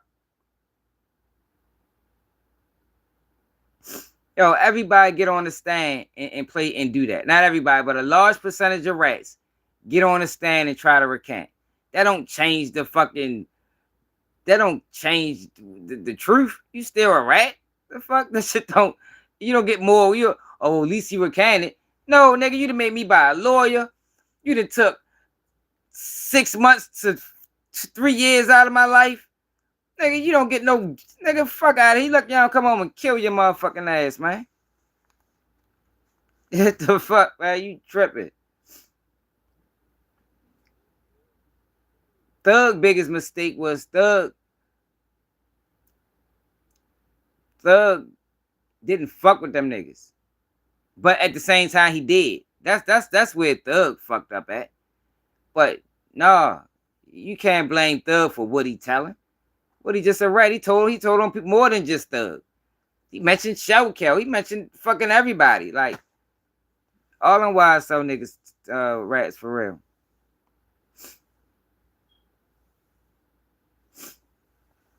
Shit fucking crazy. I ain't never seen no shit like that before. That many niggas telling. In one case. Like, god damn, I don't think nobody was solid. I guess that, you know, Rilo said that he don't care if his homeboys told, long as they ain't tell on him. Rilo said that out of his mouth and wonder why he in that situation. That shit was like, I think Rilo just stupid. Like, that's all. Rilo just mentally, you know, he don't have an education. Yeah, but then, you know, nigga don't get no points for trying to clean it up. Yeah, like, yo, once you told, you told. Come on, Carl. Stop playing stupid, man. We talking about jail, man. We talking about sending people to jail, bro. Fuck telling when you was a kid. We talking about sending people to jail. He sent them boys to jail, man. For a long ass time. You know how long 2 years is in the joint? The fuck? You know how long 2 years is? It might sound, you know how long 2 years is. in prison. It's a fucking long ass time, man. That's motherfucking 300. What's that? 365, 665, 670. That's motherfucking 730 days in jail. 730 days that you can't get back. Yeah, for real.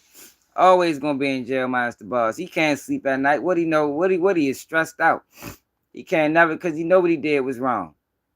How you gonna tell on a man that asking for bail money? Like that. That's why I always talk about the character. You gotta question the character of them niggas. You told on a man that asked him for bail money, man. You can't be trusted. But you motherfuckers watching your 20v1s and laughing at him. Thug ain't snitching on Woody no fucking song, man. Come on now, man. Talking to us snitched on Woody in the song. Thug wasn't the reason Woody was in jail, man. Woody was in jail because Woody's a fucking crash out dummy. He's a crash out. But don't want to go to jail, though. Woody want to commit all the crimes in the world, but don't want to go to jail. Like, fuck out of here. Woody a clown. See, I don't know. Y'all be on the outside. Y'all probably be scared of them niggas. Like, I don't give a fuck what he did. Nigga, you are a stone cold dirty rat.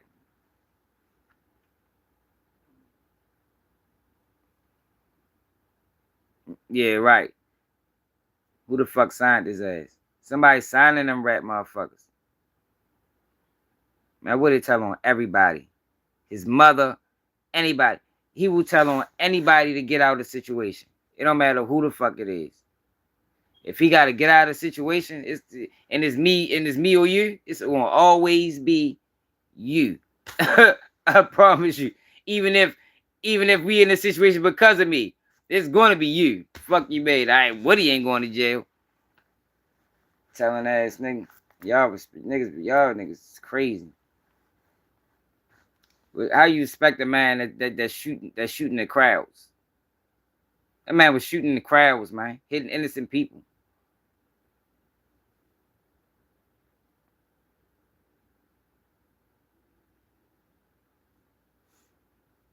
Man, Woody wouldn't step foot in Baltimore. Motherfucker pop his top. And he won't be celebrated there. Like, I heard he ain't even celebrating Atlanta. I heard he be playing the outskirts.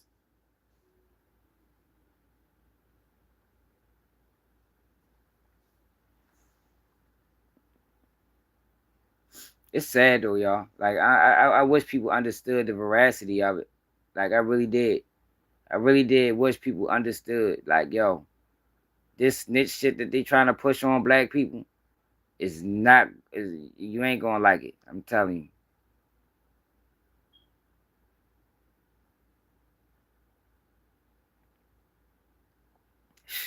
It might be too far gone, Carl. It's only cool on the internet. In real life, people know that shit ain't cool. Certain cities, I guess. We shouldn't have never even allowed that shit to become a thing. Man, I don't know. No, what the fuck I would get? That's what I'm saying here, Cruddy Buddy. What he the type that had a strap on him, right?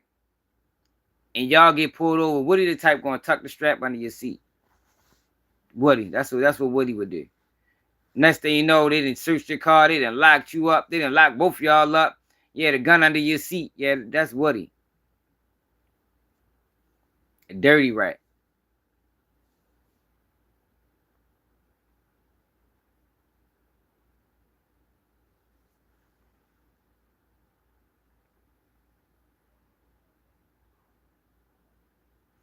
Toss that bitch right under you. Where fuck Nightbot? Nightbot just came out of nowhere and put Porters on timeout.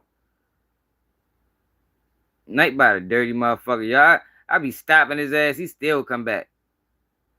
Yeah, y'all. He dirty, y'all. Like, I can't believe people support that shit, man. But like I said, you got people like Charleston White, Whack 100, and they the ones that made it a thing. They made it a thing.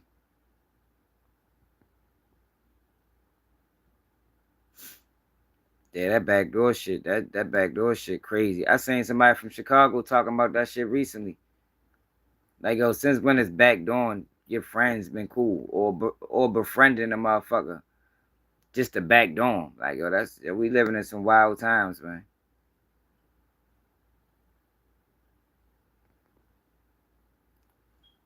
Yeah, Lamar, that's wild. That's wild. That's wild.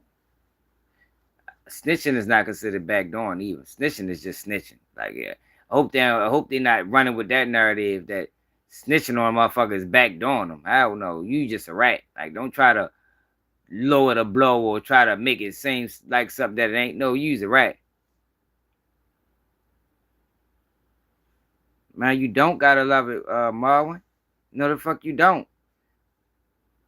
Here, black man, he ain't. Yo ain't trying to advance the black community. I mean, him getting money helps nobody because he's selfish. That's not what he's in it for. We just watched the dude hustle cartel, a rat, and I always be talking about the character of a rat. And I wish I think I'm gonna go through that video because I know I called him a rat before his paperwork came out because just by off of the King situation. Yo, but we was on live yesterday and we watched this motherfucker say, I don't owe my nephew shit. He say anybody that I used was anybody you seen around me, I just used them. And he was speaking on it like somehow we should respect that shit. Like somehow that shit cool. Like, yo, what?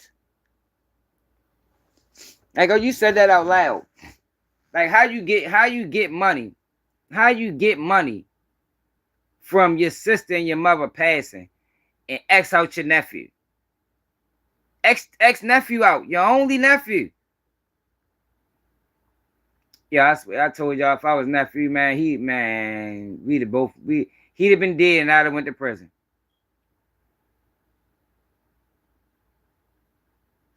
What you mean, one shot?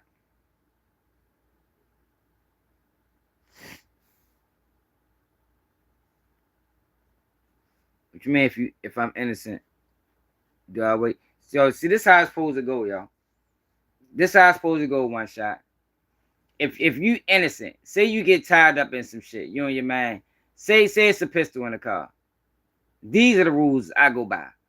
These if I'm riding strap, right?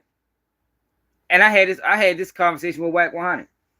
If I'm riding strap, and I tell you, yo, I'm strapped, and you choose to get in this car, then yo, I'm not going, and we get jammed up. I'm not gonna let you go to prison. No, I ain't letting you go to prison. But I'm not taking this case right here on the street either. So if we get most I don't keep shit like under seats and do no shit like that. So anyway, it's gonna be on person with me. But say it's not. You know, say it just happens to be in a glove box or in an armrest. Say it's in an armrest. We get pulled over, they find a joint in the car, they lock us all up. It's mine. Now, I'm not going to tell the police that off the rip. Fuck no. I talked to Wack a while ago, y'all, on eBay page. It was on YouTube. It was me and him arguing over this situation. But yeah, this was like 4 years ago. So we gonna go to jail because I told you, yo, the joint was in here and you got in the car. But if we can't beat this case, I'm not letting you go to prison. Before time get to coming, Your Honor, it was mine. He ain't had nothing to do with it. That's how it's supposed to go. You feel me? Let him go. He don't deserve it. It was mine. We can't beat it. It's mine. So I'm gonna go to prison, but you gonna sit in jail with me. Straight up and down. We gonna sit in jail. But I ain't letting nobody go to prison for nothing I did. No, not no shit like that. Fuck no. I ain't letting nobody go to prison. But because I gave you an option. Now, if I don't give you an option and you just hop straight in and next thing you know, we going down for a pistol, I'm dead wrong for that. I'm dead wrong for that. Cause you ain't know what you was getting yourself into. You know, you gotta give a person that option to say, yo, like I done had people pull up on me and I was ready to hop in the car with them. They be like, yo, I ain't gonna lie, I'm riding dirty as a bitch. And I'd be like, oh, all right, go ahead. You feel me? Like I ain't, go ahead, do your thing. And I done had people pull up. Yo, what the fuck you doing? I'm ready to hop in. Yo, I'm dirty as a bitch. Man, fuck that shit. I'm going anyway. Now, when I make that decision, I know, yo, anything in this car is both of ours, at least for the moment. It's both of ours. Because look at it a whole nother way. Say you get in my car and I decide to take him on a chase. I decided to take, what the fuck you gonna do? I gave you an option, y'all. You could have said no. That's what I'm telling you. I gave you an option. You could have said no. I don't want to get in. Once you decide to get in, bro, you know what come up. You like as a street guy, you supposed to know what come with that. Because like I said, what if I decide to take him on a chase? Which want me let you out?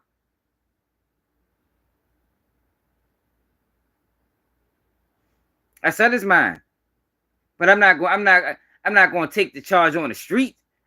When I first get locked up, I ain't going to tell the police, yeah, this is my gun, because how am I fight it? now I ain't got no win. I might as well just cop straight out. No, fuck no, that's not how that system work, yo. That's that shit, yo. In my city, yo, we pretty much know, yo, you gonna have to sit.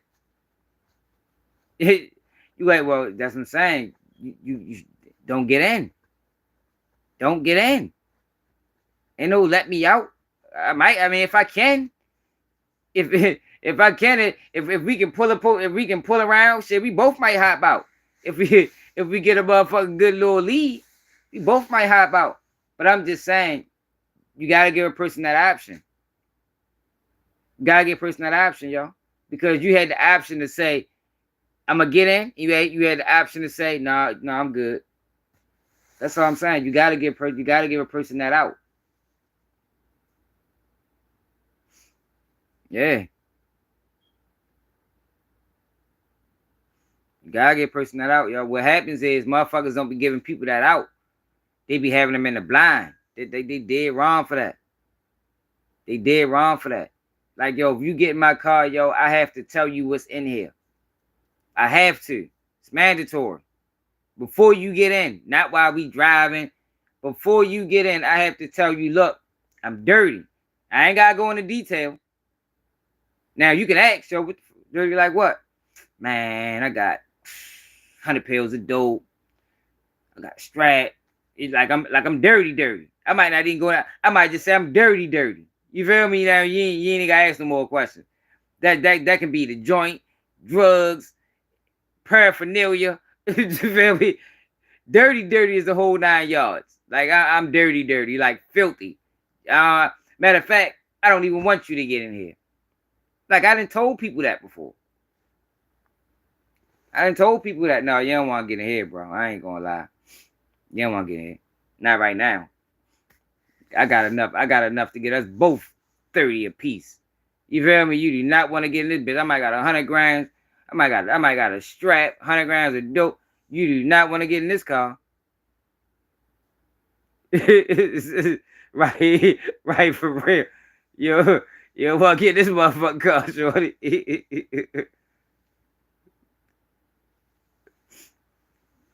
I can't say that ain't snitching, but you can't. If a motherfucker pull that type move on you, you fucked them over. I can't be mad at a motherfucker to pull that type move, but most how we are rocking our city, we just gonna beef when we get down to jail. Shit, we just gonna be beefing. Nigga, as soon as we get this bullpen, it's time to fight, cause you fucked me over. Straight up. It's a fun. You just gotta know what you're getting yourself into, but you gotta make sure you're around honorable people. That's the problem. Like niggas not honorable. If you're around honorable people, Like, yo, all my group of friends, yo, we know how, yo, nigga know what it is. Niggas know what it is. Yo, you know what it is, bro. Yeah, and that's what I'm saying, but I didn't say no. I didn't say no, shit, I ain't getting in there. And I didn't got in there. And when I got in there with the mind frame of, yo, whatever happens, happens. But even with that being said, everybody knows that, yo, I'm not gonna let you go to prison. We might gotta sit in jail. We might got to, yo. That's the game. Just because, yo, I'm not gonna take the charge on the streets. So now I ain't got no defense in court because it's gonna be documented. Well, he said it was his, and you know what I mean? At least give me a defense. Now, when shit start breaking down and it's looking bad, Your Honor, it's not his, it's all mine. That might be 30 days, that might be 60 days, that might be 90 days, that might be 8 months. But I tell you this, it won't be no motherfucking 5 years. You heard me? You won't be catching no fire, no parole. No, not for some shit that belong to me. No, fuck no. We ain't doing that. We ain't doing that. I could take my own charge. Shit. Sometimes you gotta, yo, that's what I'm saying. That's what's wrong with people. Yo, sometimes you gotta bite the bullet, man. Sometimes you gotta bite the bullet, man. Come on, Nightbot. Nightbot out here timing people out on a low. Like, where the fuck is he even at? As long as it don't go to the penitentiary, I think. Yeah, I mean, yo, because people know. Exactly. You right, Lisa. Sometimes it work out for everybody. Sometimes we might can both beat the bitch. Because we both ain't claiming it. Ain't no fingerprints on it. We might be in a rental. Man, look, that shit was here when now we both can beat it. Now, look, we both made out. We might have said 6 months. Might have set at least till we got bail. But we both made out. Nobody went to prison. Yeah, for real. I just think with us, like, a lot of people now say, like, we know, like, for the most part, we know, like, we might have to sit for a while. I'm just saying, I'm not moving the goalposts. I'm just saying, that was just a scenario. We might can both beat it. Like, I mean, we might both can beat the bitch.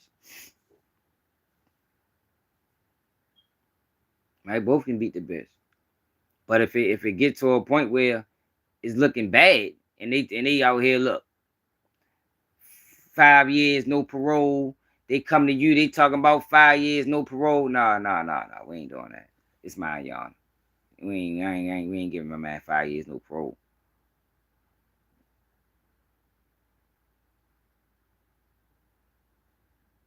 What are you talking about, Evan? Yeah, we ain't doing that. But some of these niggas be on bullshit though. It's a lot of Woodies running around in general, not even just Atlanta. See, the problem like in our city, we wouldn't let Woody. Like Woody went to the radio station. Woody wouldn't be allowed to go to our radio station because our radio station know how our city is. Like that shit would have created an uproar. Like, oh, you brought a rat to the radio station? All these motherfuckers that's in the city rapping and doing things, and you bring a rat up there? Man, motherfuckers might ban that. Motherfucker might be banned 92Q. You heard me? You gonna cancel that ass.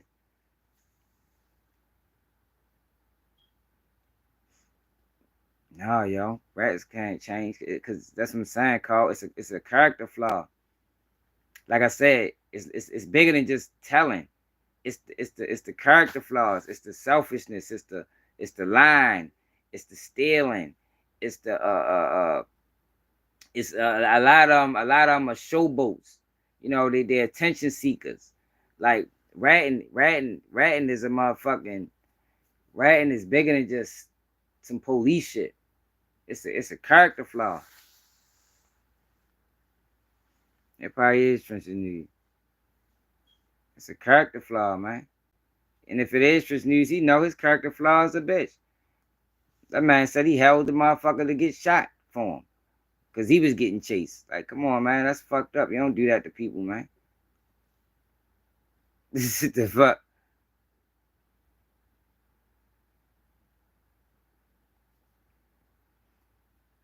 Yeah, you don't do that to people, man. I don't know. A lot of these people from my city, Mo, like a lot of these people that's talking from Baltimore. And motherfuckers stand on, our city stand on certain morals and principles. Exactly, Lisa. That's what I'm saying. That's how I'm saying we might can all get off. Don't nobody claim that bitch. We might can all beat it. Might can all beat it. But if it comes to a chance where we can't all beat it and they start offering years to everybody, then, you know, you gotta take your lick. Got to take your lick. It's only right. That's what men do. Take accountability.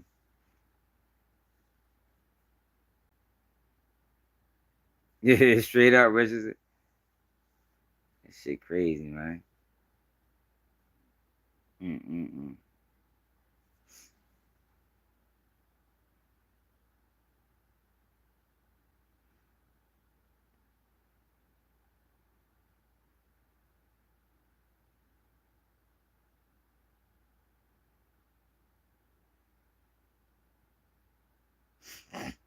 Man, Tristan News a dirty rat. He know he dirty.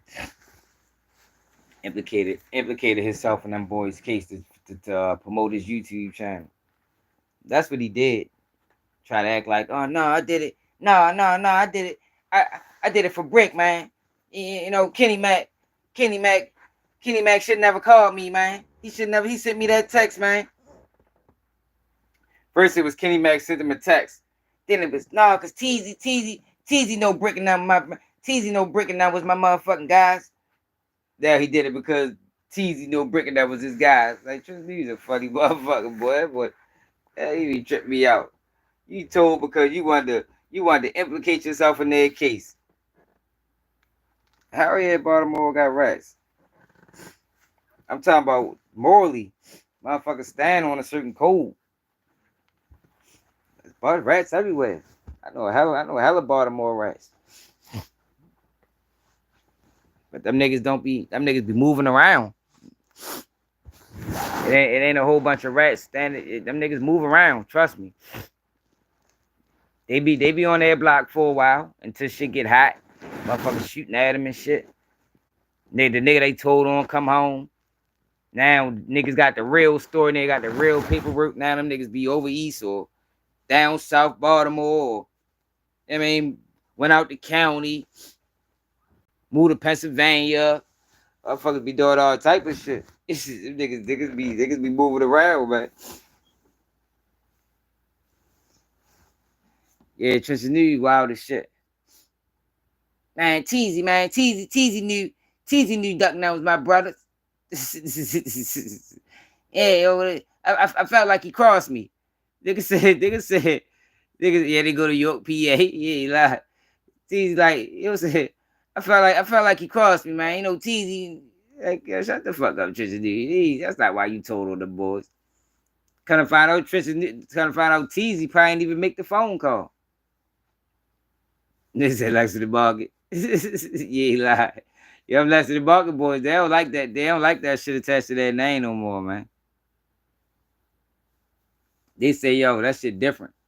It ain't like it used to be, yo. It's not Rat Central no more, man. It's not kicked off your block Central no more.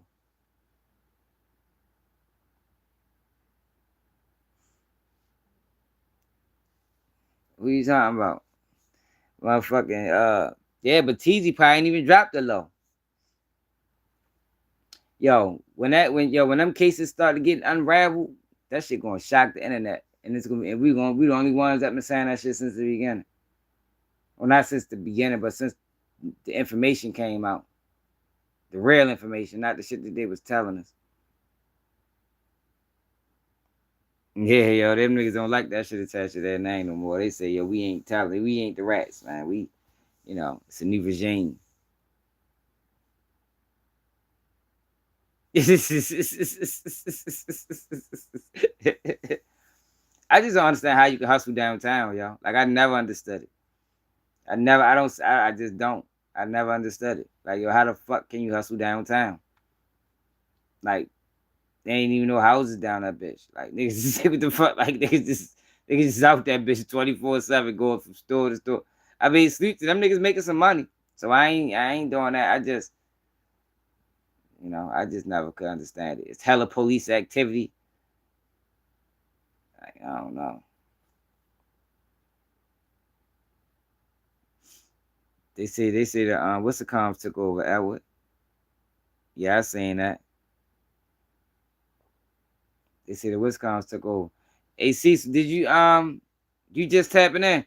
So you ain't Cecil, did you see the lawsuit on Skip Bayless and Joy? Yo, that mother Skip wild as shit, man.